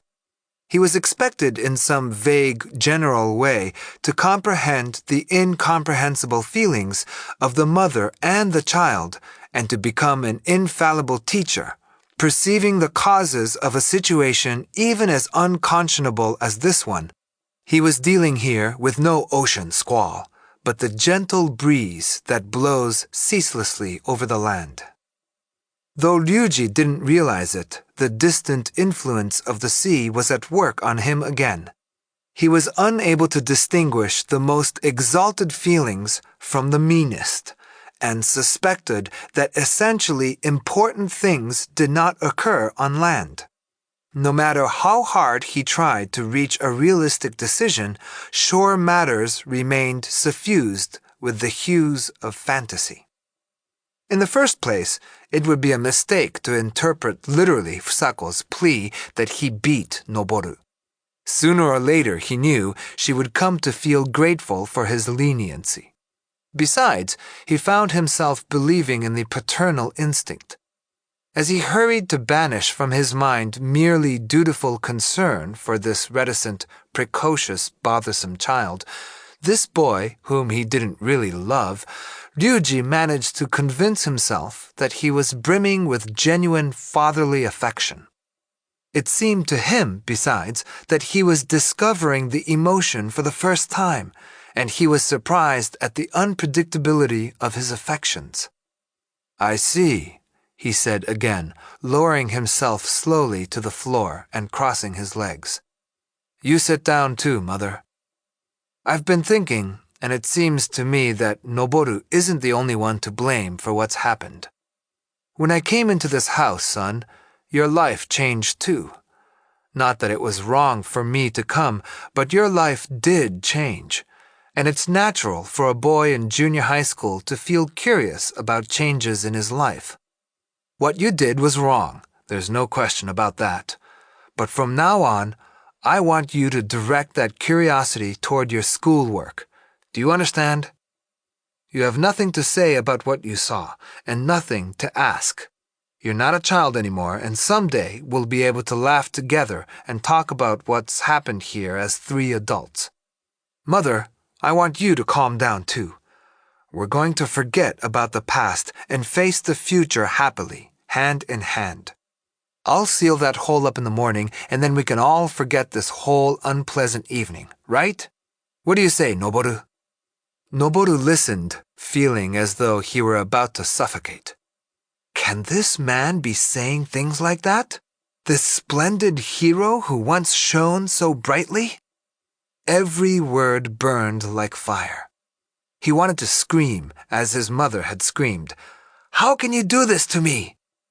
The sailor was saying things he was never meant to say. Ignoble things in wheedling, honeyed tones, fouled words not meant to issue from his lips until doomsday, words such as men mutter in stinking lairs. And he was speaking proudly, for he believed in himself and was satisfied with the role of father he had stepped forward to accept. He is satisfied. Noboru felt nauseous. Tomorrow, Ryuji's slavish hands, the hands of a father puttering over carpentry of a Sunday afternoon, would close forever the narrow access to that unearthly brilliance which he himself had once revealed. "Right?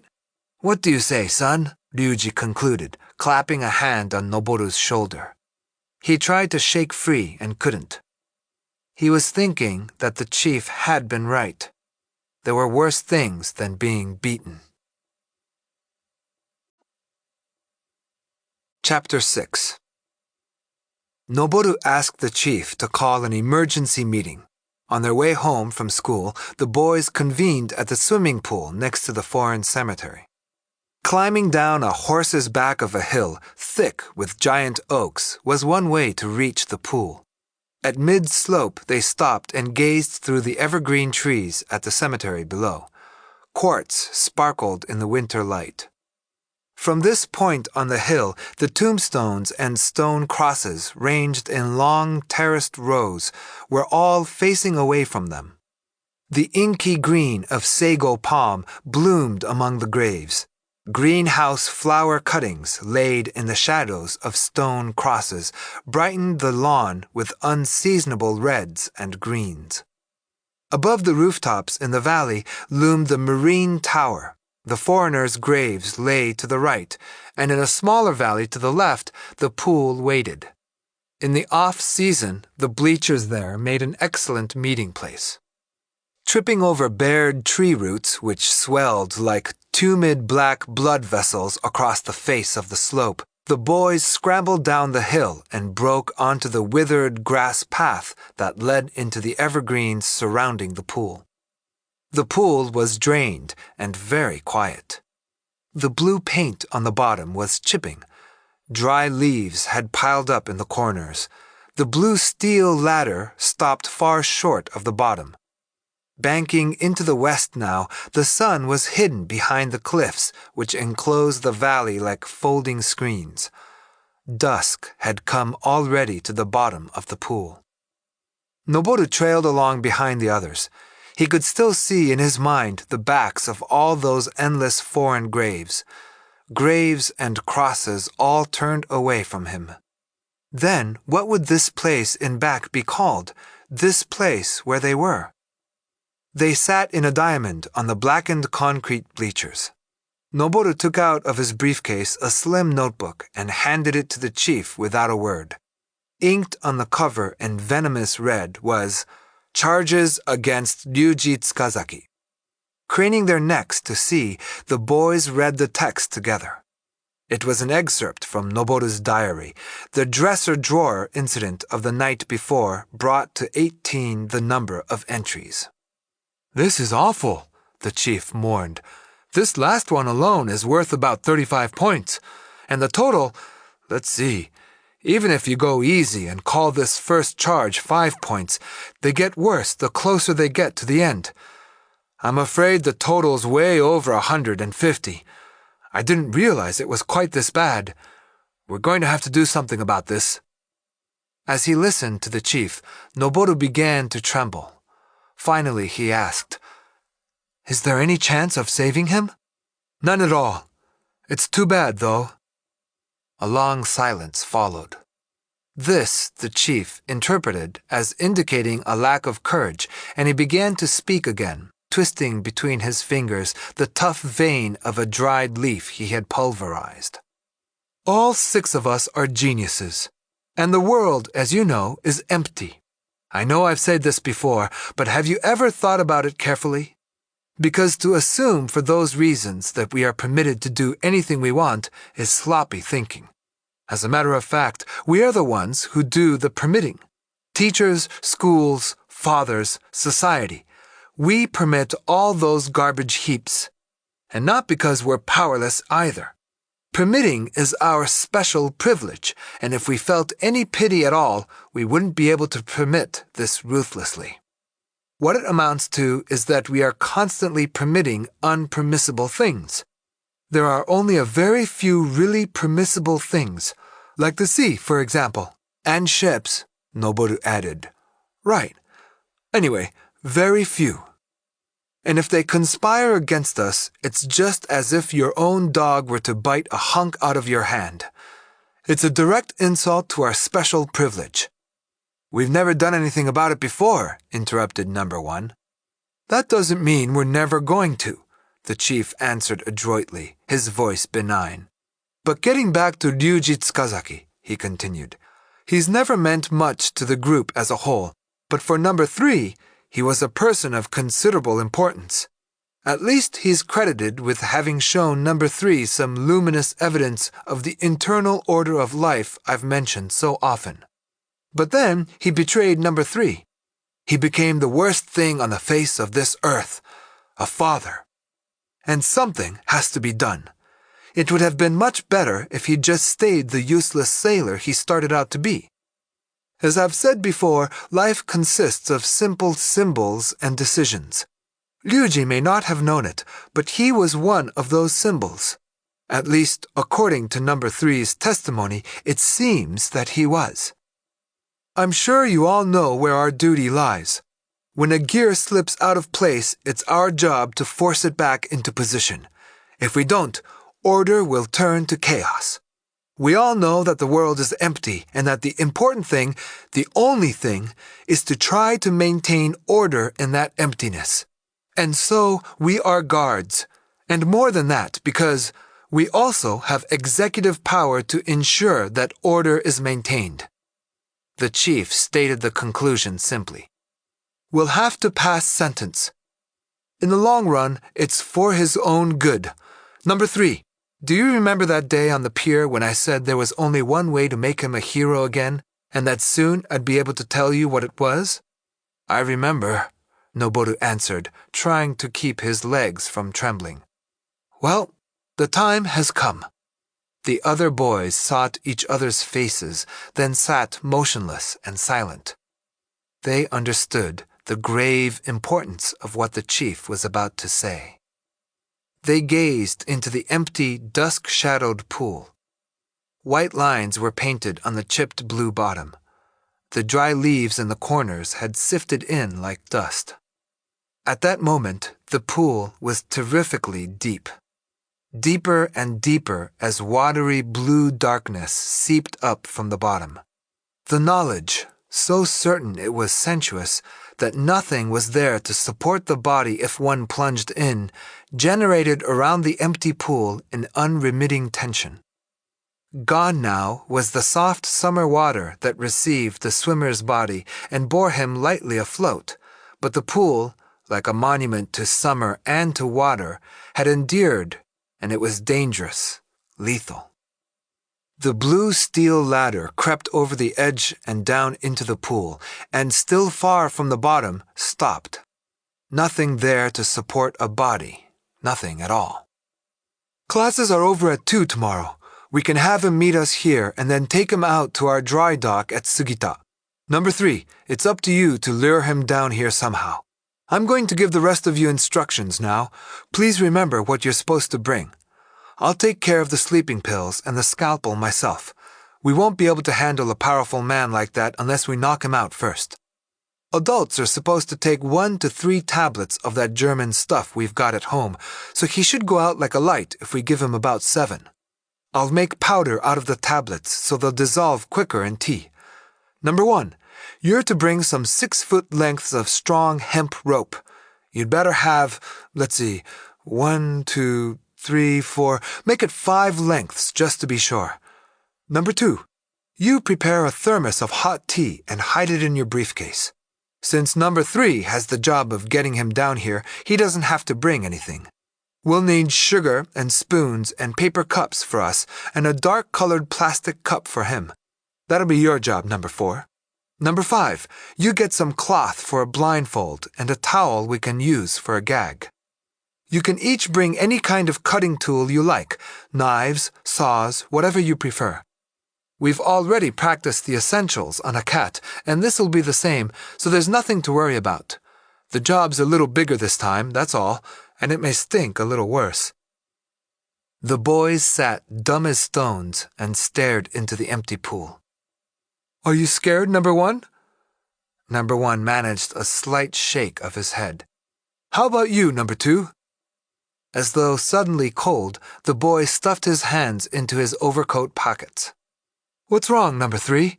Noboru was gasping for breath, his mouth utterly dry as if stuffed with straw. He couldn't answer. That's what I was afraid of. You're all great talkers, but when the chips are down, you haven't got 1 thimbleful of nerve. Well, maybe this will make you feel better. I brought it along just in case. The chief produced from his briefcase an ochre law book and deftly flipped it open to the page he wanted. I want all of you to listen carefully. Penal Code Article 14, he read. Acts of juveniles less than 14 years of age are not punishable by law. I'll read it again as loud as I can. Acts of juveniles less than 14 years of age are not punishable by law. The chief had the others pass the book around while he continued. You might say that our fathers and the fictitious society they believe in passed this law for our benefit, and I think we should be grateful to them. This law is the adults' way of expressing the high hopes they have for us, but it also represents all the dreams they've never been able to make come true. They've assumed, just because they've roped themselves so tight they can't even budge, that we must be helpless too. They've been careless enough to allow us here, and only here, a glimpse of blue sky and absolute freedom. This law they've written is a kind of nursery tale, a pretty deadly nursery tale, I'd say. And in a way, it's understandable. After all, up to now, we have been nursery kids, adorable, defenseless, innocent kids. But 3 of us here will be 14 next month, myself, number 1, and you, number 3. And you other 3 will be 14 in March. Just think about it a minute. This is our last chance. The chief scrutinized their faces and saw tension easing out of their cheeks, fear dwindling away. Awakening for the first time to society's sweet cordiality, the boys felt secure in the knowledge that their enemies were actually their protectors. Noboru looked up at the sky. Afternoon blue was fading into the sifting grays of dusk. Suppose Ryuji tried at the height of his heroic death throes to look up at this hallowed sky. It seemed a shame to blindfold him. This is our last chance, the chief repeated. If we don't act now, we will never again be able to obey freedom's supreme command, to perform the deed essential to filling the emptiness of the world, unless we are prepared to sacrifice our lives. And you can see that it's absurd for the executioners to risk their own lives. If we don't act now, we'll never be able to steal again, or murder, or do any of the things that testify to man's freedom. We'll end up puking flattery and gossip, trembling our days away in submission and compromise and fear, worrying about what the neighbors are doing, living like squealing mice. And someday we'll get married and have kids, and finally we'll become fathers, the vilest things on earth. We must have blood, human blood. If we don't get it, this empty world will go pale and shrivel up. We must drain that sailor's fresh lifeblood and transfuse it to the dying universe, the dying sky, the dying forests, and the drawn, dying land. Now! The time is now. In another month, they'll have finished clearing the land around our dry dock, and then the place will fill up with people. Besides, we're almost 14. The chief glanced through a black frame of evergreen branches at the watery gray sky and observed, "Looks like tomorrow will be a nice day." Chapter 7. On the morning of the 22nd, Fusako went with Ryuji to City Hall to ask the mayor of Yokohama if he would be toastmaster at their wedding dinner. He said he would be honored. On the way back, they stopped at a department store and ordered engraved wedding announcements. Reservations for the reception had already been made at the new Grand Hotel. After an early lunch downtown, they returned to Rex. Just after 1, Ryuji left the shop to keep an appointment he had mentioned earlier in the day. A high school classmate who is now a first officer had docked that morning at Takashimaya Pier and was free to meet him only in the early afternoon, and Ryuji didn't want to appear in an expensive English suit. He didn't like the idea of flaunting his new circumstances in front of an old friend, at least not until after the wedding. He would stop at the house on his way to the dock and change into his old seaman's clothes. "Are you sure I don't have to worry that you'll get on that ship and disappear?" Fusako teased as she accompanied him to the door. Noboru, pretending to need help with homework, had summoned Ryuji conspiratorially to his room the night before and entrusted him with a mission which he was discharging faithfully. "Dad, all the guys are looking forward to hearing some of your sea stories tomorrow afternoon. We're going to meet on that hill above the pool when school gets out at 2. Everyone's been wanting to meet you, and I promised you'd come. You will, won't you? And tell them some of your adventures? And would you wear your sailor clothes like you used to and your sailor cap? Only it's got to be a secret from Mom. You could tell her that you're going to meet an old friend or something and get off work early." This was the first son-to-father favor Noboru had ever asked, and Ryuji was determined not to betray the boy's trust. It was a father's duty. Even if the truth got out later, it would only mean having a good laugh together. So he had fabricated a plausible story and left the shop early. Ryuji was sitting on the roots of a giant oak near the top of the hill when the boys appeared just after 2. One of them, a boy with crescent eyebrows and red lips who seemed particularly bright, thanked him politely for having come and then suggested that a more suitable spot for his talk would be what he called their dry dock. Supposing they were headed somewhere near the harbor, Ryuji agreed to go. It was a mild midwinter afternoon. The shade was chilly, but in the sun, which reached them through a wispy layer of cloud, they didn't need their overcoats. Ryuji was wearing his gray turtleneck sweater and carried his pea coat over his arm. The 6 boys, each with a briefcase, anticked around him as he walked along, now surging ahead, now falling behind. For this generation, they were smallish boys.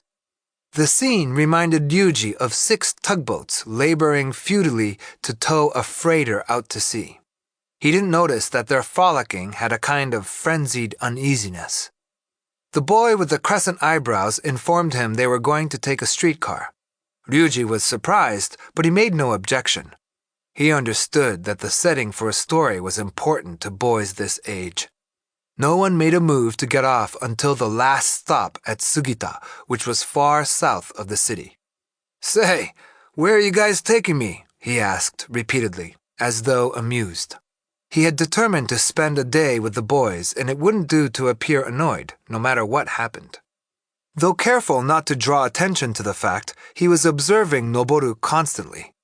As the boy mingled happily with his friends, Ryuji saw the piercing look of cross-examination go out of his eyes for the first time. It was like watching motes of dust dance into color in the winter light streaming through the streetcar window. Borders between Noboru and the others became blurred, and he confused them. That had hardly seemed possible, not with a boy so different from everyone else, a lonely boy with a peculiar habit of eyeing adults furtively. And it proved that Ryuji had been right to take off half a day in order to amuse Noboru and his friends. Right, he knew, in terms of a father's moral obligation. Most books and magazines would agree. Noboru had approached voluntarily and offered in this excursion a providential opportunity to cement their relationship. It was a chance for a father and son, originally strangers, to forge a bond of deep and tender trust, stronger than mere blood ties could ever be. And since Ryuji could very well have become a father when he was 20, there was nothing out of the ordinary about Noboru's age. As soon as they were off the streetcar, the boys began tugging Ryuji toward a road which wound into the hills. "Hey, wait a minute," he protested. "I never heard of a dry dock in the mountains." "No, but in Tokyo the subway runs up above your head." "I can see I'm no match for you guys," Ryuji winced, and the boys howled, thoroughly pleased with themselves. The road skirted the ridge of Aoto Hill and entered Kanazawa Ward. They passed an electric power plant with its webs of power lines and gnarled porcelain insulators thrown up against the winter sky, then entered Tomioka Tunnel. Emerging on the other side, they saw glinting along the ridge to the right the tracks of the Tokyo-Yokohama Express. Bright, new housing lots covered the slope to the left. "Almost there now. We go up between those lots. All this used to be an American Army installation." The boy who seemed to be their leader tossed the explanation over one shoulder and stepped ahead. His manner and language, in a matter of minutes, had become brusque. Work on the lots had been completed. There were even stone boundary fences and the skeletons of more than a few houses. Surrounding Ryuji, the 6 boys marched straight up the road that ran between the lots. Near the top of the hill, the road abruptly disappeared, and there began a terrace of uncultivated fields. It was like clever sleight of hand. A man standing at the bottom of the hill would never guess that the straight, well-graded road gave way at this point on the slope to a grassy wilderness. There wasn't a person in sight. The heavy droning of bulldozers echoed from the other side of the hill. Sounds of automobile traffic ascended from the tunnel road far below. Except for the echoes of engine noise, the vast landscape was empty, and the sounds themselves only heightened the bright desolation. Here and there, wooden stakes thrust up from the meadow. They were beginning to rot. A footpath buried under fallen leaves skirted the ridge of the hill. They crossed the withered field. Just off to the right, a rusted water tank surrounded by a tangle of barbed wire lay half buried in the ground. Bolted lopsidedly to the tank was a sheet of rusting tin, lettered in English. Ryuji stopped and read the notice. U.S. Forces Installation. Unauthorized entry prohibited and punishable under Japanese law. "What's punishable mean?" the leader asked. There was something about the boy Ryuji didn't like. The flicker of light in his eye when he asked the question suggested that he knew the answer perfectly well. Ryuji forced himself to explain politely. "Oh, but this isn't army property anymore, so I guess we can do whatever we want. Look!" Even as he spoke, the boy appeared to have forgotten the subject, as though it were a balloon he had abandoned to the sky. "Here's the top." Ryuji stepped to the summit and gazed at the panorama stretching below. "You've got yourselves quite a place here." The hill overlooked the northeastern sea. Away to the left, bulldozers were cutting a red loam slope into the side of a cliff, and dump trucks were hauling the earth away. Distance dwarfed the trucks, but the roar of their engines battered endless waves into the choppy air. Further down in the valley were the gray roofs of an industrial laboratory and an airplane factory. In the concrete garden in front of the central offices, one small pine was bathed in sun. Around the factory curled an isolated country village. The thin winter sunlight accented the highs and lows in the rows of rooftops and corrected the files of shadow cast by countless ridgepoles. The objects glinting like seashells through the thin smoke covering the valley were automobile windows. As it neared the sea, the landscape appeared to fold in on itself and assumed a special quality of rust and sadness and clutter. Beyond a tangle of rusted machinery discarded on the beach, a vermilion crane swung in wobbly arcs, and beyond the crane there was the sea. The piled white of stone breakwaters and, at the edge of the reclaimed foreshore, a green dredger smoking blackly. The sea made Ryuji feel that he had been away from it a long, long time. Fusako's bedroom overlooked the harbor, but he never went near the window anymore. The water, with spring still far away, was Prussian blue, except where the shadow of one pearly cloud turned it pale, chilly white. The rest of the mid-afternoon sky was cloudless, a bleached, monotone blue, fading where it neared the horizon. The sea spread from the dirtied shore toward the offing like a huge ochre net. There were no ships close in to shore. Several freighters were moving across the offing, small vessels and obviously, even at this distance, antique. The ship I was on was no little tug like that. I'll say, the Rakuyo had a displacement of 10,000 tons, Noboru affirmed. He had spoken hardly a word all afternoon. "Come on, let's go," the leader urged, tugging at Ryuji's sleeve. Descending the footpath a short distance, they came to a segment of land miraculously untouched by the surrounding devastation. A vestige of the mountaintop as it must once have been. The clearing, on one of a twisting series of slopes sheltered from the east wind by a stand of oak and protected to the west by the heavily wooded hilltop, merged into a neglected field of winter rye. Withered vines snaked through the underbrush around the path. Sitting at the tip of one was a shriveled, blood-red gourd. Sunlight out of the western sky was thwarted the moment it descended here. A few pale beams flickered over the tips of dead leaves. Ryuji, though he remembered having done similar things in his own youth, marveled at a young boy's unique ability to discover this sort of hiding place and make it his own. "Which one of you guys found this place?" "I did, but I live right over in Sugita. I pass by here lots of times on the way to school. I found it and showed the other guys." "And where's this dry dock of yours?" "Over here." The leader was standing in front of a small cave shadowed by the hilltop, smiling as he pointed at the entrance. To Ryuji, the smile seemed as brittle as fine glass crystal and very dangerous. He couldn't say why he thought so. With the adroitness of a minnow slipping through a net, the boy shifted his gaze away from Ryuji's face and continued the explanation. "This is our dry dock. A dry dock on top of a mountain. We repair run-down ships here, dismantle them first, and then rebuild them from the ground up." "Is that right? Must be quite a job hauling a ship way up here." "It's easy. Nothing to it," the boy said, and the too pretty smile lit his face again. They sat down on the faintly green, as though grass-stained, ground in front of the cave. It was very cold in the shade, and the sea breeze spanked their faces. Ryuji bundled into his pea-coat and crossed his legs. He had just settled himself when the bulldozers began their din again. "Well, have any of you guys ever been aboard a really big ship?" he ventured with forced cheeriness. They glanced around at each other, but no one answered. "You talk about life at sea," he began again, facing his stolid audience. "You have to begin with getting seasick. Any sailor's been through it one time or another.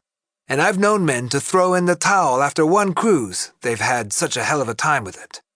The larger the ship is, the more mixing of rolling and pitching you get.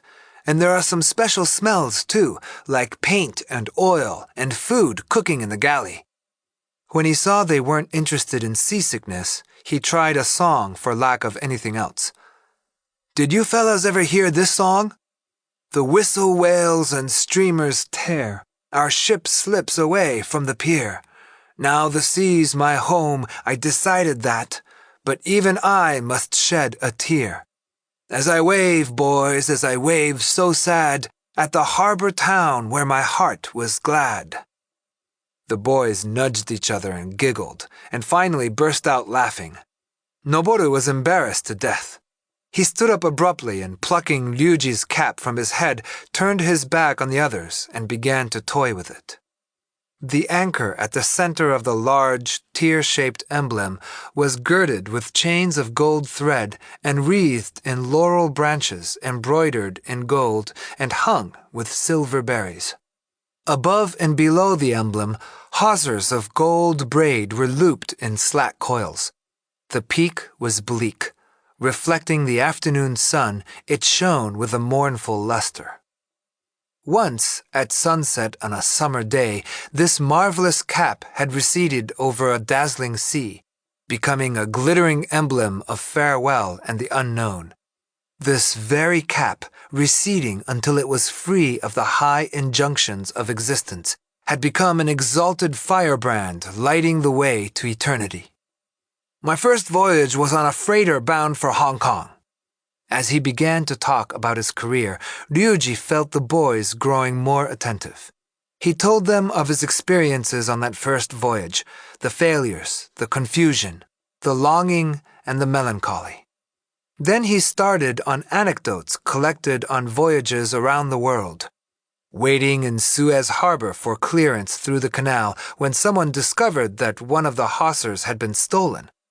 The watchman in Alexandria who spoke Japanese and conspired with merchants on the pier to foist various vulgar items on the crew. Details of these Ryuji withheld as being unsuitable material for the classroom. The unimaginable difficulty of taking on coal at Newcastle in Australia and then readying the ship for the next load before they reached Sydney, a journey logged in a single watch.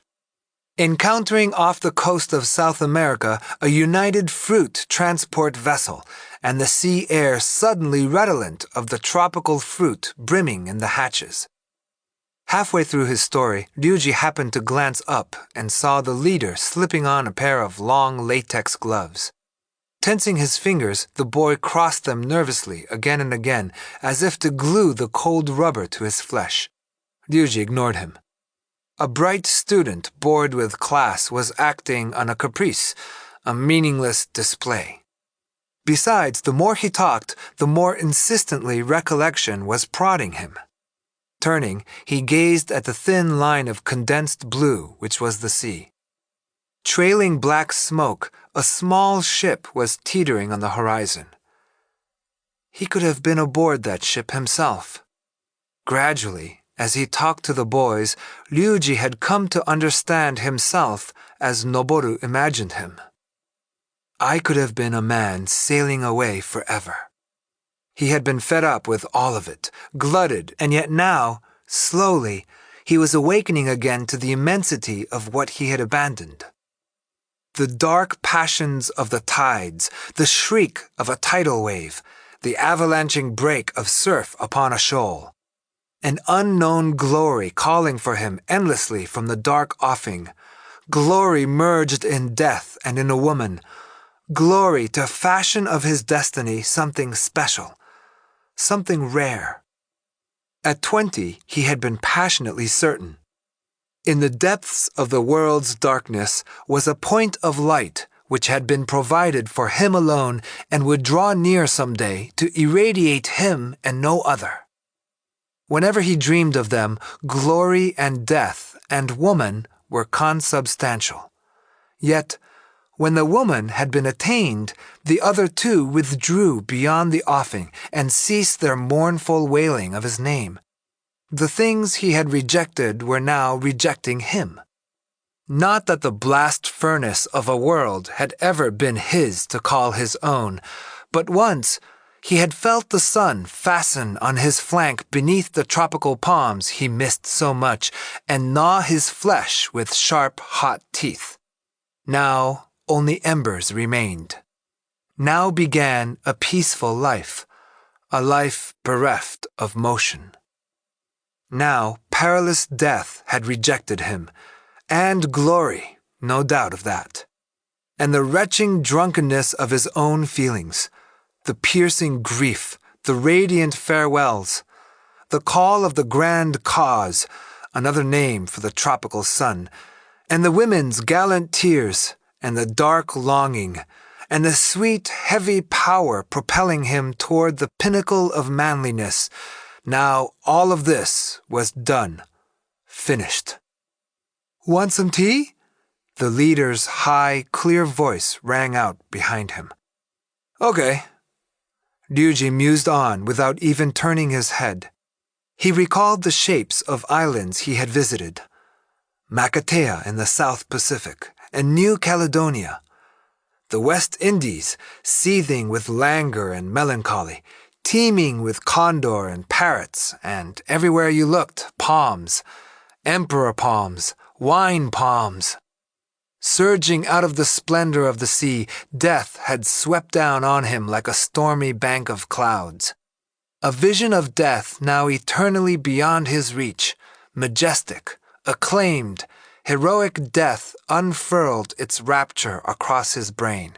And if the world had been provided for just this radiant death, then why shouldn't the world also perish for it? Waves as tepid as blood inside an atoll. The tropical sun blaring across the sky like the call of a brass trumpet. The many-colored sea. Sharks. Another step or two and Ryuji would have regretted it. "Here's your tea," Noboru offered from behind him, thrusting a dark brown plastic cup near Ryuji's cheek. Absently, Ryuji took it. He noticed Noboru's hand trembling slightly, probably from the cold. Still immersed in his dream, he drank down the tepid tea. It tasted bitter. Glory, as anyone knows, is bitter stuff.